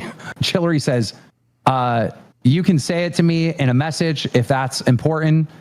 Hatred says, no way. He compared it to his mom. There's no way. There's no fucking way. Yeah, no. Exactly, Aaron. Exactly. Like I said, we all goon. We all like to flirt. We all like to do funny stuff. You know what I mean? I like to flirt. Trust me, I like to laugh. I like to flirt. There's nothing wrong with that. But when a girl is literally like, I will send the fucking police to your house. Don't talk to me anymore. And he's over there like, please, please, please help me, please. Just let me tell you right now in a call. It won't be long, I swear. You can hang up. God. If I try to make it long, Ashley, please. Oh my God, literally less than a minute. Then a call happens for 28 seconds. Please join. Chillery says. How many times is he going to be saying please? This kid is down so bad, bro. I'm saying this here, so there's a record of it. Oh my God. Now that I feel harassed. So yeah, I mean, that's literally what's going on. Hatred, when you get out of jail, your job will be sitting here waiting for you. Good luck with your keep on contacting Chillery. Right. Yeah. Good luck with all that. Is this going to be the entire show, Keem? Well, like until you admit that you contacted her in main chat, yes. We're going to have to keep talking about this until you can fucking be a grown-ass man and take accountability for contacting a girl who threatened a restraining order with you just last night. There's no way. There is no way, gossip. What? He actually called me when I was in the LCU and told me that he wanted to move to her house, and I told him he didn't know. Oh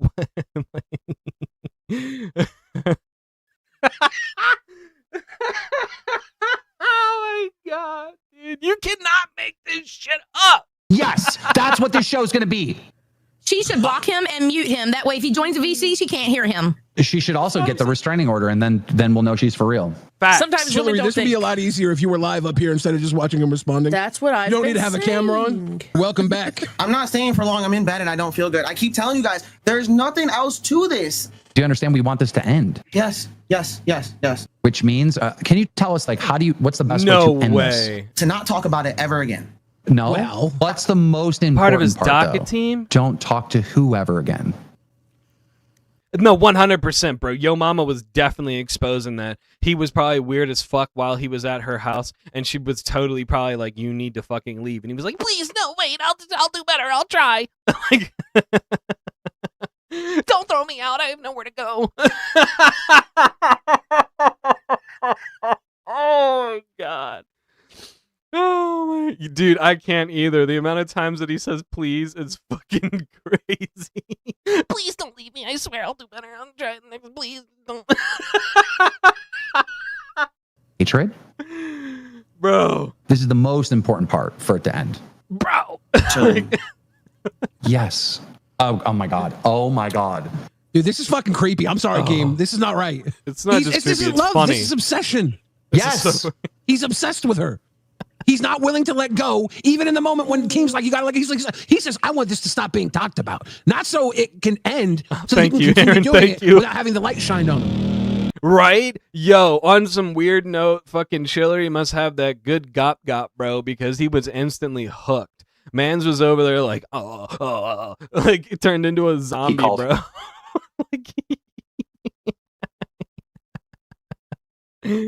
Hold on, let me get this tab over here so I can pull up fucking girly girl because I love her shit. Okay, here we go. Her. Again. Yeah. How'd he call her? He used like one of those text call fucking Ew, things. gosh, he that's called her fucking and she was in the VC and she goes, I'm getting weird phone calls. And the people in the VC said, answer it on speakerphone. Imagine you telling somebody that's not related to you, right? I mean, if you've been friends for like a little bit, like obviously you can share that. But like you're part of my docket team, and I literally get into a phone call to you, and I'm like, yeah, this girl is so good. I want that girl to be my baby mama. Ooh, like, bro, and then you're just sitting there on the fucking phone call, and you're like, I'm just here to do a job for my docket. Like, like, can we talk about the show? And he's like, yeah, but like, you know, I'm trying to, like, what the fuck? Bro. So she answered it on speakerphone, and then people in the VC can't. recorded proof that he did in fact call her again. Like, you're literally gonna This get is a so restraining fucked up. order put You only knew him for a week? Oh my God, bro. I would have been like, yeah, I'm kind of out of here. Thanks, but I'm fucking gone. against you. Chillery is dead serious. She's told everyone if you contact her again that she's getting a restraining order against you, and you literally just contacted her tonight. Chillery, how you feeling tonight? I'm ready. Oh, I'm my ready bad. to air it all out and let it fucking die. We are now on his 5th phone number using that Text Now app, and he called me 14 times today and just a absolute slew of text messages. No, there's nothing wrong with saying like somebody's pretty. There's definitely people in there that are pretty, or like, you know, hey, I like that girl, she's got a nice body or something like that. But then there's like the fact that he's over there to this 40-year-old woman, right? And he's like, please, please, please. Like, bro, like there I'm gonna make wedding photos and we're gonna have such a good time. I can't even count how many. So And that's all day just today. That's just today. Yeah. They gotta take his damn cell phone away, his PC. He can't have access to the interwebs. You know, we just watched a movie, The Sick Mind of EDP or whatever. Yeah. Like, you know what I mean? Like, he's like sick. He's like a crazy person. Yeah. For real, for real. It's a wrap, dude. No, that EDP joint was fire though. How Like, can everything that don't get me wrong, it's fucked up. I'm not sitting here like it's fucked up. But like, stop. But Mike Klum did an absolute amazing job. I like the one that he did with Boogie too. Like, he does great work. I can't wait to see what he happened does tonight next. be on display in front of everyone? Like, this motherfucker had Chris Hansen on there, bro. Like, you got to pull some strings to get like Chris Hansen on there. And then this just happened now. Like, that seems impossible to me. Because he doesn't care. When he popped up that last time, Keem, what did he do? Who did he only address when he popped up there? Did you notice the way he was talking? It was like he was in a call with her. I called him out for that. But my thing is like, okay, you did that. Giant L. All right. Giant L. Okay. Yeah. He needs to be like behind bars or something, bro. This is crazy. Bro, I don't even know what to say. I'm just in disbelief. You can be crazy, right? A little bit crazy, a little bit nuts, right?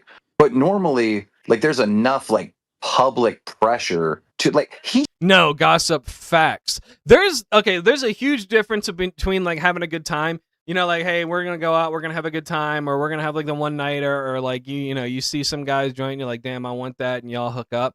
Versus, hey, I'm coming out there and I'm gonna live in your house after knowing you for a week. Like, You know what I mean? There's your little one-nighters, there's your little fun times, you know what I mean? But then there's like, okay, after you're done looking at her, yeah, you're gonna be my baby mama, you're gonna live in my house. It's like, I'm about to get an Uber and go home. Like, like what? He's doing this in front of thousands of people. Yeah. He's stalking in front of thousands of people. I mean, look, what it boils down to is at this point, it is criminal behavior. It is criminal behavior. Yeah. At this point, the law has to do something. This guy is literally not going to stop. Like he's going to do this forever. Well, yeah, I mean, he's not the most attractive looking dude, Zeepish, so he has to try really hard. You know what I mean? I mean, girls, and this is fucked up to say, but for girls, most girls, it's really easy, right? To, find somebody or do what they want, because girls have the advantage, right? For guys, it's really harder to try to, like, you gotta go to the gym. Like, it's you gotta get set up. You gotta be like, that boss guy. I mean, some girls like the feminine guy, but you got to do a lot of things.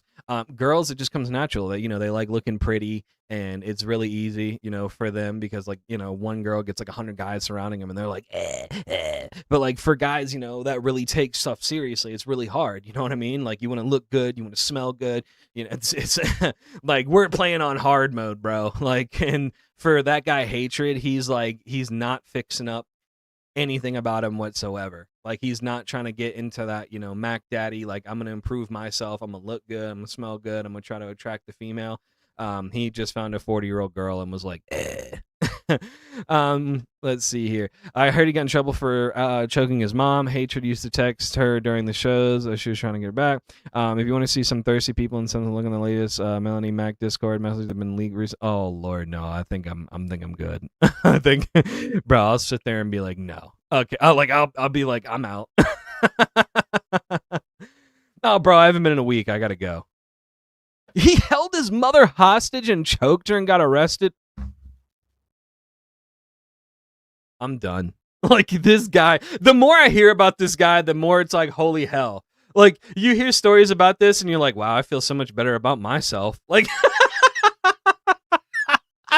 that's fucked up, okay? Like, yo mama's, took the boys, like, that's diabolical. I over here have, that's fucked up. Like, oh my God. Guaranteed he's going to jail. If she gets an order of protection, he will break it. Now I know, like, there is literally no stopping this. Like, he is going to go to jail. This is nuts, dude. This is so nuts. All right, let's take a bet right now. How long before he gets incarcerated? I say a month, okay? Let's all take a bet. Keemstar's back. Yeah, I'm back. Have you guys listened to the recordings? In the VC, no. Okay, again, before we start playing these, I just want you to know, this is the context is he's calling her, stalking her on a text app. Did they drop those in the LCU? She has it on speaker, see if my buddy and people in the it. VC are recording this. All right, here we go. Fun. The first person you're hearing is his mother. Okay. You guys are getting along great. Here's the thing, okay? I tried breaking up with him a while ago, and he is not understanding. He is refusing to accept it. Every night he has been wanting to talk, where he begs me to get back together with him. And I am freaked out with all of this. This has all been very overwhelming. And I do not want to be in a relationship with him or with anyone. And he still is not getting it. I know you don't quite understand his online job. That's fine. It's a very complicated thing. But this is, it's now spiraled into a huge thing. And Can I tell her just one part about it? I really don't want to be on the. We should not be talking. Okay. It's done. Where's it's this done. at? There's Where's nothing this at? left to be said. Okay, hold on. I'm gonna walk out of my mom's room. Okay, hold on. We just got some breaking news kind of stuff, and I literally have to fucking play this. Hold on. Where are we at? Where's live on air? Oh yeah, I forgot to switch studios. Let me go to live on air. Since the first stream on Boogie's last night, Hatred called Chillery at 11 p.m. EST, 4 a.m. today, and the text from her random number just got them now. Oh my God. Hey, whatever. Good morning. I hope you slept. Well, this is at 4:30. It doesn't say the date. It says, I hope you slept well. Please call me tonight when you get off of work. You mean the world to me, and on top of everything that's happened, my heart feels ripped in half thinking about you. I'll be waiting for your call because I know somewhere inside you love me and know how much I love you. Please don't be cold to me anymore. I promise you won't ever hurt you. Please remember what you have always felt for me. Anyways, have a good day at work. And then he sends these pictures. Oh, she doesn't look that bad. Her fucking profile pic does not do her justice. She looks cute. Yeah, that's cute. I mean, her profile picture did not do her justice. Sorry, Hillary, or Hillary, whatever the fuck. Yeah. That's wild. That's wild. Oh, Lord. That new text message. That's some wild shit. All right, we got to get back to listening to this. No, please. Hold on. I got to do it with the voice. Hold on. Just for you guys. Hey, good morning. I hope you slept well. Please call me tonight when you get off of work. You mean the world to me. And on top of everything else that's happened, my heart feels ripped in half thinking about you. I'll be waiting for your call because I know we're inside. You still love me and know how much I love you. Please don't be cold to me. Oh, shit.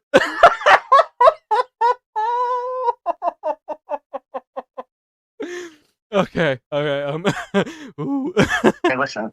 I'm not in the room anymore. Okay, if that's what you want, I paid the Gidgy, baby. Oh, the gossip girl. Thank you for subbing. Welcome to the herd. Thank you so much.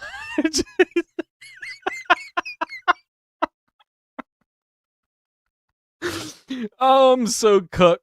Like, I know, but I finally got you on the phone, and I want to say this.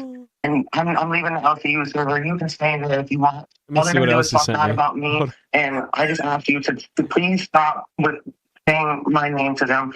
That's all I ask, and it'll be over. But I do want to say this, Ashley. The reason I was sitting with my mom right there, and I promise you I won't fucking keep you on here long. Can I say this without, if this could be the last thing that I say to you, can I at least get this out? Just say it. Yeah. Okay, thank you. This is painful.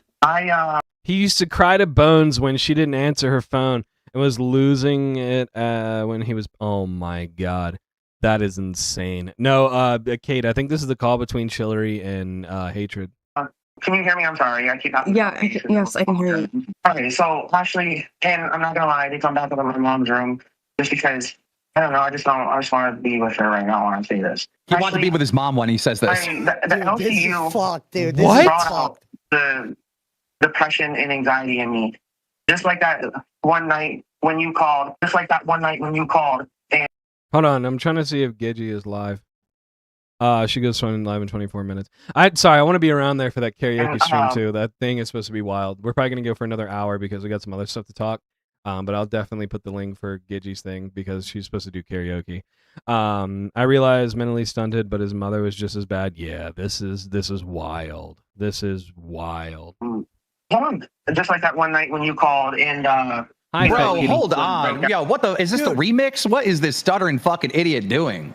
when he was crying, but I was like that for days, Ashley. And I understand that it gave you like the ick and it pushed you away from me. But this is also. Wait, no, please let me finish just 1 second. This is very important, and I promise you, I won't bother you again after this. Jesus, he's looping. And, please.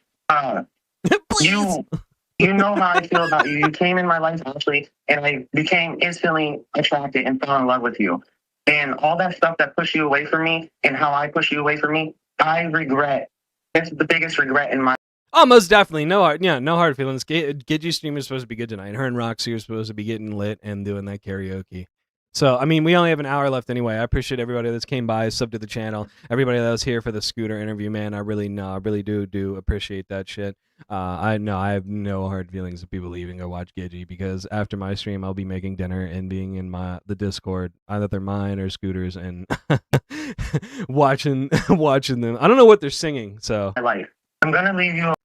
Oh my God! Yes, gossip, please. I love. If you guys were in the Discord last night in Scooters, I love tea. Right? I love listening to the tea. I would totally love to hear that shit. Sorry, I'm not gonna bother you.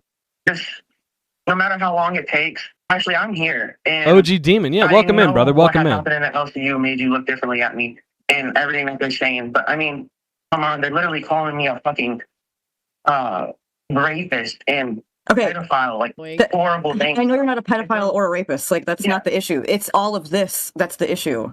It's all of the fact that you're calling me from a fucking text app is an issue. Yeah, that's wild. I know, but I to say the same thing that you've already said so many times. Like, there is nothing left to be said. Thank you, I've asked Kate. you to Thank just you. please leave me alone. Just like We got a lot of new stop. people here today. I'm glad they enjoy it. me very, very much. Okay. my God. Oh, you definitely love me very much, and I'm not listening to you. Leave me alone because I just want to be with you really bad. Like, bro, like what? What? Like, how do you not literally hear her go, "You were weird. I don't want to be with you. Leave me alone." And you go, "No, that's not the issue. It's the issue. You still love me." Like, yeah, we're going over the hatred lord real quick, demon. So yeah, that is the issue, Devin. Is the issue 100%. Like, oh, pause. See, he's using the fucking mother, to manipulate Chillery or attempt to. He does love you very much. No shit. I think she could figure that out by the fact that he's been fucking not leaving her alone and is obsessed with her. Yeah. I don't know what to say. I don't know what to say to that. You know, like we've broken up. It happened. Like no. Actually, what she's trying to say, bro, right? That's the fucked up part, Kate. This is the fucked up part. Text now lets you put in an area code to wherever, and it will give you an area code. Let's just say to like fucking Pennsylvania or New York, right? Why would he literally put his own area code, right? Like, what? You like, this is the most wild thing about it too. It's like you were trying her to get to answer the phone, and the fact that you're calling her from the same area code you have, we obviously know it's you. Like. Bear from Obsession. Is you saw. Oh my God! I'm not dude. trying. I can't force you into anything. Actually, obviously. Then stop trying to. I can't force you in any situation, but I'm gonna call you every day and text you and put your name on everything and tag you. Like, dude, this is insanity. Yeah, I understand that, right? Actually, and I'm panicking, and I just want to say that. I know. Please let me just say one last thing, and I promise after this I'll let you get off the phone and you can say goodbye to me. He's been saying, "Let me say one last thing" for eons now. Because he wants her to stay on the phone. My mom, all right? If you want to. I'm actually. I hate the LCU and myself so much right now.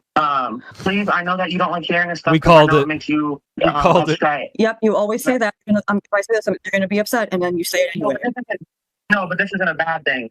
I want to let you know that. As a person, right? Like Devin, you know how you get like the little heart that says "mom"? He's gonna get the little heart and it says "Chillery" on his arm. Who was deeply in love with you, Ashley. When I fucking looked into your eyes. Okay, no, we're not doing this. We're not doing this. We're not doing this. I can't. I can't. All right, I hung up. I can't. Oh, Gossip, thank you very much. Welcome to the Discord. Welcome to the herd. Yeah, guys, if you guys are new here, our Discord is open. It is free to get in. It's right there in that. If you go to the link bio, our Discord is definitely in there. It has our link bio, our link tree, whatever it is, has access to all of our stuff, man. Our stuff is open. It's a safe Discord, though. I like to remind people that, so no like weird stuff or posting weird stuff. I would love to hear your own beef with hatred. Gossip, if you want to come up here and talk about it or rant about it, get in waiting. I mean, there's obviously some stuff that you can't disclose, but if you want to, get in waiting and we can talk about it. And everybody is welcome to come up, by the way. It is not just like people that are, like Scooter or Gidgy or stuff like that. Everybody is welcome to come up. If like Pirate comes up all the time, Silver Knight comes up, Don comes up, dude, I never did make you a mod. Okay, I'll make you a mod. But no, if you guys ever have an opinion on this or want to add to the story or want to talk about the story, get in waiting. I will bring you guys up. There's that is the like I said, we're open here. We like when people come up, man. We like when people give us tea. So Gossip, if you're free, get in there, man. get right in there and let me know about this lore. This shit is crazy. Oh my God. I can't. I don't understand what he thought he was going to accomplish there at the end, dude. He was like literally going back to the crazy motherfucker part again after he said he was going to leave her alone. Dude, he got to get locked up, bro. He got to get locked up. So here's the updated information. This. Yeah. Her response is a little it's a little weird. Okay, I'll put it that way. Because if you know like that's him, why wouldn't you instantly hang up the phone? Why wouldn't you block him on everything? Why would you like not engage with him? So she does have some part to play in this because she is actively engaging in it. Like she is leading him on in an aspect. Call that you just heard, everyone. Be your happened Superman. during Rewind last night. So let's say around 11 p.m. Eastern. At 4 a.m. in the morning, Chillery got woken up last night by another call from Hatred. She screamed at him and said, I am going to the fucking police. And today, she is going to the police. So, yeah. That's He's wild. still calling her, even after this. When she gets wild. the order of protection, he is going to break it. He's not going to give a fuck. I hope Chillery sends in that order of protection so we can see it. I swear to God, I'd laugh. I'm gonna laugh at that. I'll go to jail for her. She'll respect me for going to jail for her. Like that's what will be running through his mind. When he came to visit me, which was July 17th, when he was here, things were completely normal, like completely normal. And it was a good time. And then it was after that where shit just started to go off the rails. Chiller, you're a grown-ass woman. You knew that he was been in jail. I'm just asking a question that other people probably think about asking you. Why let him to your house so fast? What if the tables were turned? You know about it now, but isn't it kind of late to know about it now, to put it out there? Right. No, I will fully cop to like, yeah. I was really the fucking paperwork's in the irresponsible about works. it. I was. If the paperwork is in the works and I'm gonna get my hands on it, somebody has to send me that paperwork, bro. Like if it's uploaded to a Discord. I'm not saying go out of your way, go onto like some website or something like that. You know what I mean? Like, if you get the paperwork from locale, then pass it over. Don't try to go out of your way and like the little dark net and try to get people's private information. It's like I will fully admit that. I will take my licks for that. I'm not blaming you. I'm just saying that you're an educated woman. You're not a gutter whore. Oh damn! We got gossip and waiting. All right, hold on. Let me bring her up here. If she's got the tea, we got to hear this. Gossip, you are live on air. I gotta hear this tea. Hello. Hey, what's going on? Nothing much. So this is how I know of Hatred. I used to be a docket member on Rewind. And I was the first docket I joined when I joined the server. And Hatred literally told me, thank you so much for being my docket member because I did all the work for the docket. Every time they had a show, they had detailed dockets because of me. Hatred literally went to me and said, I will pay you $20 for your work. Of course, I left, so I didn't get paid. But then it became more the fact of when it came to him and Chillery, he used to call me when I would be talking about the docket. He'll call me and be like, hey, there's this, of Chillery. I met her in the VC. She was nice. He's like, I'm thinking about moving out there and moving in with her. I'm like, you just met her. You all just met and you're talking about visiting each other. And then it became this whole, he's like, I want to get her pregnant with my baby. And I'm just like, Hatred. You don't need to do that. So wait a minute. You were just like a docket member bystander? Like you weren't like a friend with him at all? And he's coming to you with all this, dude, that is wild. Yes. Him and Chillery used to spend hours in the VC together, but then it'll be where I will be working on the docket. He'll just call me on Discord being like, hey, I need to talk to you real quick. I'm thinking it's about docket work. No, it's about him and Chillery. I'm like, I don't really feel comfortable talking about this with you because I am a docket member. Why you? Like were you like I don't know. Maybe he thought that me and him had we hit it off the bat with the docket, so he thought that maybe I would be more trustworthy. So when it came to that, it literally became I will be working on a docket, he'll literally tell me, hey, I need to talk to you. That's insanity. Yes. So I blocked him and I left the Discord because I'm like, at this point, he's crazy. First, I'm thinking like, he's socially awkward. He's trying to understand being a host. But then it became all he talked about was Chillery and him and them together and them getting married and them having kids. And at one point, he was talking about this whole him and her together. He's like, do you want to be at the wedding? I'm like, no. I'm like, no, I'm not your docket member. I'm not your BFF. I'm not your best friend. We don't hang out that much. I don't want to be involved in a wedding that I know is not ever going to happen. This is wild because it's the fact that like you guys are only there for work and you guys haven't had any outside conversation. Like he doesn't know your name. He doesn't know like your favorite color. He knows literally nothing about you. And then he just feels comfortable enough to put this information in your hands. Like, hey, yeah, and then just leave you from whatever you're doing for an hour to talk about God knows. Like, who thinks like this? Like, I will be working on the docket until like maybe like 2 or 3 o'clock in the morning. He will call me being like, hey, thank you for your work. Until his show at 4, he would talk to me about Chittery. I'm just like, I don't know why I'm talking to you. The doc is done. I'm tired. I need to go to bed. I got work in the morning. And I would leave the calls. And then later on throughout the day, he'll call me at random times on the Discord. I never get in my personal number because I'm like, yeah, no, you're a bit too crazy. Yeah, I wouldn't have never. That'd be a horrible mistake giving him your personal number, especially if he's calling her at 4 a.m. Yes, like he's calling her at 4 o'clock in the morning on these different text me now numbers. He's talking about don't break up with me. When they broke up and they were separated, they weren't talking anymore. He would literally call her in DMs to talk to her. She wouldn't answer. He'll literally remove her from the VC for her to talk to him. What? Literally drag her out of the VC.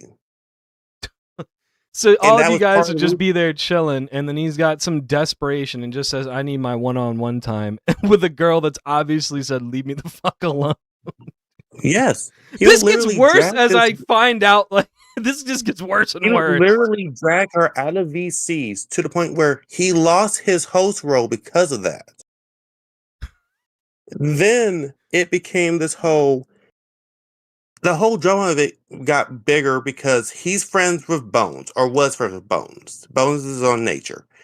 When him and Cherry weren't talking, when she would literally not answer his phone calls because she was at work, he would call Bones while Bones is at work and vent to him, talking about my relationship with Cherry is over. I think she wants to dump me. I need to do this. I need to do that. And Bones is like, because she hadn't answered a text in 30 minutes, you think it's the end of the world? This man cried because she didn't text him back within 30 minutes of him texting her. People have lied. This is wild. No, and I'm sitting here looking at him. I'm listening to this. I'm like, hatred. This is why people don't want to hang out with you. And every time that him and Cherry don't get to talk, he'll leave the Discord, rejoin the Discord, leave the Discord. And I'm just like, do you not have anything better to do with your life? This is some grade A stalker shit. Like Paulie getting stalked by the Iranian girl or whatever, the Palestinian girl. Like, this is fucking wild. Right. And like Live did an episode for him because he was supposed to be manning up after the whole Chittery thing. He literally refused to show up on the show and go play on his new PlayStation. What the fuck? So how did they get him in like these phone calls? Like, what? So they will literally have to ping him over and over again for him to join the live call for Live, because that was when he was an intern for Live. I think he's still on there now for Live, or was. But when they literally called him up there to talk about the whole thing with Chillery, he literally said, "Oh, I don't really feel like it. I'm too tired. I'm gonna go play my video games." And I'm like, dude, you wanted to be on Live. You told me before how you wanted to be on Live. You get to be on Live, and you're now throwing it away because you're too heartbroken over a girl you only met like back in freaking, what was that, June, July? It is August, and you're now still crying over her? Yeah, he had that puppy dog love bad. Like, that's... Yes. I don't I'm guessing she had it good if he was able to stay there. My thing is I am blaming mostly Hatred for it because he's the one that keeps going for it. I do think Cherry plays a small factor in it by the fact that she's not blocking him on Discord. You know, if he's calling her from random numbers, she can change her number.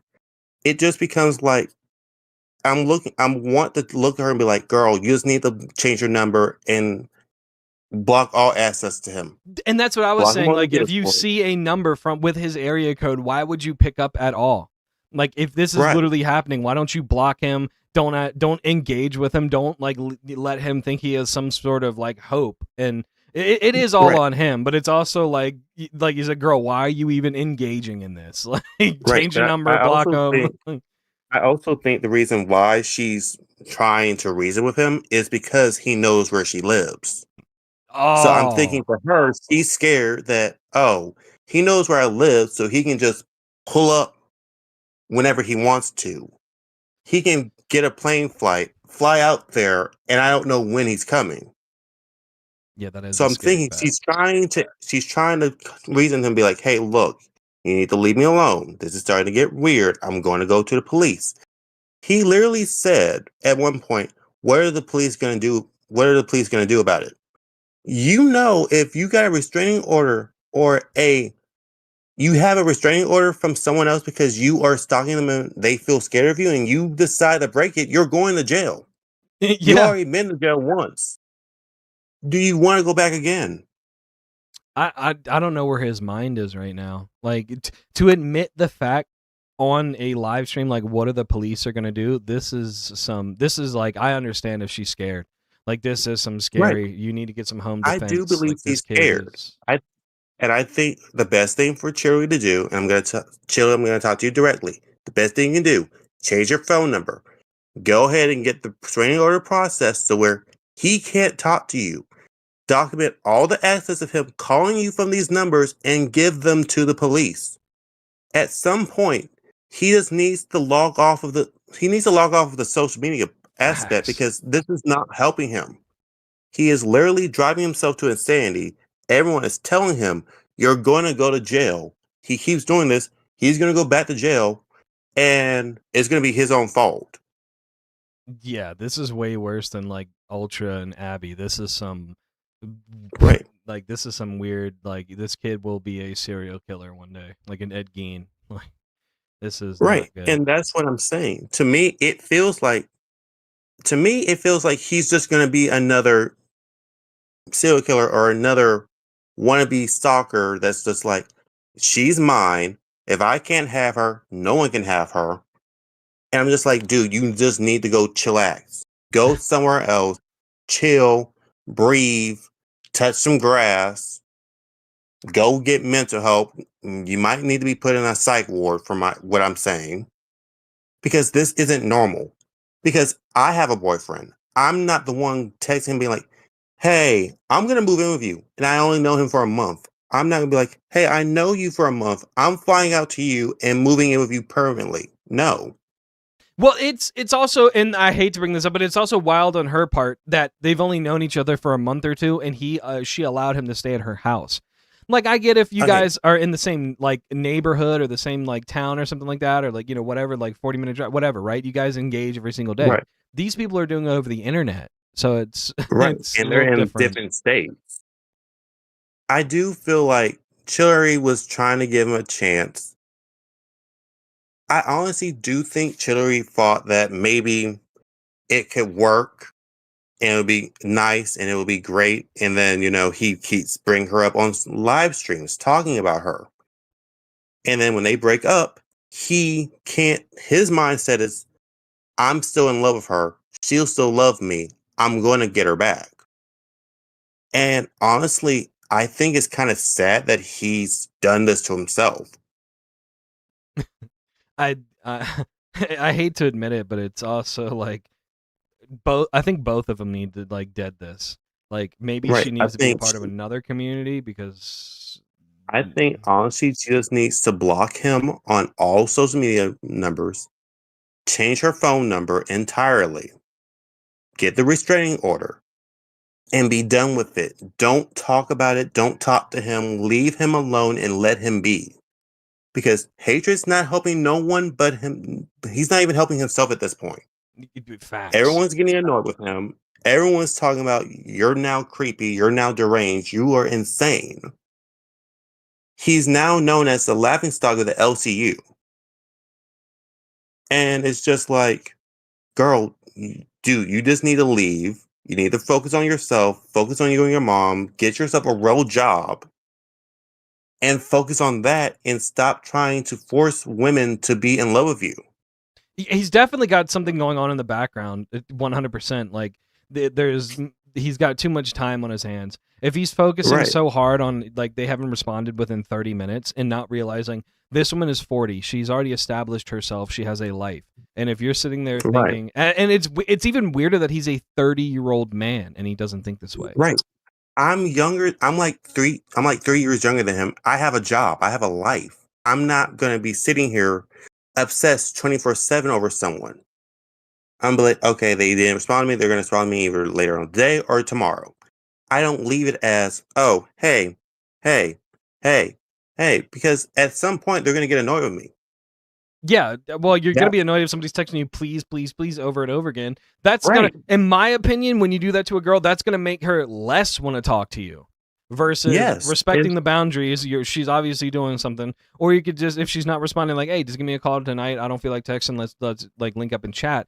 But in my opinion, if he got left on red, from what I've seen from this kid, he was probably texting her more and more, like, hey, where you at? Why aren't you responding? I'm feeling lonely. Like, I definitely think he was texting her more often. I think she got more creeped out by the fact that he bought a non-refundable one-way ticket and said, you know what? Nope, we're not doing this anymore. I'm done. Blocked him, said we're done. And he can't take no for an answer. She must have the good grip, bro, because this kid's locked. Like, this is... Yeah, he locked. He is definitely locked on something. Yeah, I hate to say this, but it's also her fault because she let him in. Like, if he really did fly out to her house and they did spend time, but at the same time, you can't blame her because she's thinking, okay, well, we have been talking, we have been chatting, let's meet up. And it went from he's okay to he literally flipped the switch and is now this man. Right. And it kind of gives me the obsession figure of it. It's like, he seemed normal and now he done snapped. Yeah. And I'm just like, this is like, you know, year 5 to year, 10 kind of vibes. I want to link up with you. We want to get together. We want to marry. We want to have a house, a dog or whatever. Right. This is with the span of like 3 months, kind of like this. Right. Because technically 2 months, because they were dating in June. They broke up in July. He's dragged us out all through July and into August. We're in the middle of August now. Like, he needs to let it go. Your relationship is not going to work out the way you want it to. If it doesn't work out, it's fine. You can find someone else. You can maybe take time off of dating to work on yourself and actually be like, okay, she's established. I'm not. Let me get a successful job and get myself established. Well, in my opinion, that's most like what, most females or most guys in the relationship on that side, that's what they want. They want somebody who's established with a job who can, provide and be seen in that way. He doesn't have a job and he lives with his parents or something. It doesn't give the other person on the opposite end the desire to want to be with somebody like that. I mean, I'm pretty sure like you and your man, your man probably has a job. He's probably well established. He's probably like, a good person. And that's why you want to be with him. I don't, as another, 30-year-old man, it's like, bro, this is like, you should already be established in life, not like I'm remembering high school days. Like, this is right. Like he lives in California. I live here in Georgia. So it's like, we're already distance apart. We're both working.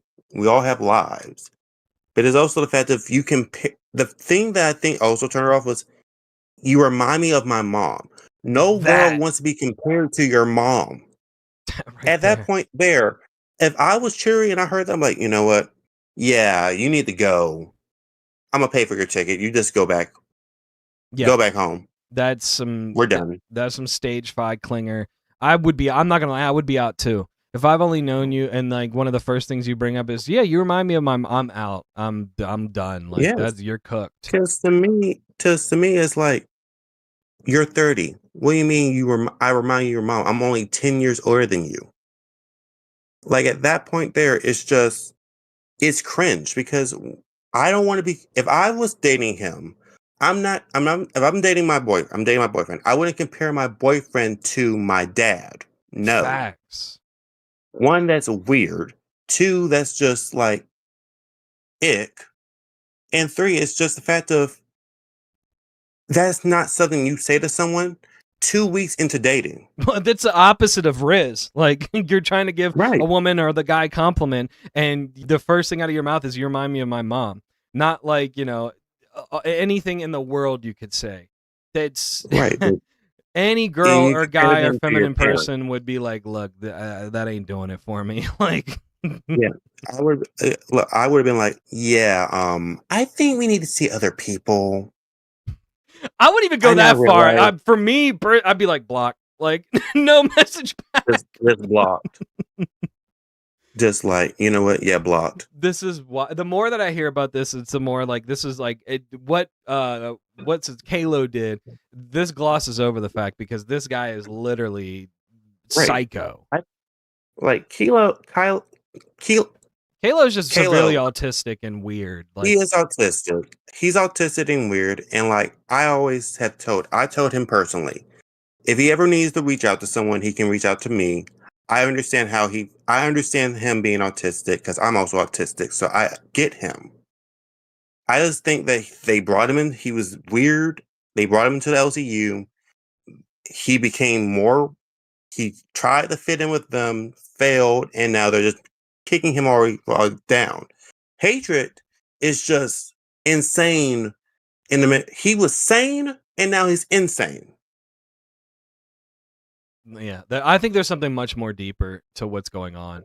I think the fact that we know that he's been to jail is one thing, but I think there's a deeper past there, that there's some sort of, and it's sort of like trauma, like dumping onto somebody, especially when you first meet them. How do you do that? He did say on that live with Big Murph, Booster, Keem, and I forgot the third person. He did say on there that I told her about my issues with his past with his twin. So I'm guessing he's dealing with abandonment issues or like cleanliness, or he doesn't want to be alone with his own thoughts. So he needs someone there to always be there to ease his mind of, I got someone here. I can talk. I'm fine. And he now doesn't have that because every time he calls her, she blocks him. Yeah, he's one of those people where he gets the slightest little bit of affection or compliment, and he's instantly hooked. You know what I mean? Right. Like, there's nothing wrong with giving somebody a compliment, like, "Hey, you look good," or like this, and that, and the third. But to the fact where he receives it back, and it's like, okay, I'm obsessed with this person. They gave me a good compliment. Like, the way I'm looking at it is like, this is a 30-year-old man. I understand if you were like 16, 19, like, hey, but you're 30. You should know better that if somebody gives you a little bit of attention, that doesn't mean they want to spend the rest of their life with you. Like, right. And especially if you met over the internet. Yeah. I always just say, don't be dating over the internet anyway. It doesn't go out well. Because when you date online, you don't know, you're not in their lives 24/7. You only hear about it through a phone or through an app. So then when you go there, it's different. It's going to be awkward. It's going to be like, okay, this is not how I picture it to be. Oh, most definitely. But I wouldn't go to my boy. If I was dating my boyfriend, I wouldn't date him 2 weeks in and be like, you know what? I'm flying over to your place. No. Well, I think it's also the fact that he saw that she was established, and comparing to where he lived, he lives in a state of disarray, obviously, whatever. He's still living with his mom, no job, no car. And he sees that she's an established woman, job, car, and he's like, he's hooked on that. You know what I mean? He basically wanted her to fund his lifestyle for him. That's what I think it is. I don't even He know what saw kind of that she was lifestyle he just- has because it's weird. You know what I mean? Like it's you play video games all He day and lives do with his nothing. mom. He plays his video games. He literally had Turbo pay for most of his stuff for the LCU. Wow. He asked Bones for money so he can load money onto his Cash App, so then Cash App wouldn't take all his money out. So basically, he doesn't have a successful job. He's spending money that he doesn't have, and it just becomes this whole of Sugar course, no mama one's gonna want- syndrome. That's wild. It is sugar mom syndrome. He saw Chillery. She's older than him by 10 years. She's successful. She has a job. She has money. He basically said, "Oh, I'm going to date her, and she can fund my lifestyle, and I don't have to do nothing. I can stay at home. I can be lazy. I can play video games all day, and not attempt to have a ounce of manhood and get an actual job." Well, be an adult. I mean, obviously, since you Yeah, have a job yeah, and you no. probably know, being an adult, and I've said it before here on the stream, it's not easy. You know what I mean? It is very hard. And people just, they can't accept that reality. Like, hey, I have to grind 40, 50, 60 hours a week. And, you know, it's wild to me. People that, I understand if like you're 21, you're fresh out of college or something, but you were 30.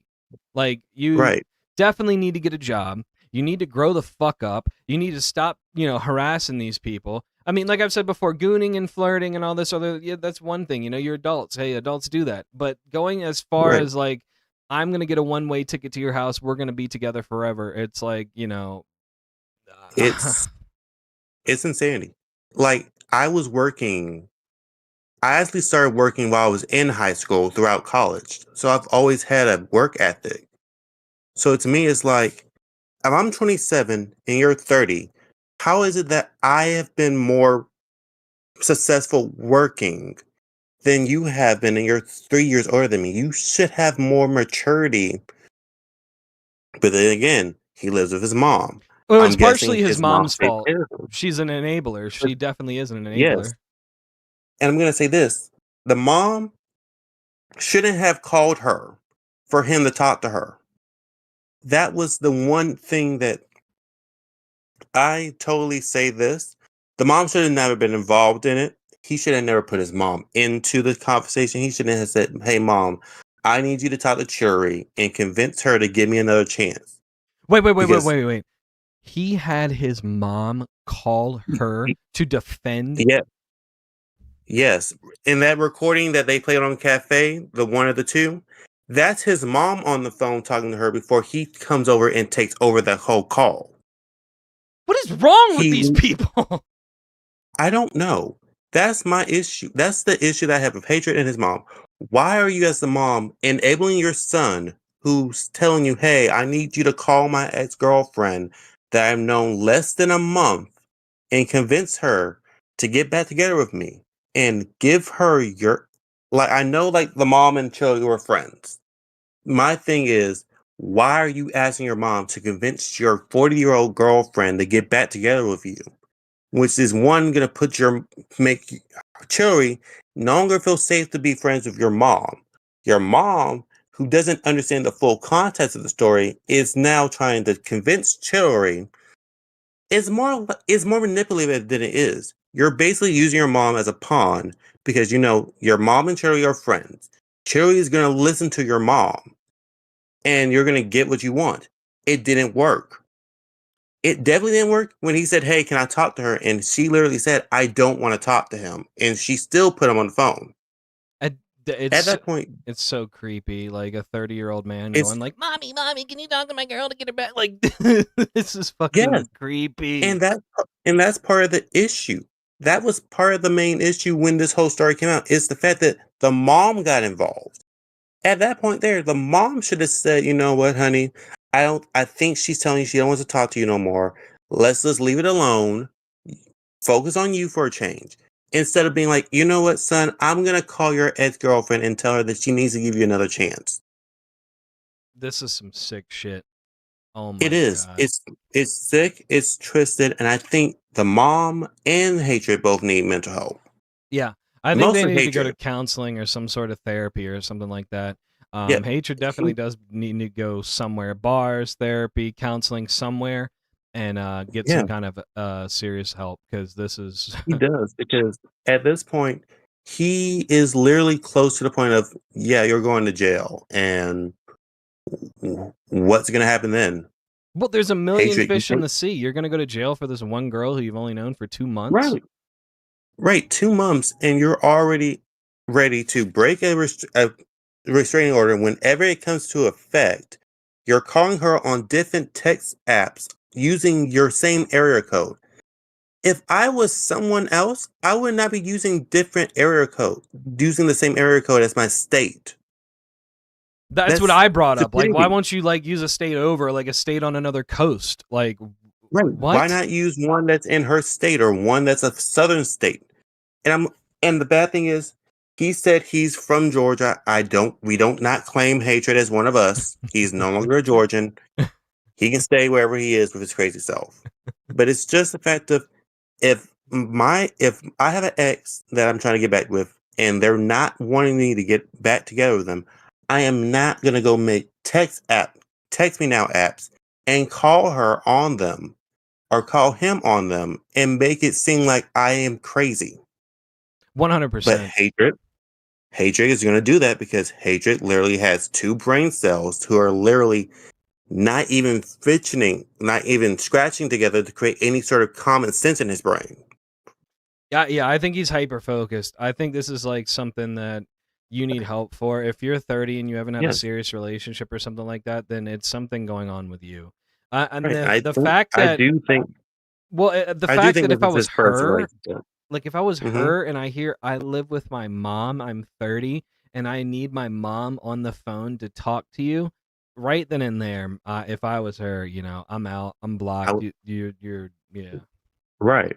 I would have blocked him too, being like, you know what? Hey, I definitely think that we need to go see other people. I think she should have told Hatred, look, I like you and all. We can be friends, but I don't think you're ready for a real relationship. We can clearly see he's not. He does not compute in his brain. She no longer wants me. I need to move on. Yeah. And I think what is going to happen to make him realize it is that either he goes to jail, or if the police see that he's still doing this, they're going to put him in a psych ward. They're not going to let him have his cell phone. He won't be able to contact her. And then she needs to definitely change her phone number. I think that's the main issue, is why aren't you not changing your phone number yet? You're still letting him call you. Well, she's still You going pay- on live talking about it. Like it's both of them now going back and forth for sure. It's both of them are enabling this, and I think that is Right. wild. I think that is. And I honestly do think the fans are tired of listening to the Hatred and Cherry story, because Hatred brings it up first. Cherry goes on a show and talks about it. And it's like, Cherry, you just said you don't want him talking to you. But then in private, you're telling Bones, oh, I'm willing to be in a 3-way call with Hatred. What? Like, what? Yes. On Nature, it was revealed by Bones that it was revealed on both Bones and Nature and Fire that Bones said that Cherry said that Hatred wanted to talk to her. She said no. Bones told Hatred no. Cherry went to Bones and said, you know what? I might be willing to talk to him in a 3-way call between you, me, and him. That's not saying keep him away from me and not let him talk to me. If you're willing to talk to him in a 3-way call, Yeah, that's leading him on for sure. That's the problem. She is willingly talking to him, giving him. I think this is it. She's talking to him, which is giving him false hope that they're going to get back together.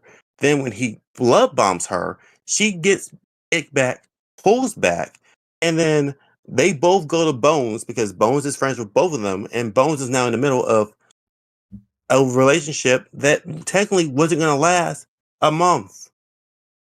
I don't think it would have lasted anyway. Once you find out that somebody is like that, I would go way far away as we possibly fucking Right. could. I would literally move houses, change my phone number. I might even go into witness protection and leave all social media. Well, But that's why I said I can't wait till if it does come out, we get the actual facts of that restraining order report, because that does need to happen. He needs to be True. woken up for sure. It definitely needs to be written up. It needs to be signed. It needs to be sent to him by the police. And he needs to understand this restraining order means that you cannot talk to her. You cannot go see her. You cannot message her. And if you do, you're going to jail. 100%. You're going to be locked up. Well, maybe jail is the best place for him. Like, seriously, like Maybe. Maybe in jail that he can realize that, hey, this wasn't worth it, and get the actual the therapeutic help that he needs from it. Yeah. Because he's driving everyone away. No one wants to talk to him. Kim is now really saying, well, if you get locked up, I'm going to be there and I'm going to laugh at you. I'm going to use this as content. Hatred at this point has become content for the LCU because he's too stupid to realize that no one wants him and Chili together. Chili doesn't want him. He needs to let it go. 100%. And honestly, that's my final thoughts on it. No, I appreciate it. And we'll definitely talk more about this either in the Discord or something. This story is wild. I only caught like a glimpse of like the first 10 minutes of B Slice's video, and I was like, holy shit, I'm already going to talk about this after Scooter. But no, I appreciate this, and we're gonna have to keep up on this. We are. I'll talk to you later. Thank you, Gossip. Thank you. You're welcome. Guys, that was Gossip and Tea. That was apparently wild.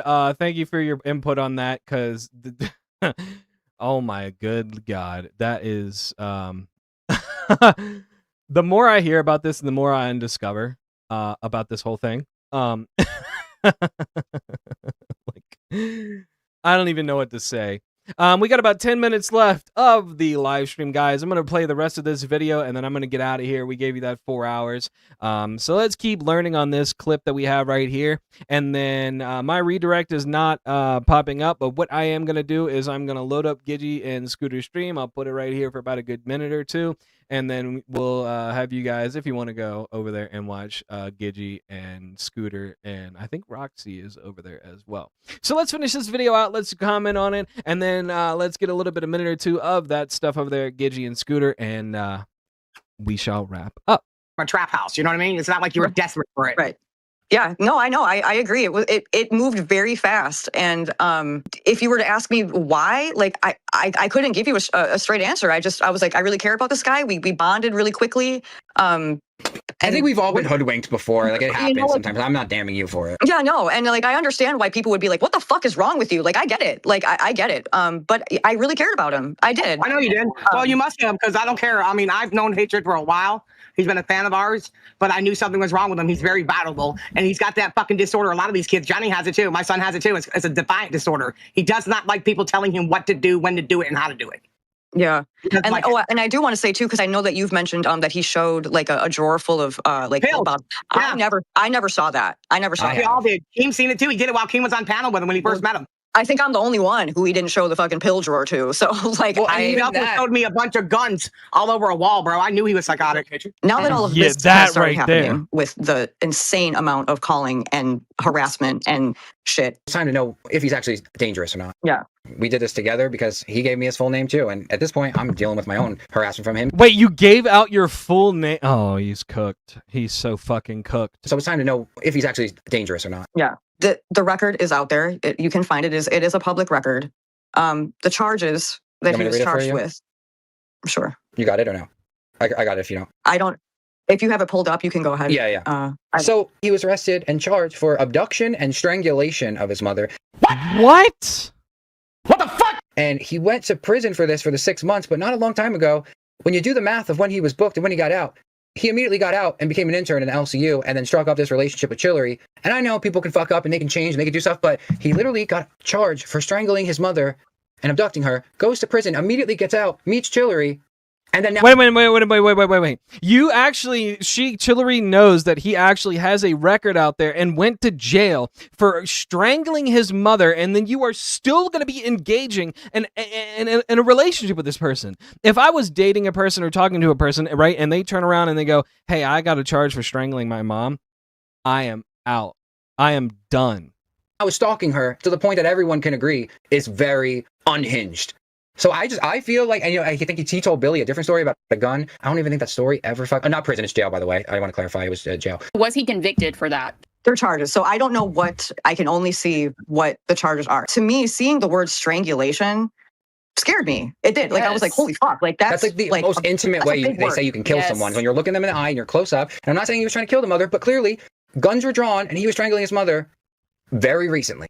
But all I'm saying is he left all of that out when he told me about it, and seeing that right in front of in my face, I was like, holy fuck, dude. Like, well, here's the thing with that is like, how can you do that to your own mother? That he always brings up his mom. He always says, how much he loves his mom, how much his mom means to him, and then he's gonna try and strangle her.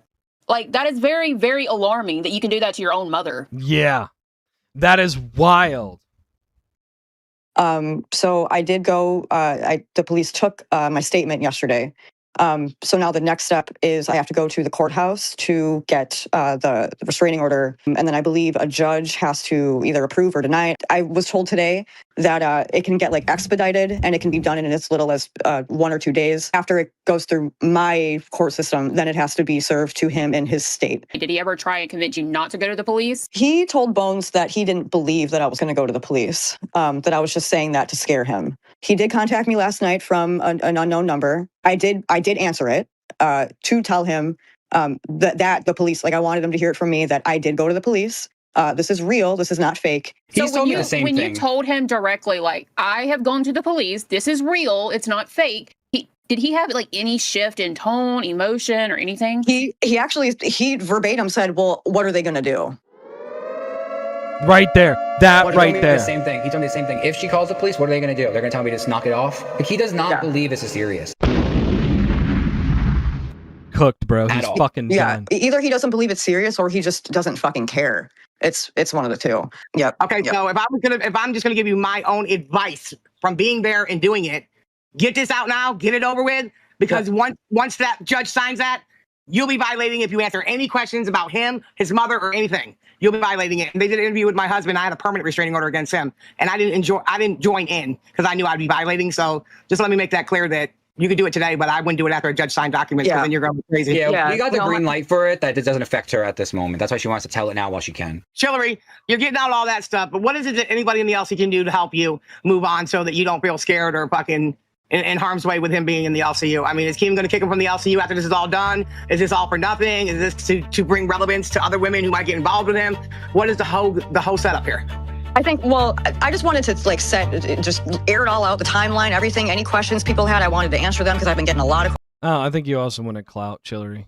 questions. I just wanted to use this show to get it all out there. I think at the end of all of this, if there's anything that I want to come from this, it's that.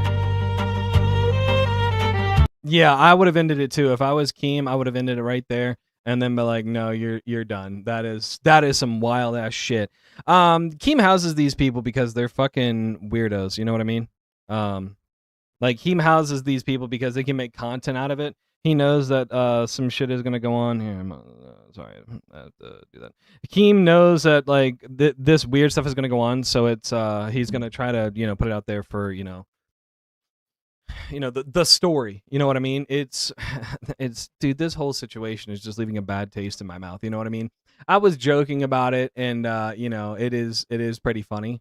But the fact of the matter that this is actually both sad, and it's sad on both of their parts. One party is leading the other party on, and then one party is extremely Ted Bundy fucking stalkerish kind of vibe, bro. It's the more I learn about this, it's the more of I'm fucking done. You know what I mean? This guy needs to be, I don't know, bro. This is this is sickening. I don't even know what to say. But I will say that, Scooter, thank you for coming by for the interview today, brother. I really, really appreciate it. I hope we stay in contact. Mute this for a second. I'll sing you guys over there. I really, if we get on a show. But no, thank you for the interview, brother. I really appreciate it. It was a really great interview. I'm so glad that people enjoy all the questions that I ask and, think that I do give really great interviews. I like to interview people, whether you're a big star or whether you're just up and coming. I'd love to interview you. Maybe we'll get some more up here in the future. We'll see what the future holds. Gidgy did say that she does want to get interviewed and have her own video interview, so I can't not wait for that. Gidgy, I have a lot of questions for Gidgy. I used to watch Gidgy all the time on Queens, so we shall see what comes of that. Other than that, guys, thank you for everybody who subbed. Thank you for everybody that liked the stream, came to the stream, watched the stream today. I'm super excited that more people are coming over here and more people actually like the channel and want to interact. I'm glad that the channel is growing. I was in like a little rut there for a little while, because, you want your stuff to grow. And I have, doubts sometimes. Everybody has doubts, you know what I mean? Like, what if they don't like it? Do they not like the content? But, it seems that people are leaning towards, enjoying our stuff. And it makes me super, super happy. Guys, head on over to our YouTube and click our link tree, okay? Once you click our link tree, it'll bring you up to this. We have merch, Twitter, all of our other channels, our Kick, our Twitch, our TikTok, guys. We are obviously on there. I need to get the Discord on here. The Discord link is also in our fucking bio. We do have a merch store. Go check that out, man. I love our tarot stuff. Please go on over there. Give us a like. Give us a sub. See our merch. Get in our Discord. Our Discord is completely open. Again, it is a safe Discord. Great community that we're building over there, man. Everybody who gets in there says they absolutely love it. So I'm so glad that people have, enjoy being there. Other than that, guys, thank you for hanging out. Thank you for coming. I have been Ensomnia, your host. This has been Drama Llama Live. We're going to be back at you next Monday, just because I think it's next Monday. I'll have to see my schedule. My schedule got a little changed just for this week because I have doctor's appointments for my back. As we all know, I am getting surgery in October. Hold on. I'm getting surgery in October, so we will be leading into that. But I'm pretty sure it's going to be either next Monday or next Wednesday. I will know for sure, and I will post it in the Discord. But to everybody that has been here, thank you for hanging out with me, man. And I hope people come back and enjoy it. Other than that, guys, we'll catch you in the next one. Thank you for coming to hang out with me, everybody. Scooter, thank you, brother. Don, General, everybody. Devin, everybody. Thank you. And we'll see you in the next one.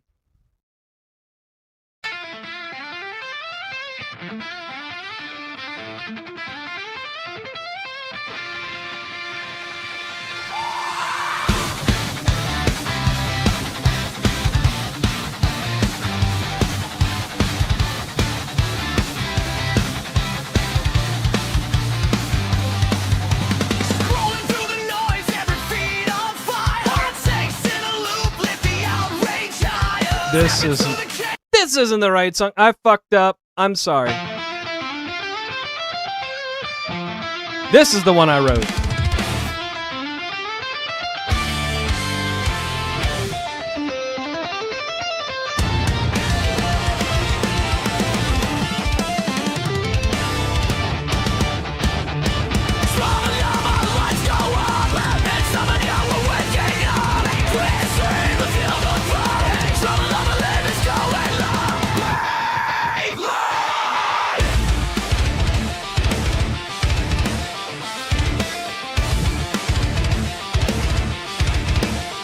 Yeah, I wrote this. Uploaded a guitar for it.